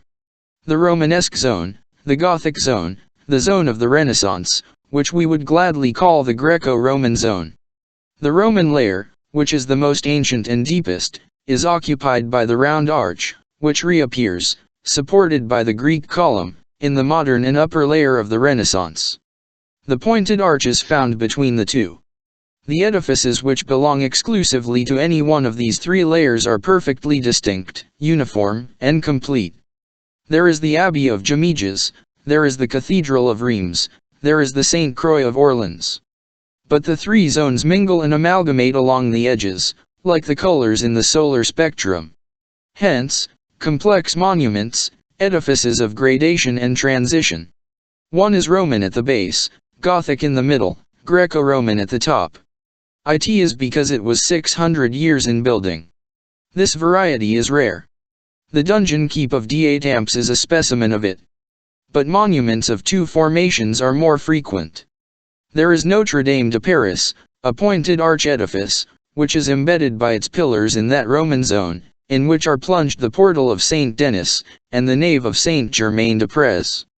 There is the charming, half-Gothic chapter house of Bocquerville, where the Roman layer extends halfway up. There is the Cathedral of Rouen, which would be entirely Gothic if it did not bathe the tip of its central spire in the zone of the Renaissance. However, all these shades, all these differences, do not affect the surfaces of edifices only. It is art which has changed its skin. The very constitution of the Christian Church is not attacked by it. There is always the same internal woodwork, the same logical arrangement of parts. Whatever may be the carved and embroidered envelope of a cathedral, one always finds beneath it in the state of a germ, and of a rudiment at the least the Roman basilica. It is eternally developed upon the soil according to the same law. There are, invariably, two naves, which intersect in a cross, and whose upper portion, rounded into an apse, forms the choir. There are always the side aisles, for interior processions, for chapels, a sort of lateral walks or promenades where the principal nave discharges itself through the spaces between the pillars. That settled, the number of chapels, doors, bell towers, and pinnacles are modified to infinity, according to the fancy of the century, the people, and art. The service of religion once assured and provided for, architecture does what she pleases. Statues, stained glass, rose windows, arabesques, denticulations, capitals, bas-reliefs, she combines all these imaginings according to the arrangement which best suits her. Hence, the prodigious exterior variety of these edifices, at whose foundation dwells so much order and unity. The trunk of a tree is immovable, the foliage is capricious. Chapter 11: A Bird's Eye View of Paris. We have just attempted to restore, for the reader's benefit, that admirable church of Notre Dame de Paris. We have briefly pointed out the greater part of the beauties which it possessed in the 15th century, and which it lacks today, but we have omitted the principal thing, the view of Paris which was then to be obtained from the summits of its towers. That was, in fact, when, after having long groped one's way up the dark spiral which perpendicularly pierces the thick wall of the belfries, one emerged, at last abruptly, upon one of the lofty platforms inundated with light, and was, in fact, a fine picture which spread out, on all sides at once, before the eye, a spectacle sui generis, of which those of our readers who have had the good fortune to see a Gothic city entire, complete, homogeneous, a few of which still remain, Nuremberg in Bavaria and Vittoria in Spain, can readily form an idea, or even smaller specimens, provided that they are well preserved. Vitra in Brittany, Nordhausen in Prussia. The Paris of 350 years ago, the Paris of the 15th century, was already a gigantic city. We Parisians generally make a mistake as to the ground which we think that we have gained, since Paris has not increased much over 1/3 since the time of Louis XI. It has certainly lost more in beauty than it has gained in size. Paris had its birth, as the reader knows, in that old island of the city which has the form of a cradle. The strand of that island was its first boundary wall, the Seine its first moat. Paris remained for many centuries in its island state, with two bridges, one on the north, the other on the south, and two bridge heads, which were at the same time its gates and its fortresses, the Grand Ch6 on the right bank, the Petit Châtelet on the left. Then, from the date of the kings of the first race, Paris, being too cribbed and confined in its island, and unable to return thither, crossed the water. Then, beyond the Petit Châtelet, a first circle of walls and towers began to infringe upon the country on the two sides of the Seine. Some vestiges of this ancient enclosure still remained in the last century. Today, only the memory of it is left, and here and there a tradition, the Baudets or Baudouier Gate, Porte Bagada. Little by little, the tide of houses, always thrust from the heart of the city outwards, overflows, devours, wears away, and effaces this wall. Philip Augustus makes a new dike for it. He imprisons Paris in a circular chain of great towers, both lofty and solid. For the period of more than a century, the houses press upon each other, accumulate, and raise their level in this basin, like water in a reservoir.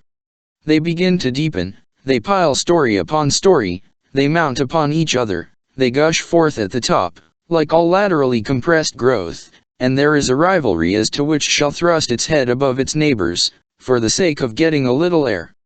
The street glows narrower and deeper, every space is overwhelmed and disappears.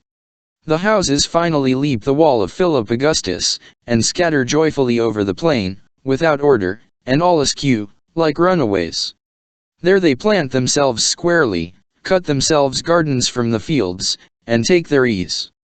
Beginning with 1367, the city spreads to such an extent into the suburbs, that a new wall becomes necessary, particularly on the right bank. Charles V builds it.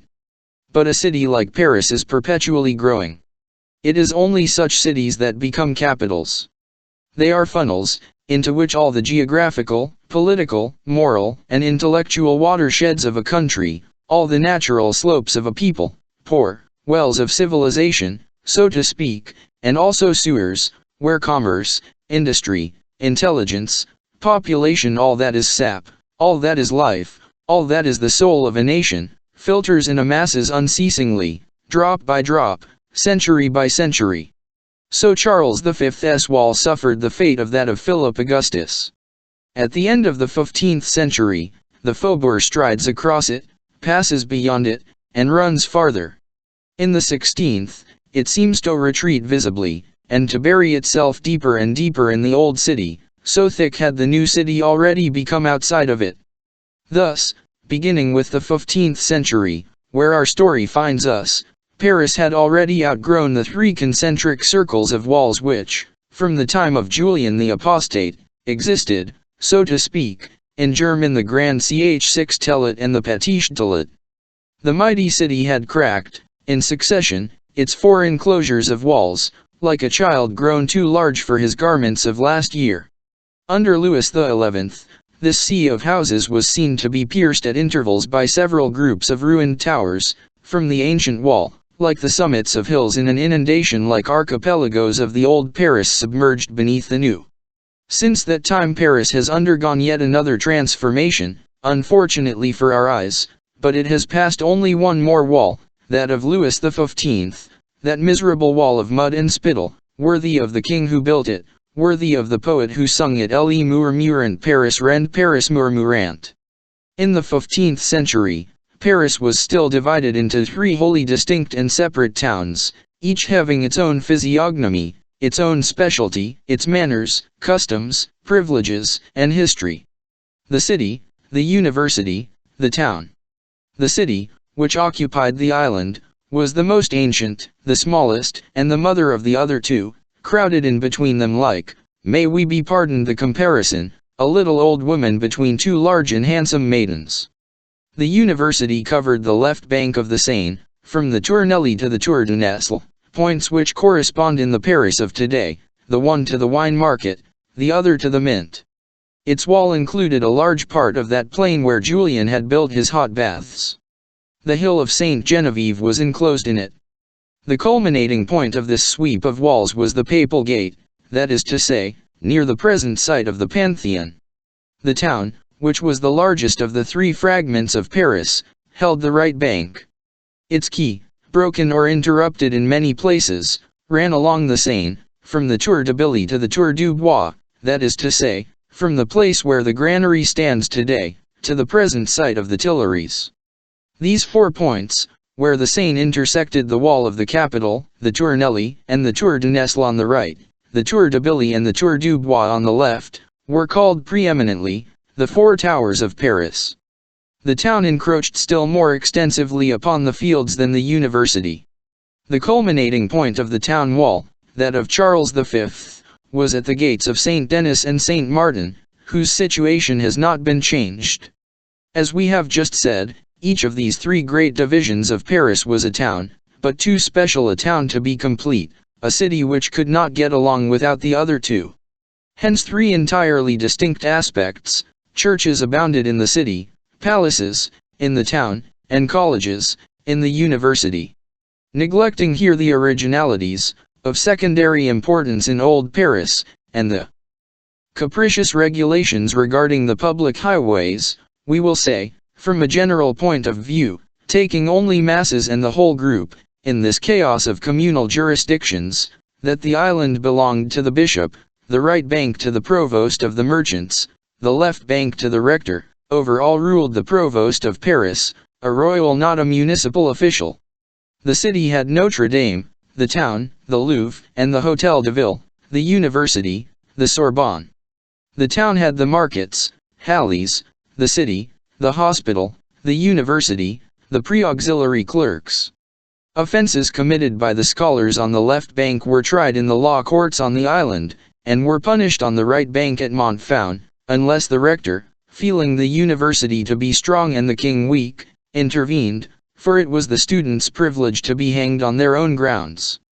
The greater part of these privileges, it may be noted in passing, and there were some even better than the above, had been extorted from the kings by revolts and mutinies. It is the course of things from time immemorial. The king only lets go when the people tear away. There is an old charter which puts the matter naively, apropos of fidelity: civibus fide lidas in regis, qui tamen aliquatis seditionibus interrupta, multa peperit privilia. In the 15th century, the Seine bathed 5 islands within the walls of Paris: Louvieres Island, where there were then trees, and where there is no longer anything but wood; l'Isle Auxiliary Vaches, and l'Isle Notre Dame, both deserted, with the exception of one house, both fiefs of the bishop. In the 17th century, a single island was formed out of these two, which was built upon and named l'Isle St. Louis. Lastly the city, and at its point, the little islet of the cow tender, which was afterwards engulfed beneath the platform of the Pont Neuf.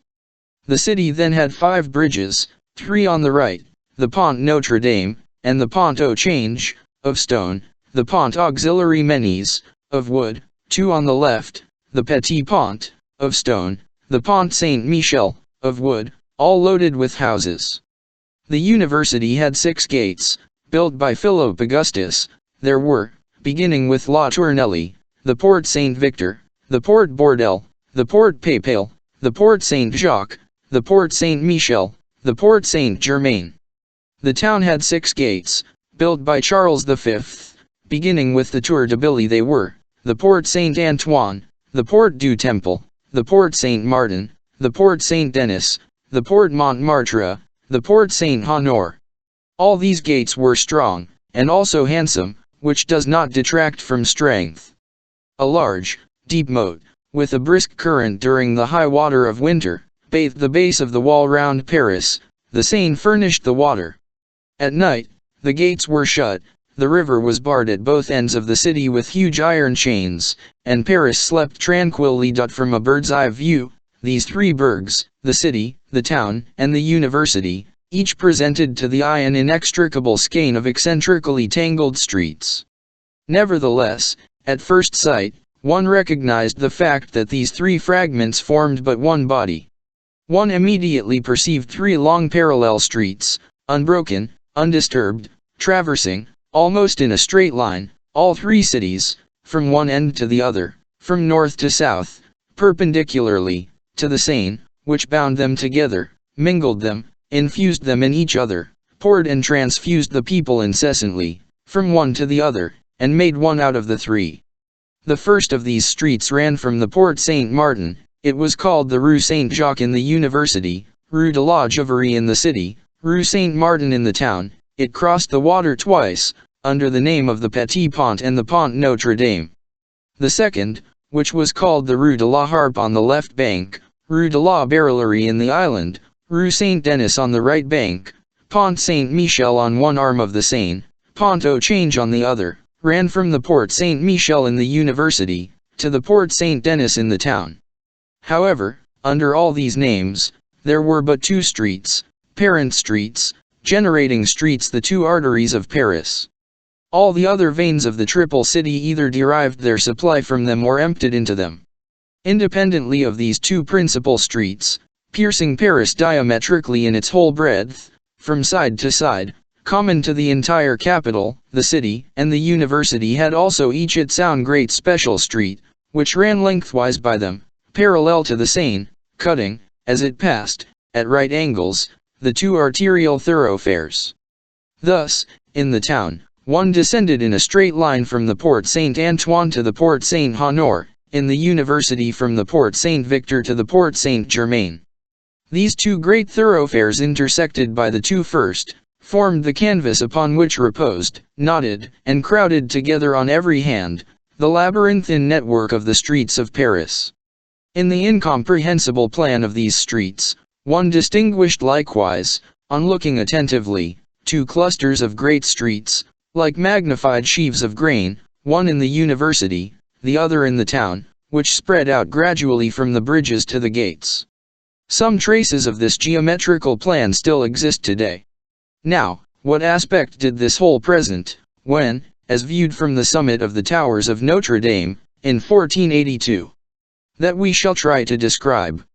For the spectator who arrived, panting, upon that pinnacle, it was first a dazzling, confusing view of roofs, chimneys, streets, bridges, places, spires, bell towers.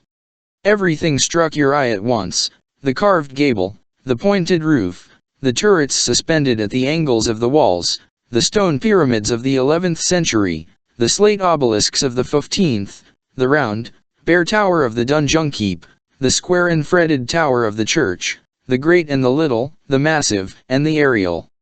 The eye was, for a long time, wholly lost in this labyrinth, where there was nothing which did not possess its originality, its reason, its genius, its beauty, nothing which did not proceed from art, beginning with the smallest house, with its painted and carved front, with external beams, elliptical door, with projecting stories, to the Royal Louvre, which then had a colonnade of towers.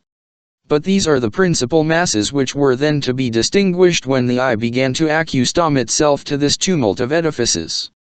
In the first place, the city, the island of the city, as Sauval says, who, in spite of his confused medley, sometimes has such happy turns of expression, the island of the city is made like a great ship, stuck in the mud and run aground in the current, near the center of the Seine.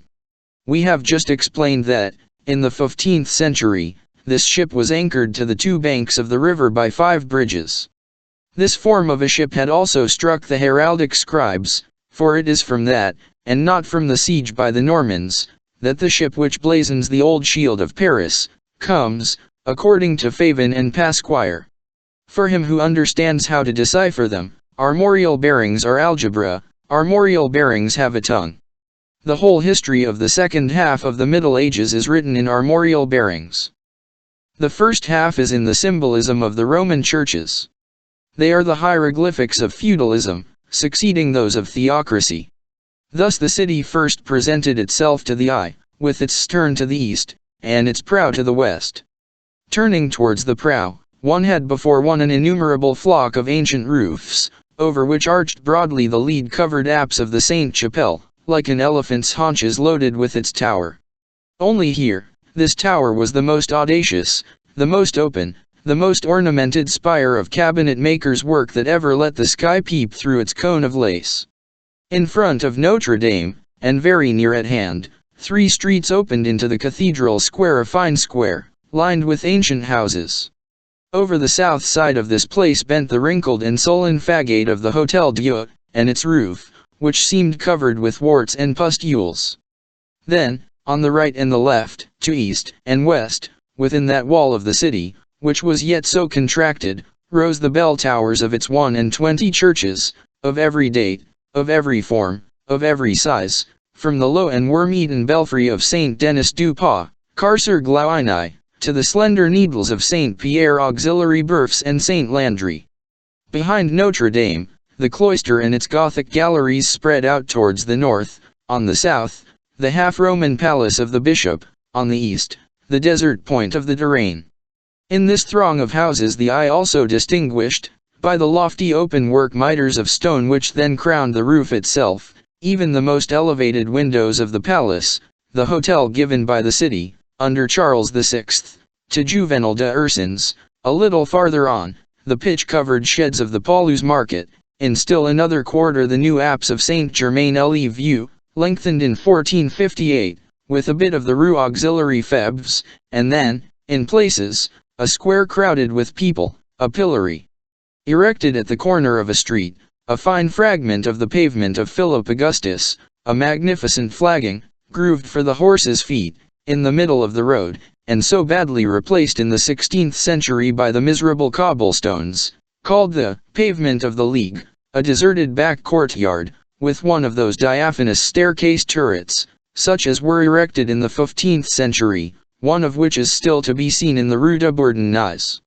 Lastly, at the right of the Sainte-Chapelle, towards the west, the Palais de Justice rested its group of towers at the edge of the water. The thickets of the King's Gardens, which covered the western point of the city, masked the island du Passeur. As for the water, from the summit of the towers of Notre Dame one hardly saw it. On either side of the city, the Seine was hidden by bridges, the bridges by houses.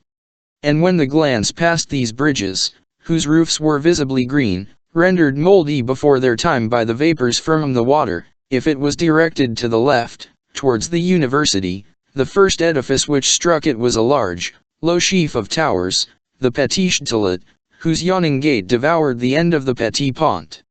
Then, if your view ran along the bank, from east to west, from the Tournelles to the Tour de Nesle, there was a long cordon of houses, with carved beams, stained glass windows, each story projecting over that beneath it, an interminable zigzag of bourgeois gables, frequently interrupted by the mouth of a street, and from time to time also by the front or angle of a huge stone mansion, planted at its ease, with courts and gardens, wings, and detached buildings, amid this populace of crowded and narrow houses.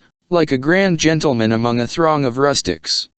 There were 5 or 6 of these mansions on the quay, from the house of Lorraine, which shared with the Bernardines the grand enclosure adjoining the Tournelles, to the Hôtel de Nesle, whose principal tower ended Paris, and whose pointed roofs were in a position, during 3 months of the year, to encroach, with their black triangles, upon the scarlet disk of the setting sun. This side of the Seine was, however, the least mercantile of the two. Students furnished more of a crowd and more noise there than artisans, and there was not, properly speaking, any quay, except from the Pont Saint-Michel to the Tour de Nesle. The rest of the bank of the Seine was now a naked strand, the same as beyond the Bernardines, again, a throng of houses, standing with their feet in the water, as between the 2 bridges. There was a great uproar of laundresses, they screamed, and talked, and sang from morning till night along the beach, and beat a great deal of linen there, just as in our day.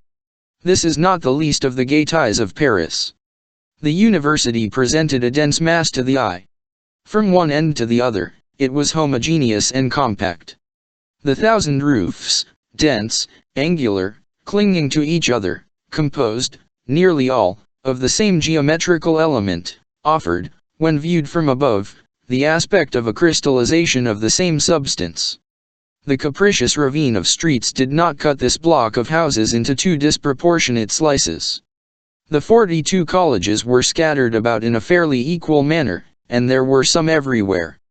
The amusingly varied crests of these beautiful edifices were the product of the same art as the simple roofs which they overshot, and were, actually, only a multiplication of the square or the cube of the same geometrical figure. Hence they complicated the whole effect, without disturbing it, completed, without overloading it. Geometry is harmony. Some fine mansions here and there made magnificent outlines against the picturesque attics of the left bank. The house of Nevers, the house of Rome, the house of Reims, which have disappeared, the Hôtel de Cluny, which still exists, for the consolation of the artist, and whose tower was so stupidly deprived of its crown a few years ago. Close to Cluny, that Roman palace, with fine round arches, were once the hot baths of Julian. There were a great many abbeys, of a beauty more devout, of a grandeur more solemn than the mansions, but not less beautiful, not less grand. Those which first caught the eye were the Bernardines, with their 3 bell towers, Saint Genevieve, whose square tower, which still exists, makes us regret the rest, the Sorbonne, half college, half monastery, of which so admirable a nave survives, the fine quadrilateral cloister of the Mathurins, its neighbor, the cloister of Saint Benoit, within whose walls they have had time to cobble up a theatre, between the 7th and 8th editions of this book, the Cordeliers, with their 3 enormous adjacent gables, the Augustins, whose graceful spire formed, after the Tour de Nesle, the second denticulation on this side of Paris, starting from the west. The colleges, which are, in fact, the intermediate ring between the cloister and the world, hold the middle position in the monumental series between the hotels and the abbeys, with a severity full of elegance, sculpture less giddy than the palaces, an architecture less severe than the convents. Unfortunately, hardly anything remains of these monuments, where Gothic art combined with so just a balance, richness, and economy.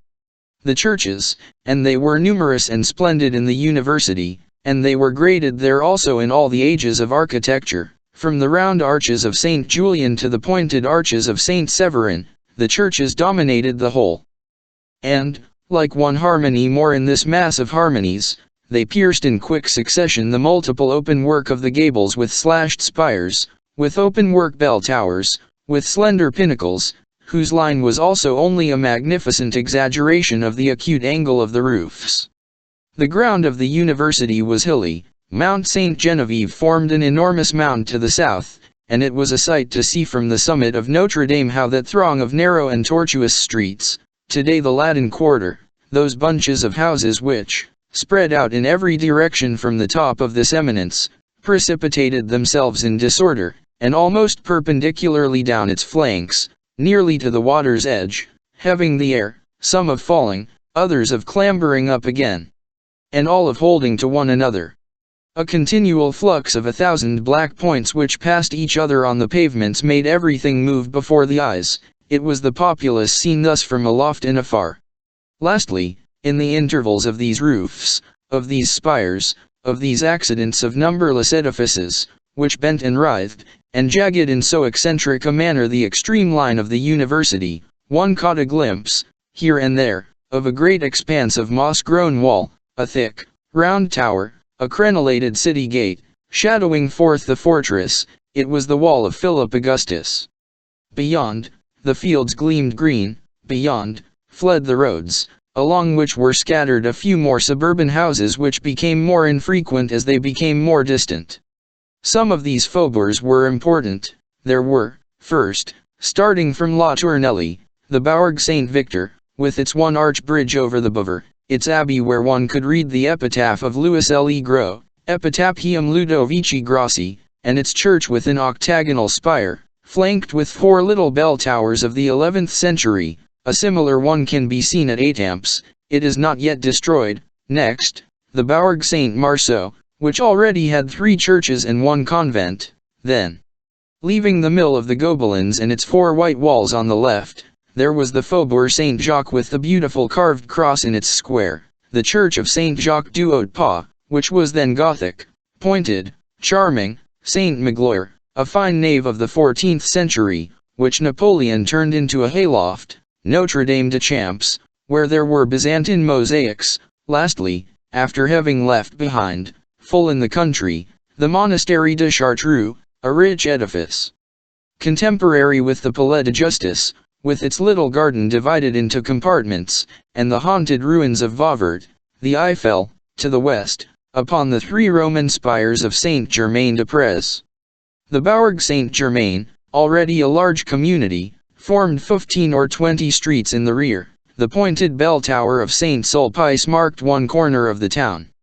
Close beside it one descried the quadrilateral enclosure of the Fair of Saint-Germain, where the market is situated today. Then the Abbot's Pillory, a pretty little round tower, well capped with a leaden cone. The brickyard was further on, and the Rue du Four, which led to the common bakehouse, and the mill on its hillock, and the Lazare house, a tiny house, isolated and half seen. But that which attracted the eye most of all, and fixed it for a long time on that point, was the abbey itself. It is certain that this monastery, which had a grand air, both as a church and as a seigneurie, that abbatial palace, where the bishops of Paris counted themselves happy if they could pass the night, that refectory, upon which the architect had bestowed the air, the beauty, and the rose window of a cathedral, that elegant chapel of the Virgin, that monumental dormitory, those vast gardens, that portcullis, that drawbridge, that envelope of battlements which notched to the eye the verdure of the surrounding meadows, those courtyards, where gleamed men-at-arms, intermingled with golden copes, the whole grouped and clustered about 3 lofty spires, with round arches, well planted upon a Gothic apse, made a magnificent figure against the horizon. When, at length, after having contemplated the university for a long time, you turned towards the right bank, towards the town, the character of the spectacle was abruptly altered. The town, in fact much larger than the university, was also less of a unit. At the first glance, one saw that it was divided into many masses, singularly distinct. First, to the eastward, in that part of the town which still takes its name from the marsh where Ecumulagenes entangled Caesar, was a pile of palaces. The block extended to the very water's edge. 4 almost contiguous hotels, Jouy, Sens, Barbeau, the House of the Queen, mirrored their slate peaks, broken with slender turrets, in the Seine. These 4 edifices filled the space from the Rue de Nona-Indières, to the Abbey of the Celestins, whose spire gracefully relieved their line of gables and battlements. A few miserable, greenish hovels, hanging over the water in front of these sumptuous hotels, did not prevent one from seeing the fine angles of their facades, their large, square windows with stone mullions, their pointed porches overloaded with statues, the vivid outlines of their walls, always clear-cut, and all those charming accidents of architecture, which cause Gothic art to have the air of beginning its combinations afresh with every monument.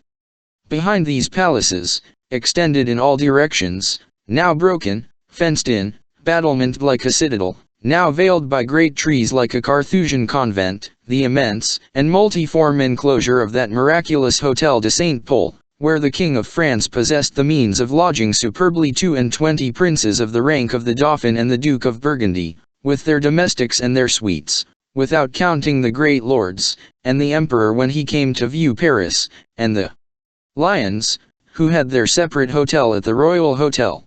Let us say here that a prince's apartment was then composed of never less than 11 large rooms, from the chamber of state to the oratory, not to mention the galleries, baths, vapor baths, and other superfluous places, with which each apartment was provided, not to mention the private gardens for each of the king's guests, not to mention the kitchens, the cellars, the domestic offices, the general refectories of the house, the poultry yards, where there were 22 general laboratories. From the bakehouses to the wine cellars, games of 1,000 sorts, malls, tennis, and riding at the ring, aviaries, fish ponds, menageries, stables, barns, libraries, arsenals and foundries. This was what a king's palace, a Louvre, a Hotel de Saint-Pol was then. A city within a city. From the tower where we are placed, the Hotel Saint-Pol, almost half hidden by the 4 great houses of which we have just spoken, was still very considerable and very marvelous to see. One could there distinguish, very well, though cleverly united with the principal building by long galleries, decked with painted glass and slender columns, the 3 hotels which Charles V had amalgamated with his palace, the Hôtel du Petit Meus, with the airy balustrade, which formed a graceful border to its roof, the Hotel of the Abbé de Saint-Maur, having the vanity of a stronghold, a great tower, machicolations, loopholes, iron gratings, and over the large Saxon door, the armorial bearings of the Abbé, between the 2 mortises of the drawbridge, the Hotel of the Comte d'Étampes, whose donjon keep, ruined at its summit, was rounded and notched like a cock's comb, here and there, 3 or 4 ancient oaks, forming a tuft together like enormous cauliflowers, gambols of swans, in the clear water of the fish ponds, all in folds of light and shade, many courtyards of which one beheld picturesque bits,